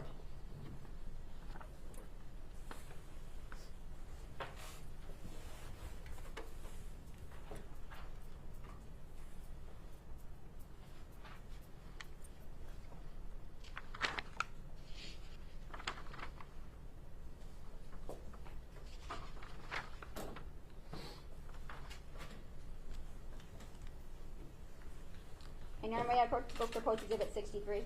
Yes. Handing you to Mark to book proposed exhibit 63. Can you tell me, do you recognize what it is I just handed you?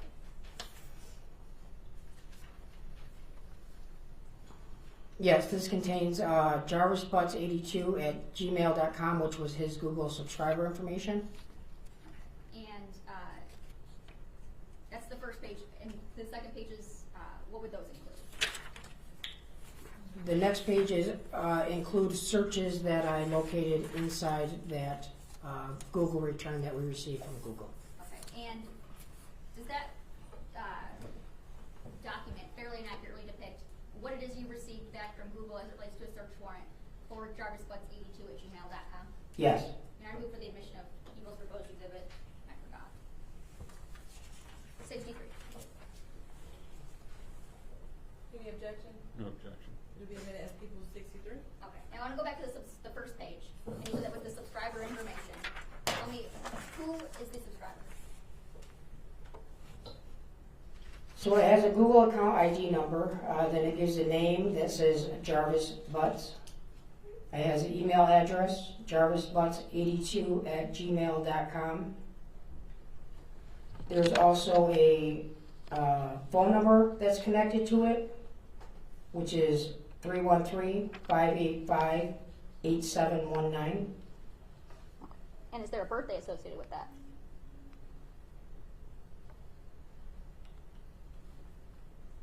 Yes. November 21st, 1982. And moving on to the searches, what dates do those searches encompass? These searches are December 9th,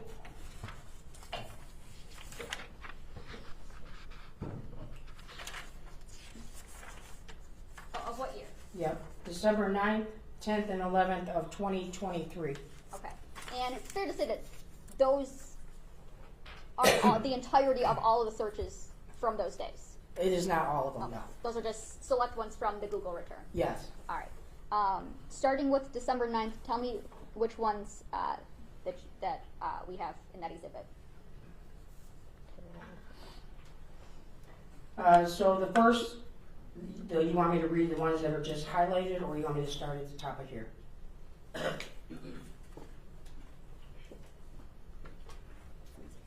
So. The ones that are highlighted. Okay. Just start with the ones that are highlighted. Yep, so this search was December 9th, 2023 at 3:32 UTC time. So you would actually have to subtract 5 hours, which would make it the night of December 8th. And the site is, what's visited, it's Drink Me and Abort Your Baby, the Herbal Abortion Tea by Maya. Okay. And what about the next one after that?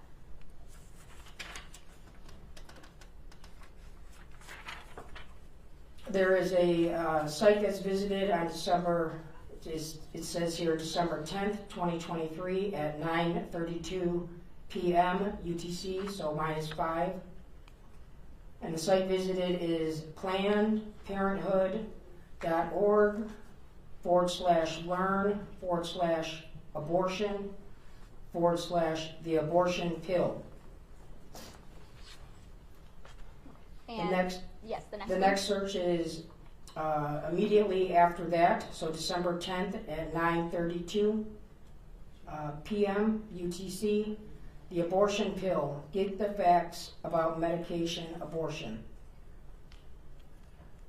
There is a search that was conducted before that on December 10th, 2023 at 9:31 p.m. UTC. And that site is plannedparenthood.org/blog/can I use herbs to have an abortion at home. And the next The one? next one is December 10th, 2023 at 9:31 p.m. UTC. Can I use herbs to have an abortion at home? Planned Parenthood. And the next one? The next one is December 10th, 2023 at 9:36 p.m. UTC, so again, -5 hours. And that site is, it's ansirh.org, research, over-counter medication abortion. Search December 10th, 2023 at 9:36 p.m. Over-the-counter medication abortion, and that's from that same place before ANSIRH. December 10th, 2023 at 9:32.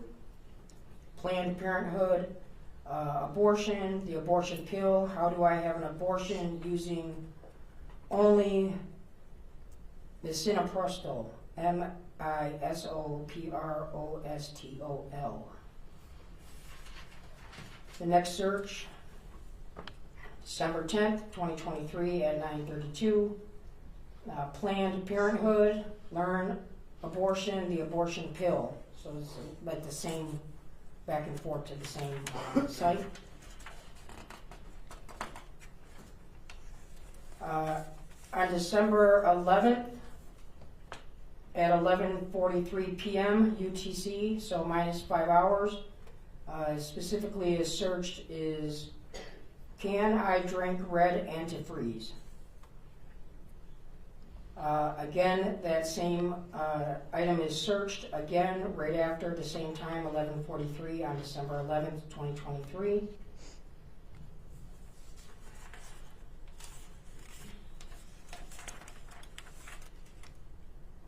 And I believe that's it. Okay.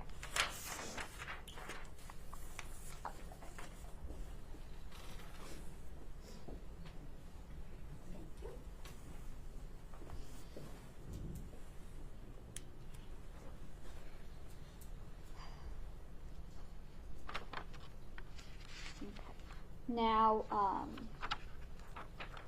in that phone extraction that you went through of Mr. Butts,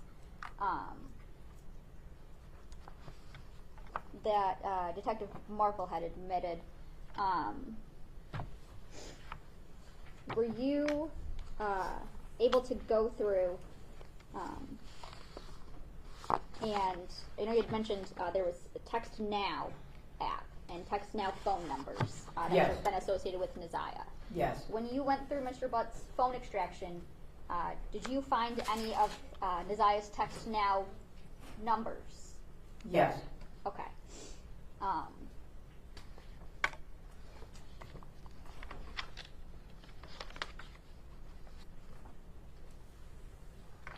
And do you recall if what was on his phone? First of all, did you eventually do a search warrant for Text Now? Yes. Okay, and did you receive messages back from Text Now? Yes, so the initial Text Now messages, again, DPS had done those and they had only gone back like a week. I had another search warrant submitted to Text Now and requested to go back to January 1st of 2023. Okay. And when you found these Text Now messages on Mr. Butts' phone, did those include all of the messages that you got back from Text Now or just only parts? It's all the messages through Text Now that were to that number that was assigned that Neziah was using on Text Now. That's what you got back from Text Now? Yes. But I'm talking about on Mr. Butts' phone. Oh, Mr. Butts' phone specifically was just the messages from Text Now between him and Neziah. Okay, and did it include everything that you received back from Text Now, or? No. Okay. And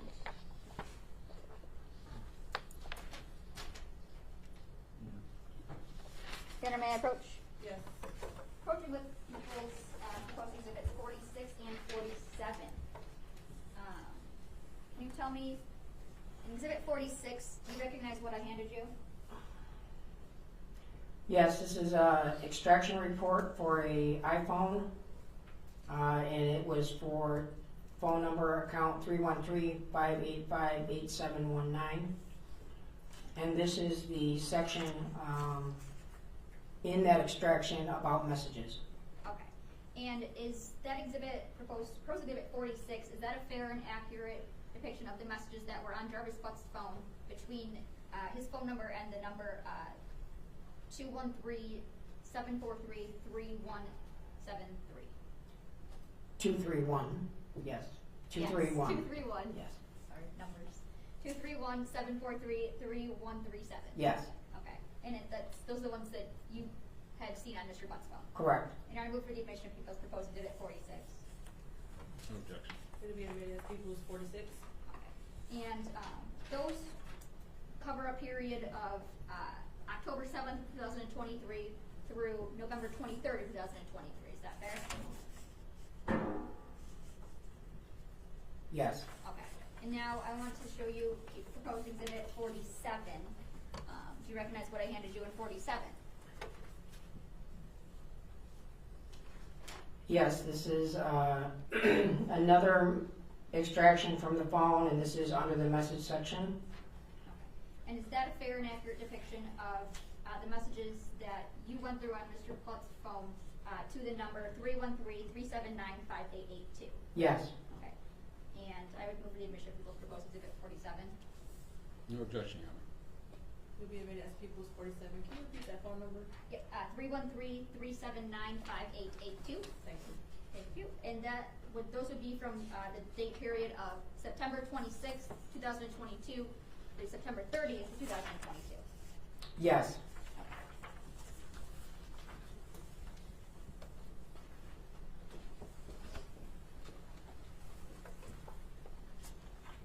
And now I want to show you what's already been admitted as People's Exhibits 15 and 16.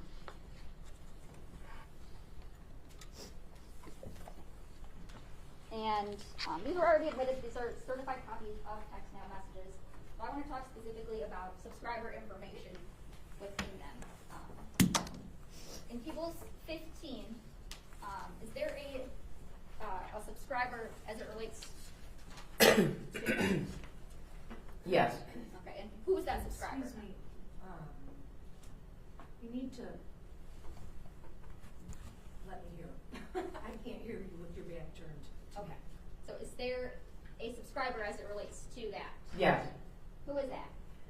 The username on here is Kenyatta Harris 955. And are you familiar with the Kenyatta Harris? Yes. And how is it that you're familiar with her? That is Nazia's biological mother. And is there, on the next page, is there a phone number that is associated with that account? It might be on the subscriber information too. Yes. And what's that phone number? 313-379-5882. And what is the period of usage for which the subscriber Kenyatta Harris had that phone number? The phone ownership is from September 24, 2022 through November 8, 2022.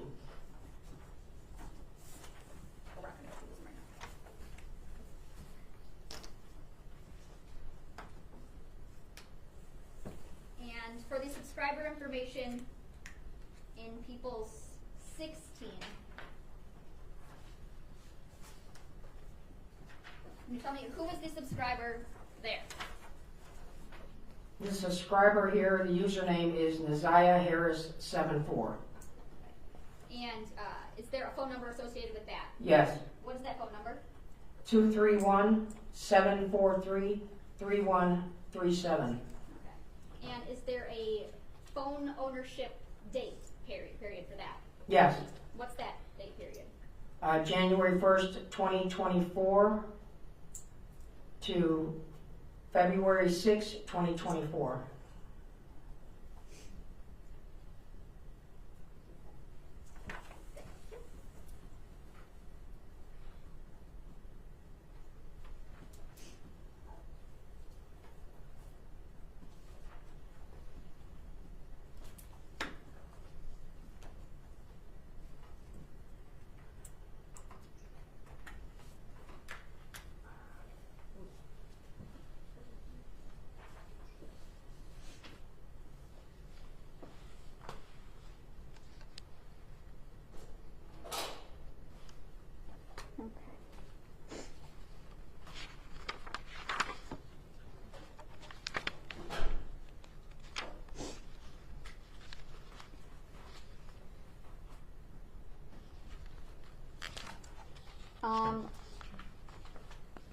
Are you familiar with the location of 17500 East Warren Avenue in the city of Detroit? Yes. And, Your Honor, may I approach? Yes. Somebody's already admitted. And I'm showing you people's 4, 5, and 6 already admitted. How is it that you're familiar with that location? This is Frank's Auto Repair. It's located on Warren, right at Neff, 17500 East Warren. This is a location that Jarvis Butts worked at prior to working at 9000 Connor. And that's in the city of Detroit, Wayne County? Yes.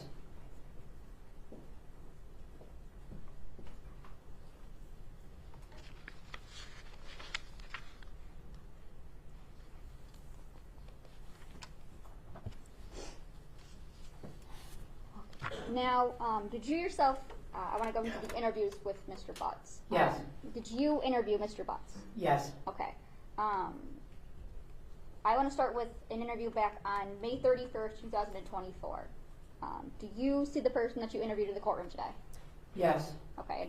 Can you point to him, tell me the color of the clothing that he's wearing? Yes, he's sitting behind his defense counsel. He's wearing a face mask and he has the Wayne County green jumpsuit on. And Your Honor, would the record reflect that witnesses identified defendant Jarvis Butts? And we've been talking this whole time about a Jarvis Butts. Is that the same Mr. Butts in the courtroom today? Yes. Okay.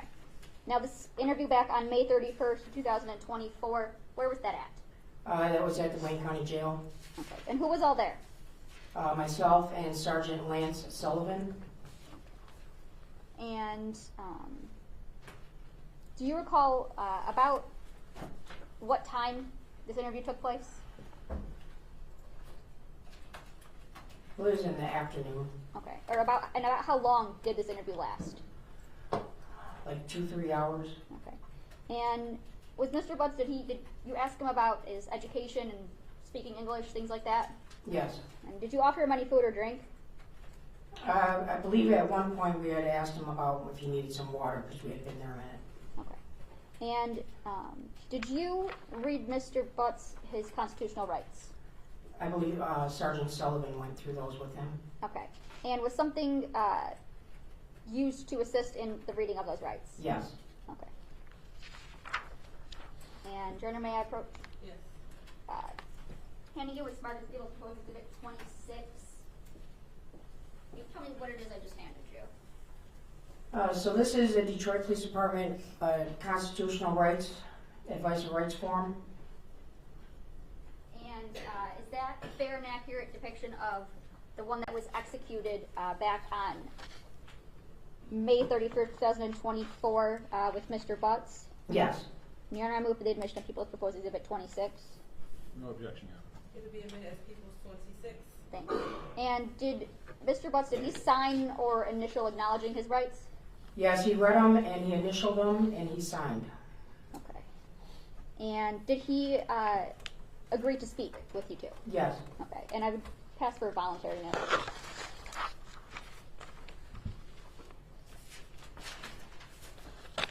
Sergeant Jones, you came to interview my client on May 31st, correct? Yes. It was you and you said Sergeant Sullivan? Yes. Were you aware he was represented by counsel at that time? Yes. In fact, did one of you call his counsel and ask for permission to interview him? On that date? Not on that date, prior to that date. Several months before, yes. In April 17th, in fact, right? I don't have the exact date, but it was a couple months before that. And the words used were under no circumstances, right? Under no circumstances. May you interview Mr. Butts? Well, that's not true. You were not told you could not interview Mr. Butts? Judge, I would object. This is a legal argument. Only the client themselves can enforce their right. A defense attorney cannot enforce their right to remain silent. I just asked a question. Was she told not to? She couldn't interview you? So, 1 second. Were you getting ready to say something else? And it has nothing to do with this interview. If we're talking about voluntariness, I went to see, was she aware that he had a right to have his counsel? They contacted his counsel. His counsel told them, no, do not interview him. That's my. You're saying this had nothing to do with this interview that you're speaking Yeah. of? This was 2 months prior. That was not this day. This was completely separate.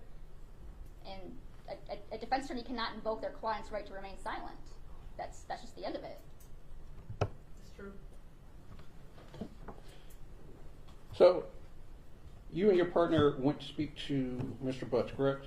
Yes, You took him, where did you interview him from? At? at the Wayne County Jail. Okay, did you interview him on this was at, forgive me, at Division 1? Yes. Baird? Did you interview him on his floor, or did you take him somewhere else?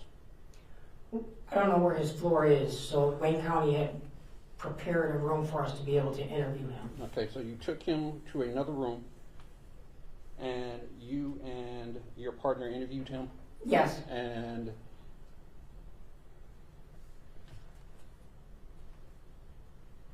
you gave him his constitutional rights, and you did not give him food or water, correct? Correct. You don't know what time of day this was? Well, I just saw the form here, so I see it's about 1 in the afternoon. Okay. Were you aware that he was working at the jail? There had been a conversation that he was given some small duties, but that it had been taken away from him. Okay, do you know if he had worked that day? That I do not recall. Okay, and do you know if he had actually been to sleep prior to you visiting him? When we talked to him, he didn't seem sleepy. Do you know if he had anything to eat prior to you visiting him? He did not complain about being hungry. Okay.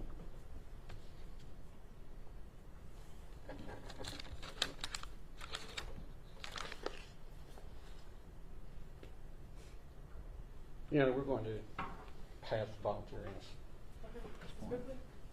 Thank you, Judge. Now, this interview with Mr. Butts on May 31st, 2024, was that recorded in any way? Yes. And how was it recorded? It was recorded with a body-worn camera from the Detroit Police Department that were issued, and it was also recorded on a audio recording for voice only. Okay.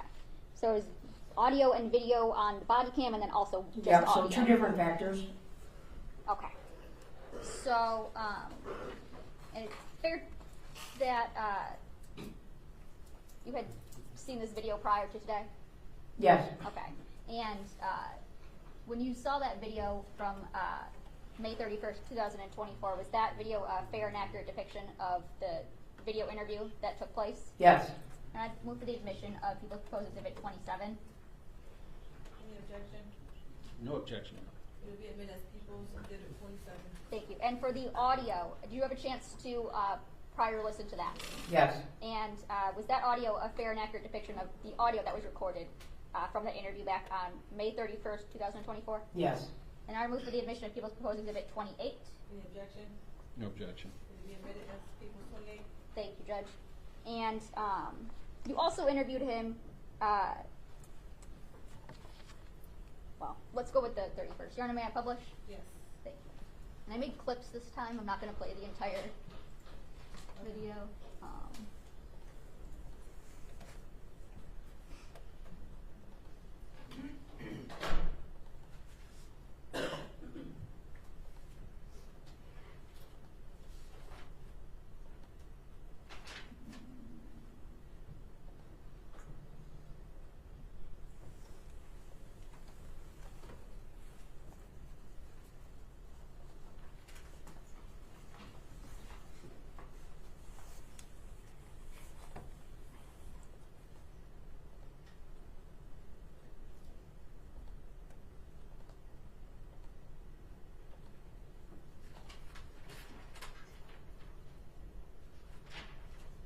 And for the record, this is from Exhibit 26, and it's clip 1.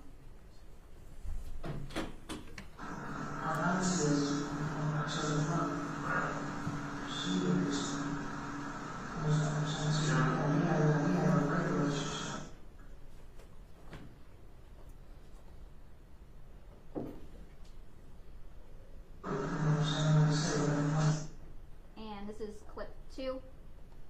I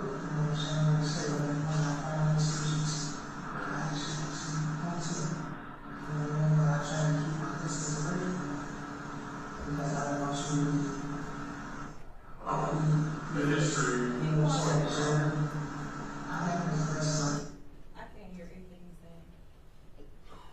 He is very quiet. I don't know if it's my volume that has to go up. Let me try turning it down on TV. I can't hear one word.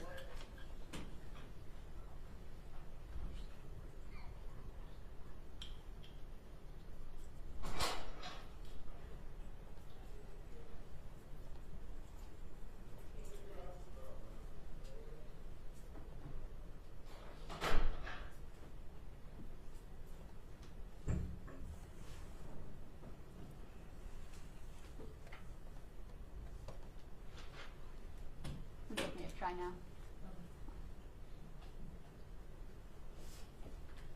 This is starting it for clip 2.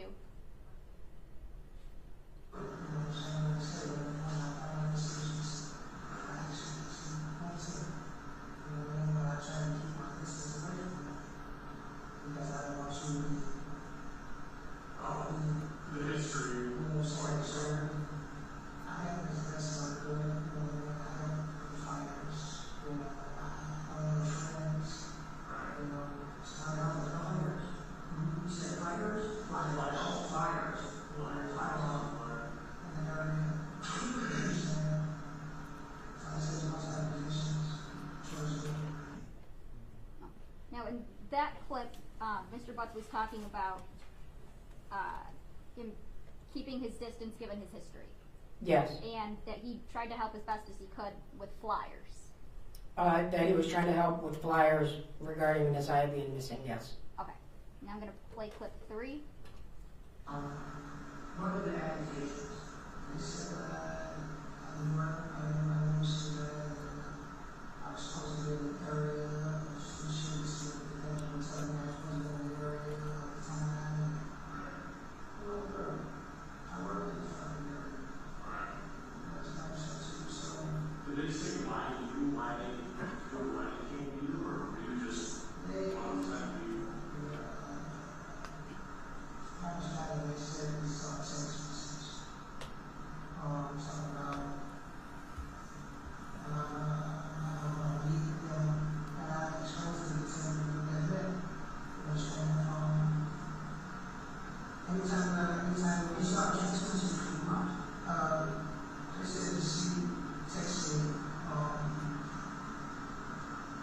like, what was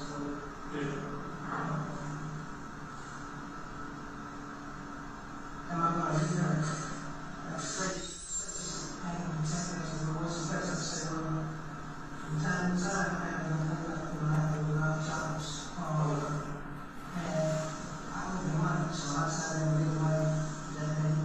I probably come the next day and I always touch the grandma's house. And I started in there, and I started moving in the grandma's house. So when I was at grandma's house, I got off work.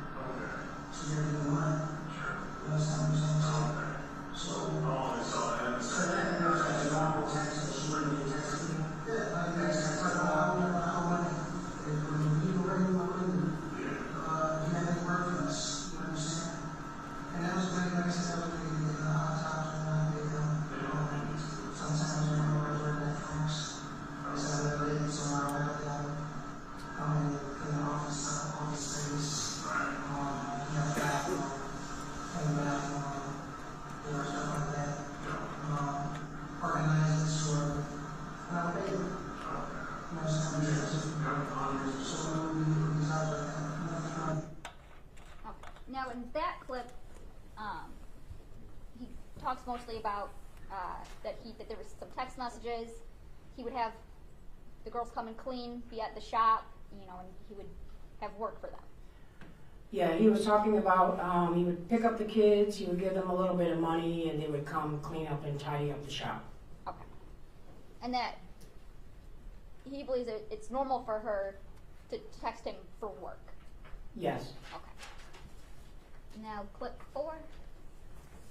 Do you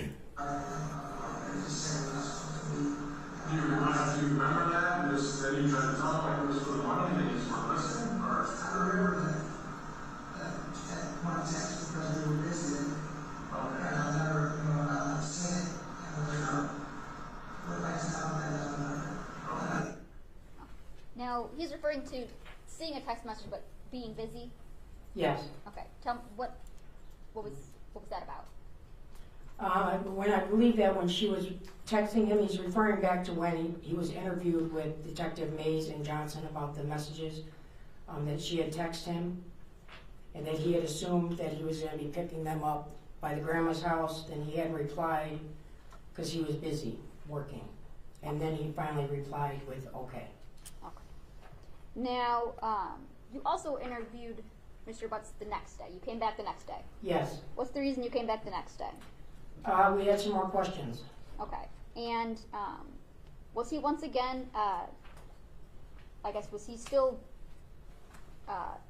constrained by that advice of rights? We had him sign another one. He read another one that day, and he signed it that day as well. I'm pretty sure, or we showed him this and he agreed to it.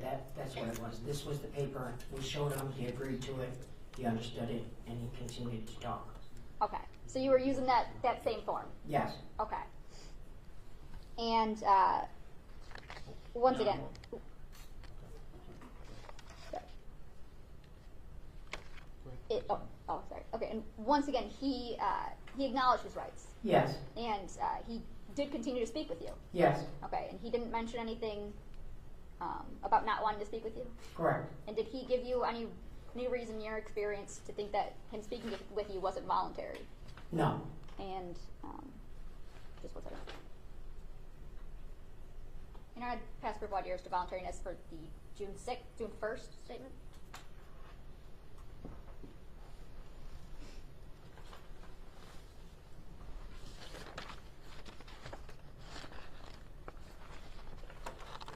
Sergeant, do you recall on June 1st you were with your partner, Sullivan? You didn't have him sign a form. Well, we had presented this back to him. We had this form, advised him that this was still, if he understood his rights, and he agreed. So your words, I believe, were you remember the form you signed yesterday. You still understand that? Did I say that, or did No, Sergeant Sullivan say that? Sergeant Sullivan said that. Okay. You want me to say what Sergeant Sullivan said? No, I just want, you went with your partner and you understand that nobody had him sign anything that day. That he was re-advised of the rights from the form that he had signed the first day, and he was shown the form, and he agreed to continue to talk. Are you sure he was re-advised, or told you remember signing a form yesterday?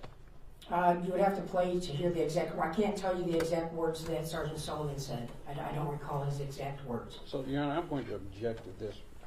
As I recall hearing this tape, there was no reading of rights for the second date. The only thing that happened on the second date was he was advised, do you recall signing the form yesterday? Yeah, that still applies. That's not. Do you want to play it so I can hear it? Sure. You want to play June 1st beginning, probably the first 5 minutes.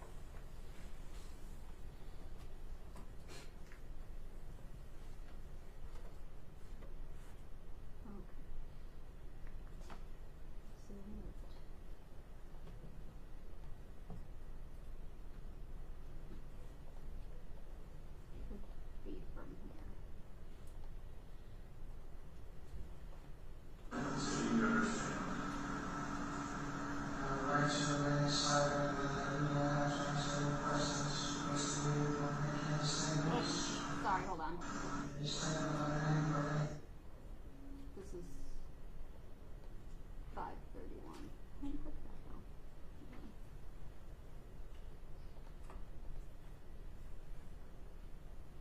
Ms. Ridley, it might be best to play that to show that he Or I want to see that as well, show on the 31st what he understood it to be. Oh, okay, yes, Judge.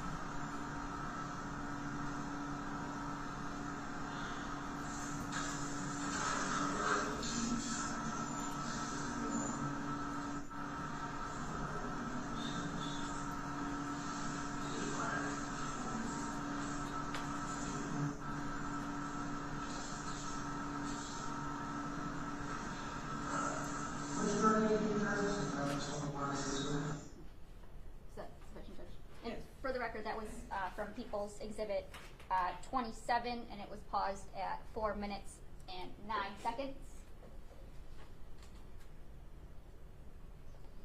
And let me find the other one.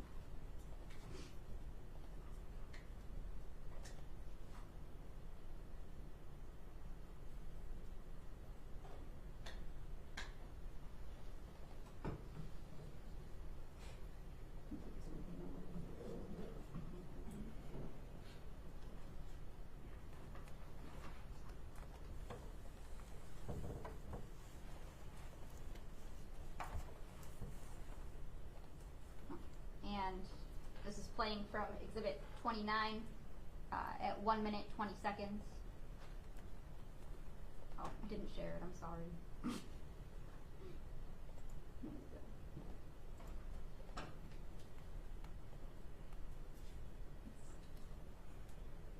Playing starting at 1 minute and 22 seconds.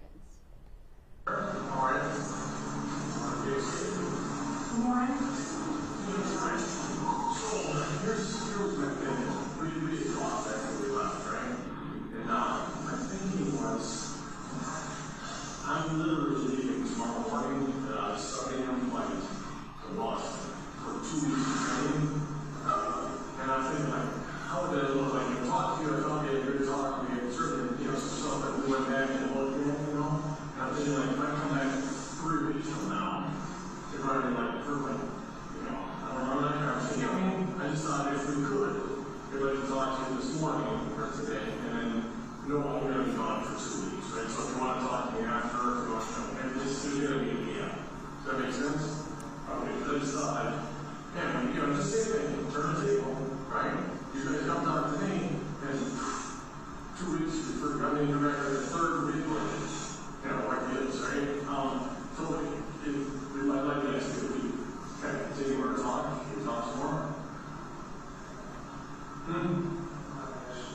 Okay, alright, so, again, same rules apply, nothing's changed. We don't want to talk about something, I don't talk about something. There's no screaming on it, so you went over your ratings yesterday. I'm probably just having time to the forum, right? Just as you're presented, we're presented. There are, if you want to just continue with this one. Okay, you're still familiar with your ratings, correct, right? Okay, nothing's changed, right? Alright, so, I paused Exhibit 29 at 3 minutes and 3 seconds. Judge, I would just say that it's Mr. Butts who agrees to continue with just that form.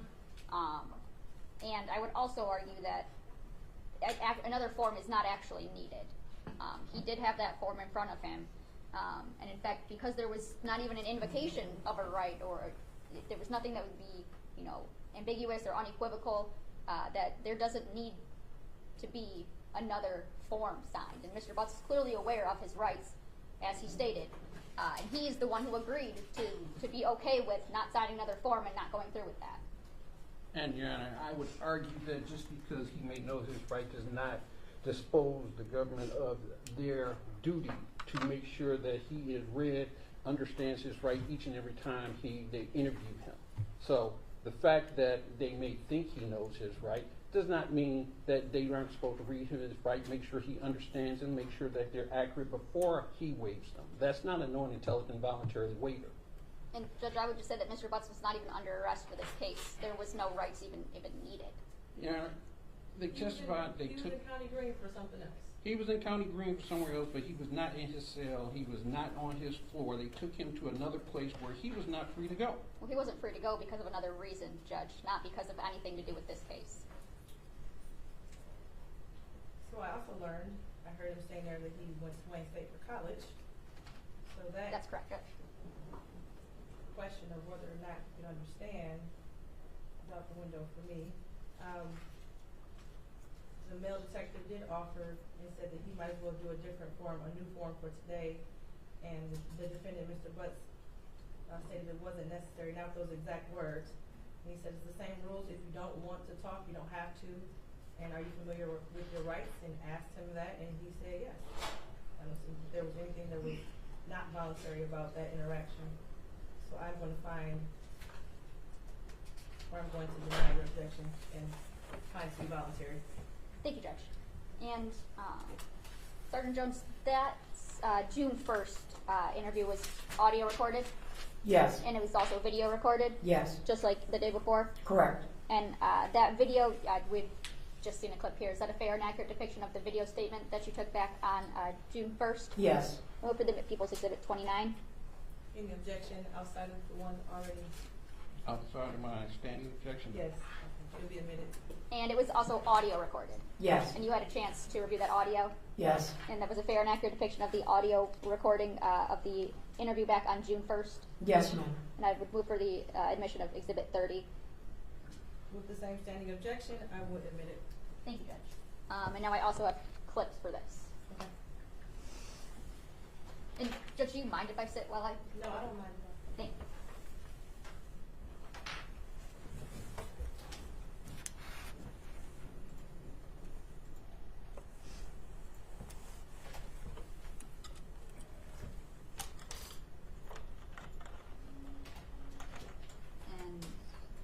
publishing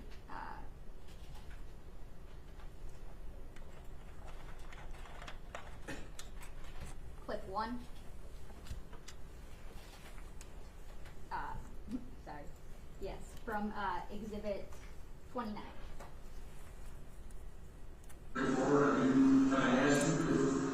I'm not telling you. I'm asking you. Did you see her? Okay. So. And you heard Mr. Butts asked if he saw her. Correct. Who was he referring to? Messiah. Okay, and when were we talking about denied seeing her when? On the 9th of January, 2024. And I'm playing clip 2. And yeah, I think I'm going to object to the former question. Yeah, all we heard was, did you see her? I don't think there's enough context for her to make that statement. This is what they were talking about. If that's the question that was asked, I just actually go back a little bit further and play the exact question and answer. I'm sure, Ms. Brooke, you have the full interview. I do, Judge, but it's 3 hours long. I don't need to hear the full interview, but if she's going to answer from the simple question, did you see her? The answer is no, that all this other information applies. I'd at least like to hear that. That's all I'm saying. Judge, I would say that this entire interview is admitted. If the court wants to review that, I mean, I can go back a little further. It just might take 1 second.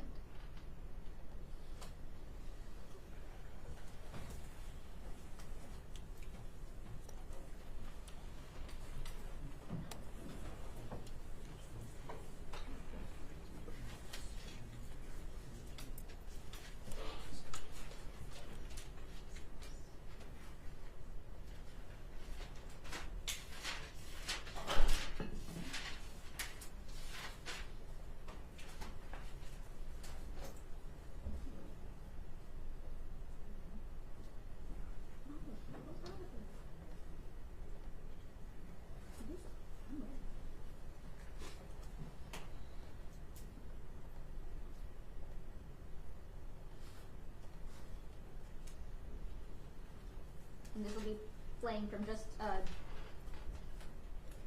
couple of seconds back at 35:58.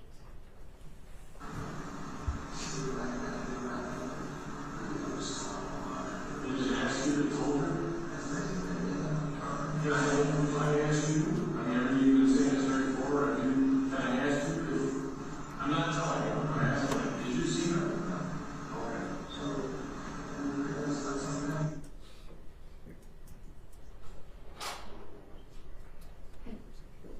Judge, I would just say for context, the officer can talk about who they are talking about in general. Just ask the question. Who are you guys who are you and Mr. Butts and Sergeant Sullivan talking about in this interview? Messiah Harris. Okay. And if there's someone else that you're talking about, do you mention them by name? Yes. Thank you. Okay, overruled.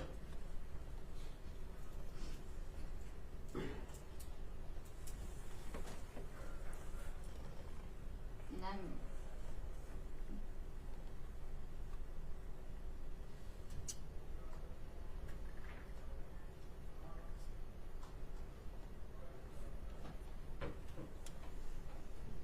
going to continue with clip 2.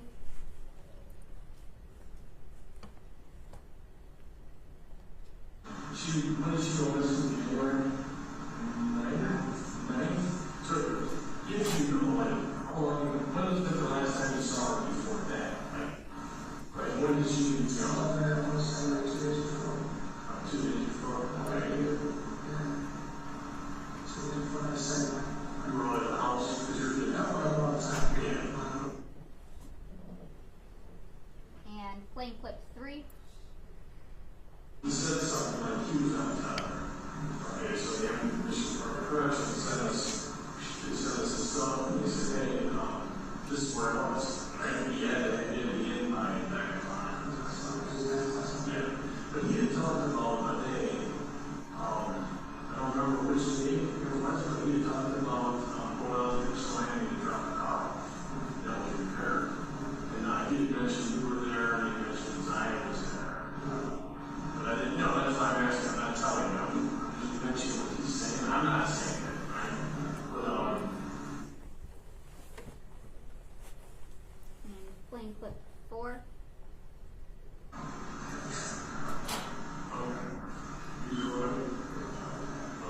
anybody with you? I don't know, like I said, was there a little girl with you? Or a younger lady with you? You were by yourself? Did he drive over also? What did he do?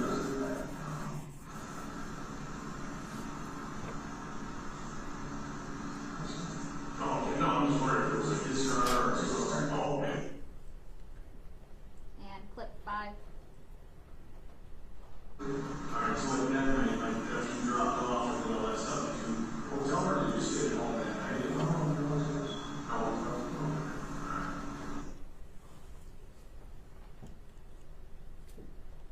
And clip 6. How she would text you on the phone. But they said she didn't have a phone. It was a phone. So she texted you from a phone number, or from an app, or from she would text directly to your number. It was a phone number. You're coming in with the phone. Like you said, I didn't use technology stuff. Wherever they were coming in with the phone. Alright, okay. I would get a call from the number. Okay. Same number? Yes. Okay. Did you lock in as her? Okay. So maybe. And playing clip 7. Like that's your phone and that's her number she's texting you from, right?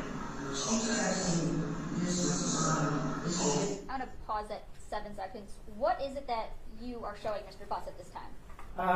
We had a printed out copy of the text now messages. Okay. And would those be the ones from people 16 to the 231 number? Yes. Okay. I'm continuing from 7 seconds. It's going on and then if it's sent, that means that she sent it. If it's received, that means that he replied something to receive that account. So this is from a text now app. So like I said, I don't know that it was on the phone.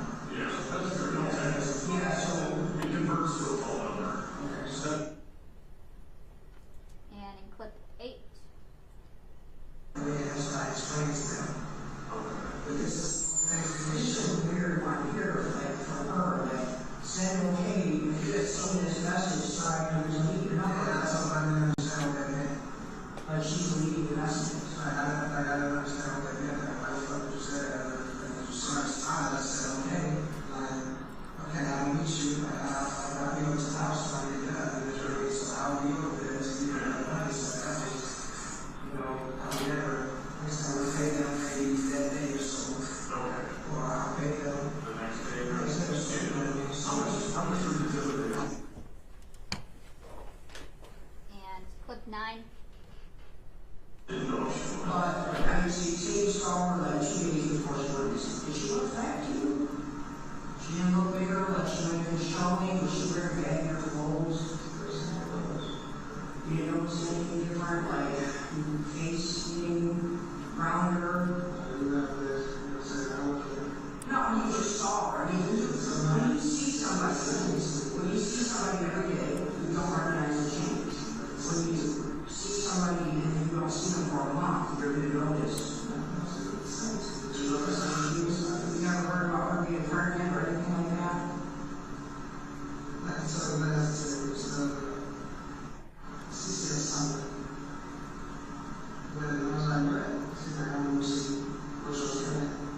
I was like, she's not going to get it. This is pregnant. She said, I was like, very well, me too. And I said, okay. And then we can see what comes from. She didn't know it was a best. And clip 10. So, Can you go back and play that one more time? The last one. Yes. Replaying clip 9. but I mean, she saw her like 2 days before she was. Did she look back to you?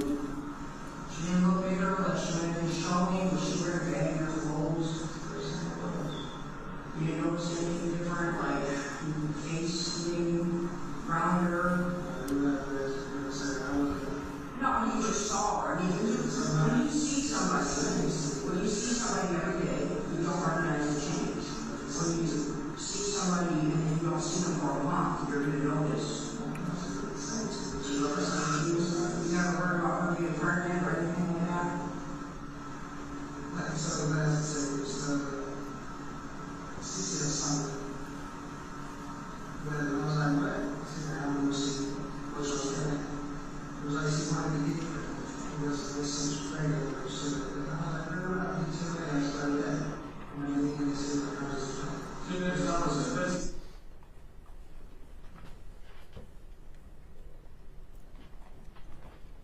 Proceeding to clip 10. So, even though it's deleted, right, this is all from the same app. And I want to make it clear though, I read through them and I see a lot of them where she's kind of an initiator on a lot of things. And I think she's young and she's an initiator. And I also get there's history, you guys have a relationship with each other. We're not going to, when I say we're coming to a full what I'm trying to say to you is stay on the same path, okay? Because there's you're hurting, so you are hurting with all these people coming forward. Your daughter coming forward is hurting you, yes? Don't separate, stay on the path with me because your children that are out there are hurting because they're seeing all this stuff, right? Don't let this be the next thing that they're going to see. And this is, we can go over this together, and if you have any questions, we can talk about it. So this starts here in March. Yes, 2023. And this is where she identifies who she is. Okay? And this number here, it's all your number. It's all your number throughout all the pages. Okay? And over here is the column that says whether the person deleted the message or not. But when we talk about the nerds, once you put something out there on the internet, it's there forever. And it's on a device, and it's in your email, and it's on your account. It's on jarvisgoogle.com. And everything that you searched is on there. All this stuff is leading to this. And I think that there has to be a way to break the pattern. And I'm trying to get you to stay with me to break this pattern. Because this pattern has been going since when we got locked up. And it may have started before that. But I think you got a lot of heavy on you. There's a lot of heavy right here that you're holding in. And it's here.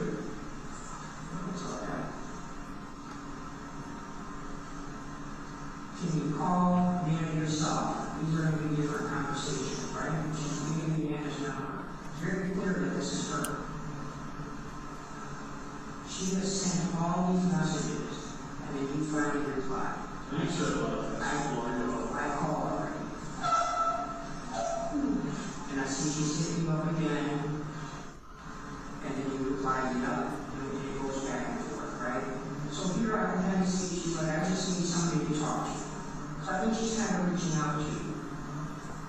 Was she going to retire or something? That's something that's there as well. Alright. So here's some more sent messages. She's tired of people telling me that they love me, and then the next minute she's crying. She keeps calling for people traps and they treat her like shit. You're the only person I really trust. She asks you, do you think I'm ugly? Right? You reply, no. She says, thank you. And you ask her, what are you doing? Oh, I'm sorry, she asked you, what are you doing? Then you reply, stop messing with people and just be mine. That's just not all context. Alright, so I'm going to mark that on this. Wasn't meant like that? The title.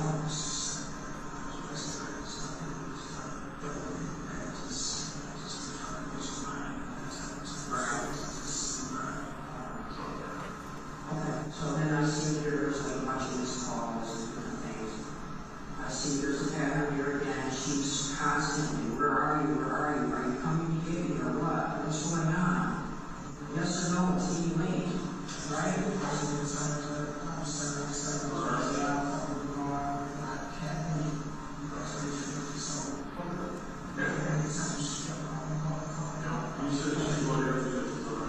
Right, so here she's sending me pictures. Do you remember what these pictures were? Those are in a separate folder. Whatever pictures she sent you. She never sent you anything that maybe she was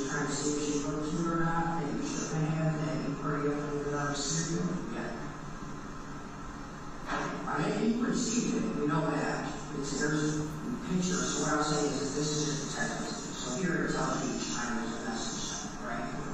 Alright, so this is still, we're still in March. Okay? Then you sent something here on page 2. And she said, what do you mean? You said, you heard me. And she replied, you can't do that. And then she said that she didn't make you want to love you. Right? She always said, love you. All of you, I love you. Like, okay, it was like all love. Oh. That's why we're talking about you, because things can get confusing, right?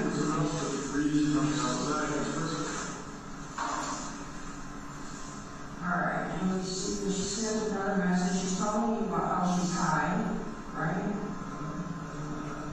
So you're like, so? And then why are you mad? What are you doing? What is NTH? Nothing. Back and forth, and you come immediately. Then she says, here, you can only text me by this number. Don't text the Google Meet number no more.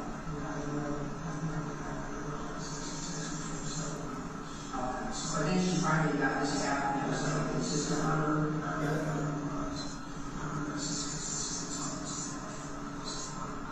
So after this Google Meet, and you're like,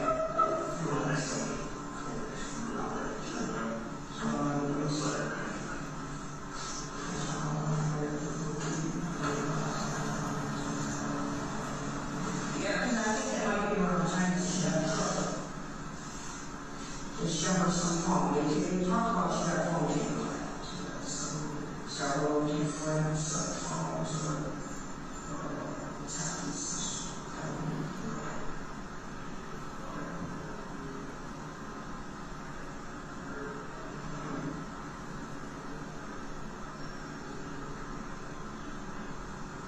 Yeah, so I see that there's a whole bunch of stuff in here about call her,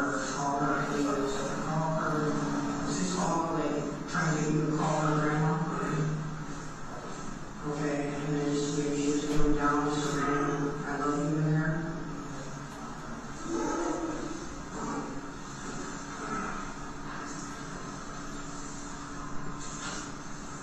Pull up, and then you mad at me. Why would she be wondering if you're mad at her? So I see all these sent again, right? We're still only, now we're in May. This is May. What you doing? Good morning. I miss you. I miss you too. Okay.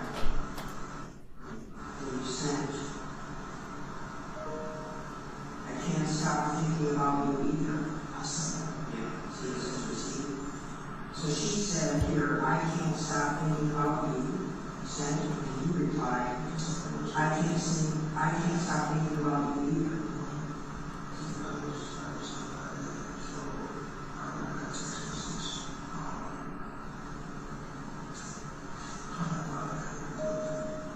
Are her mom do something?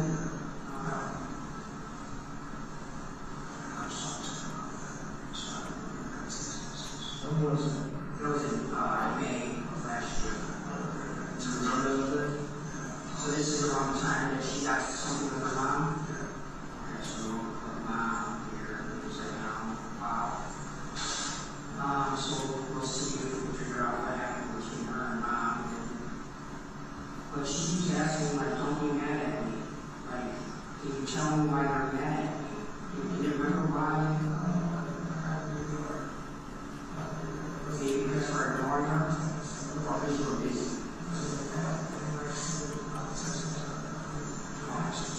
Well, you don't check the back or get stressed. Alright, so sent, back and forth. Something about I told you not to go into my room. Why did you take my stuff? Did you take something out of the room? I found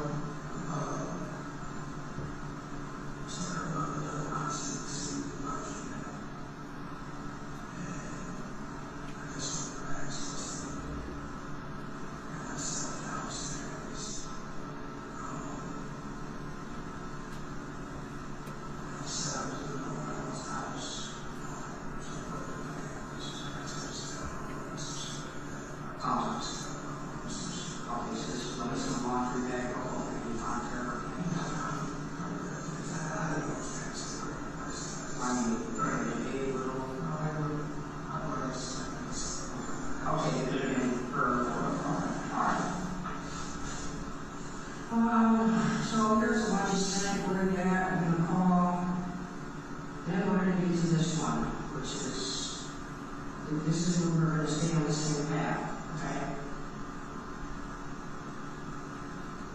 You can read this one?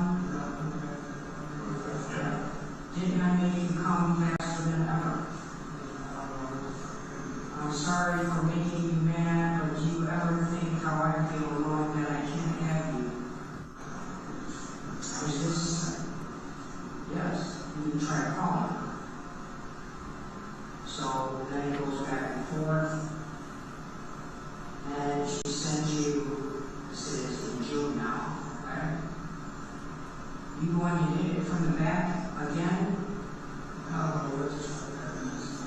and then you asked her to send me some more pictures, please. Send me some pictures. That's what you said.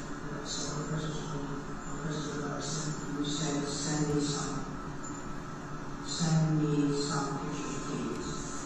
Well, that's probably next page. So, and then like this is going down that, just remember what I said about, is there something maybe she's, you know, not saying you're a victim, but is there something that she's saying to her playing with you, right? Did she ever say anything like, you know, I like you, you're sexual, anything like that, right? That's why I was asking, right? This is hard to talk about. It's like that. Here is talk about it because these are some of the questions that we asked. And then I didn't have sexual relations. That's just right. We gotta have a sexual relationship. Yeah.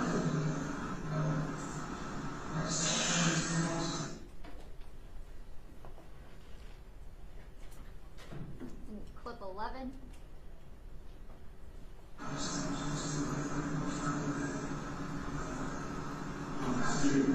So this is like entertaining the thought with her.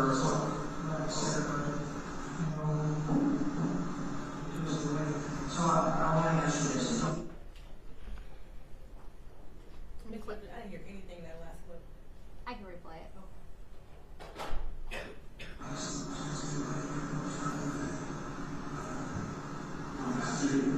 So this is like entertaining the thought with her.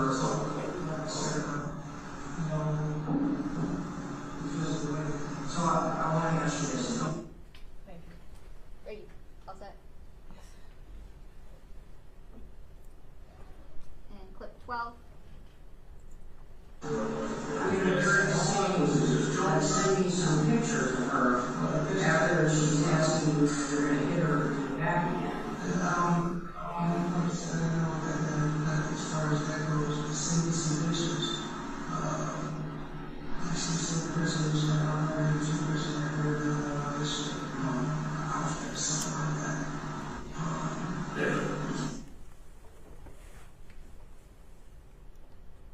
And clip 13. Alright, now we're back to the are you coming over? I missed you, good night, call me. Then you randomly send her and June 26th. I want some pussy. No, that wasn't, I didn't say sex to her. I didn't say sex to her. I said that to my baby's mother. So I didn't say that to her. So like I said, you texted children? Yes. So this would be in Shannon's home? Whatever that number is that they use, like I said. So Shannon sends you text messages on it too? I said first it was like on my phone. Like I said, it's there. So you can have some plan whenever you come get me, call me when you want to tell. Call me when you want to tell you something. You can get some today. Now here's where you can get some pussy. This is all within seconds of each other, okay? Now here's why this is not Shannon. Because the next sentence is, tell her you have an inspection tomorrow and they coming early. And this is the discussions about, so you can call grandma. Yes, I didn't, like I said, I've never had no sexual procedure. Every time I had a state like this, it was so, as far as this goes, I remember this, so this was meant for Shannon.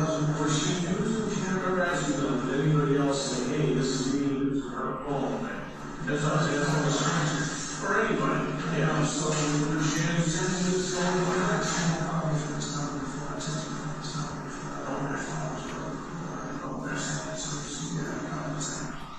now, like I said, this one, my application, I remember getting this one because I was doing like inspection, I never came to person inspection.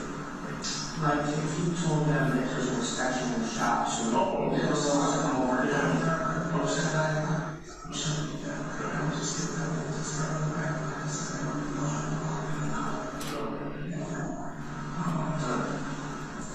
Alright, and so are all these good morning, babe, I love you, miss you, are you naked? Is this all, we're assuming desire, this is she's sending them. Are you naked? I don't want to get naked. Are you mad that I didn't? Alright, so now here's where some preachers come in.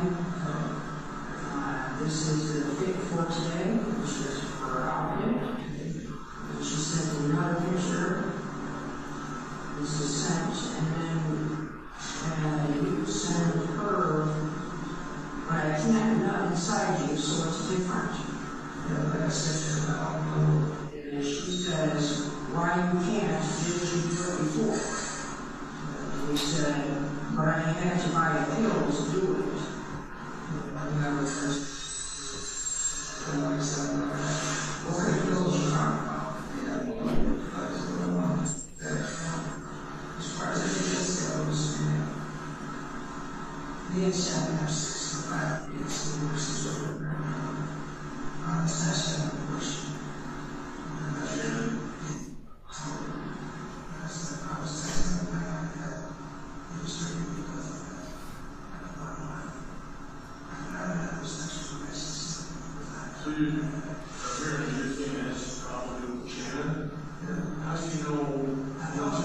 Okay, I said I would try to differentiate. How do you know when she would take over that phone?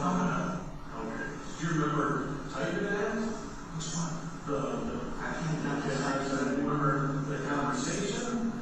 And somehow, like, I'm reading this and the ends out like, who you're right.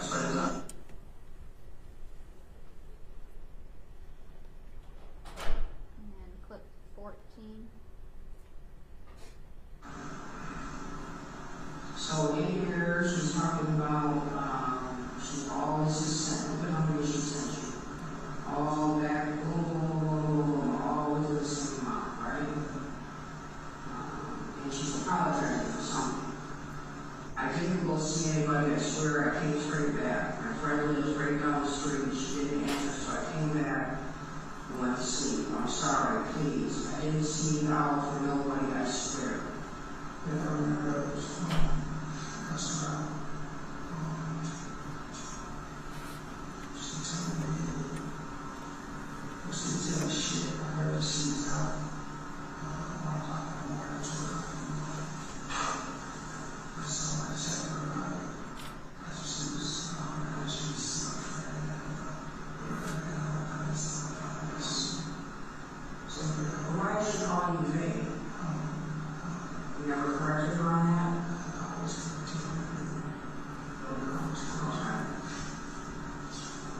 Don't be off at 5 to 10 minutes, you did response, and then my messages, so that's all in here. Stop ignoring me. Then she says, if you don't believe me, I'll send you my Instagram password. So she sent you her Instagram, and she gave you the password, her Gmail password. I hope you believe me now. You really don't want to believe me, but I will tell you the truth. I just want to make your day better. So, by looking at this, and whether you felt the same way, she thinks she's in a relationship with you. Because while she's reaching out to you, she's confiding to you, she's calling you babe, she's saying I love you, she's apologizing, I didn't do this, don't give us a stop ignoring me. Those are all things that I guarantee every one of the other women that get you pissed off at you or whatever, you guys probably go back and forth and say, this is not a niece-uncle conversation. You may not have been looking at it a certain way, but she's looking at you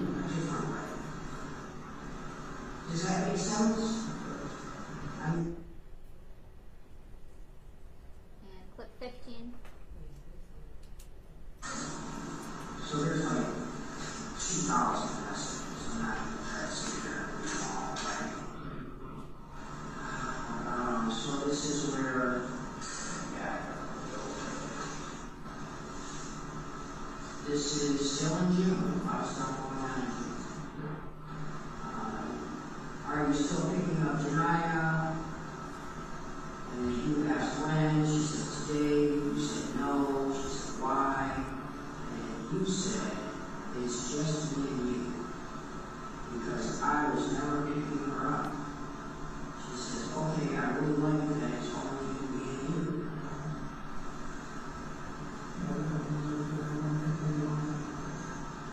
I go, why would you? I did, let's say you didn't. But then why say that to her? It was just me and you, because I wasn't going out there.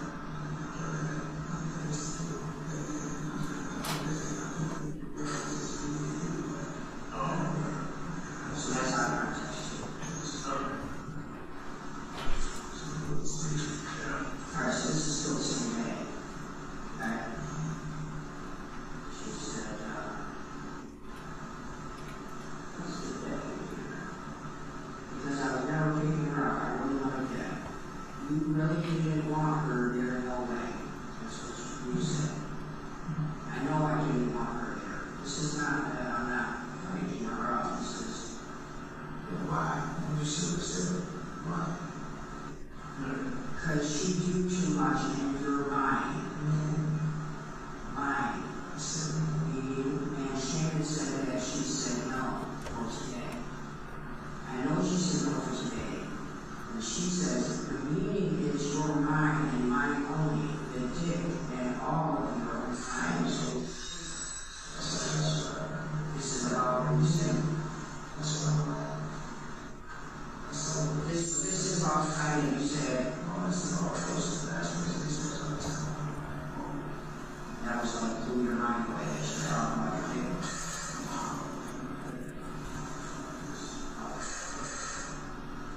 And then she says, I want to know the meaning when you say I'm yours. Like a role playing.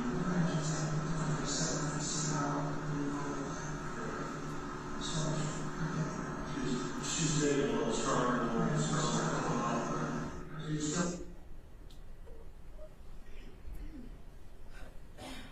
And clip 16. It was never sexual. It was never physical. It was never sexual. Well, this is sexual. I'm saying this across physical. Right? Not sexual. Okay. So just so you understand, this is sexual. Right? Not sexual. Not sexual. You're just saying you're talking about it, you just never related. Right. Okay. So this is like sexual.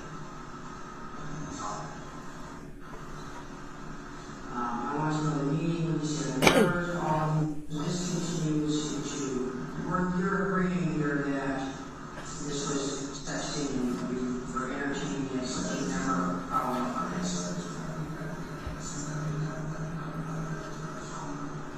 Right, that's what I'm saying. This is just role play. You were just sitting there talking and you got to follow up and it continues. I'm just. And clip 17. Okay. These pictures that she sent, what were the pictures of?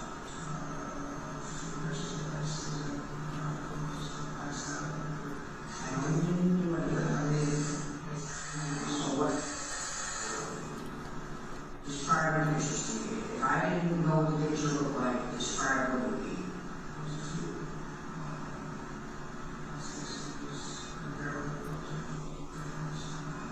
What was she wearing when she was in the mirror?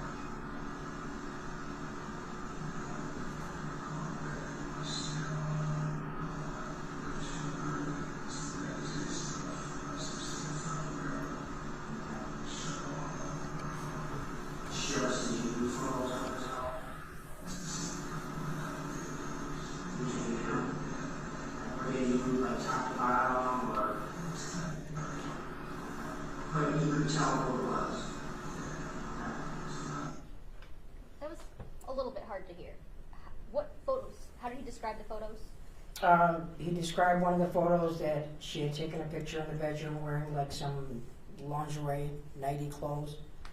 That some of the pictures she was nude, that she was nude from top to bottom.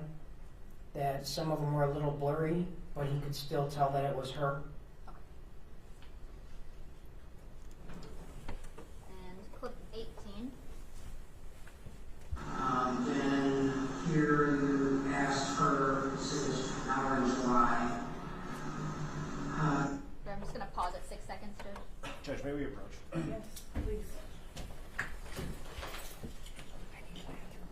Okay, let's take a 5-minute break. I just was informed we need to take a rest break. We'll come back in 5 minutes.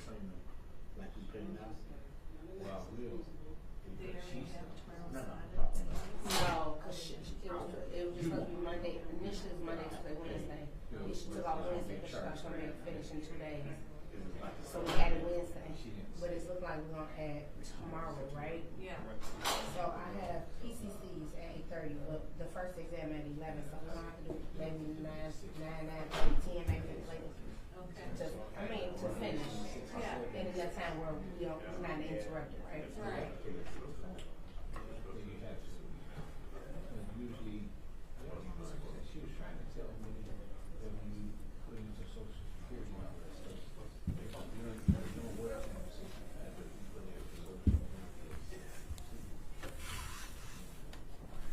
So they give you a rate for saying, no, you can't do this.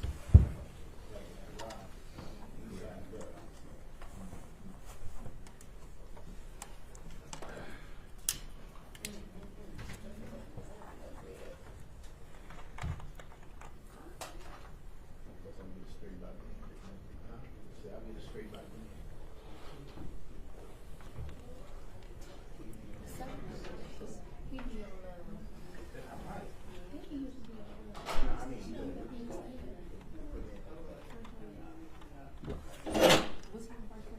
Lance?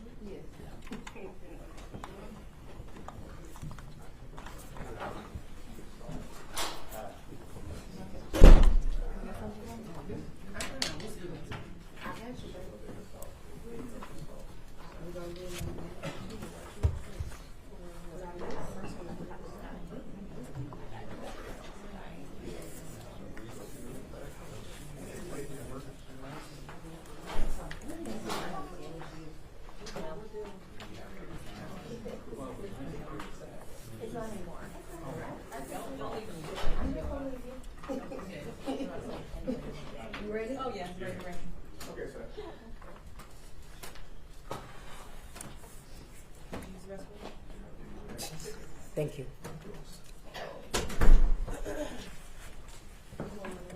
Yeah, we're back on the record. Oh, we need to go back on the record. Oh, definitely, no.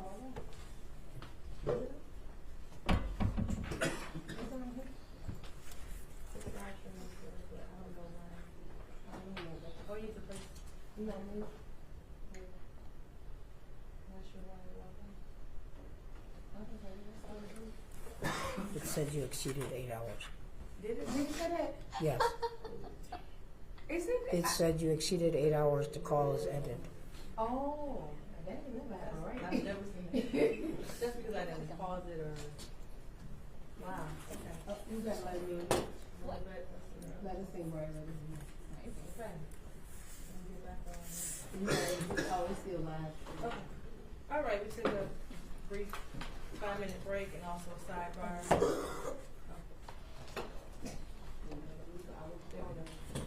We're back on the record, 2459617, People of State of Michigan versus Jarvis Butts.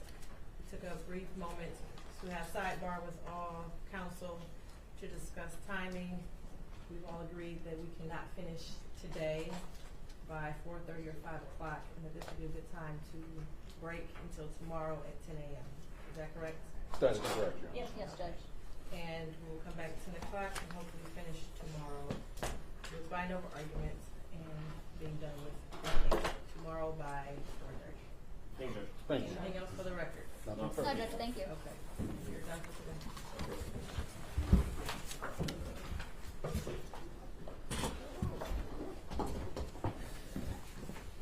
All right, now to our docket. Yes, to our docket. That's gonna go. Everything. That's gonna go. Why did you write that there? I don't know who did that.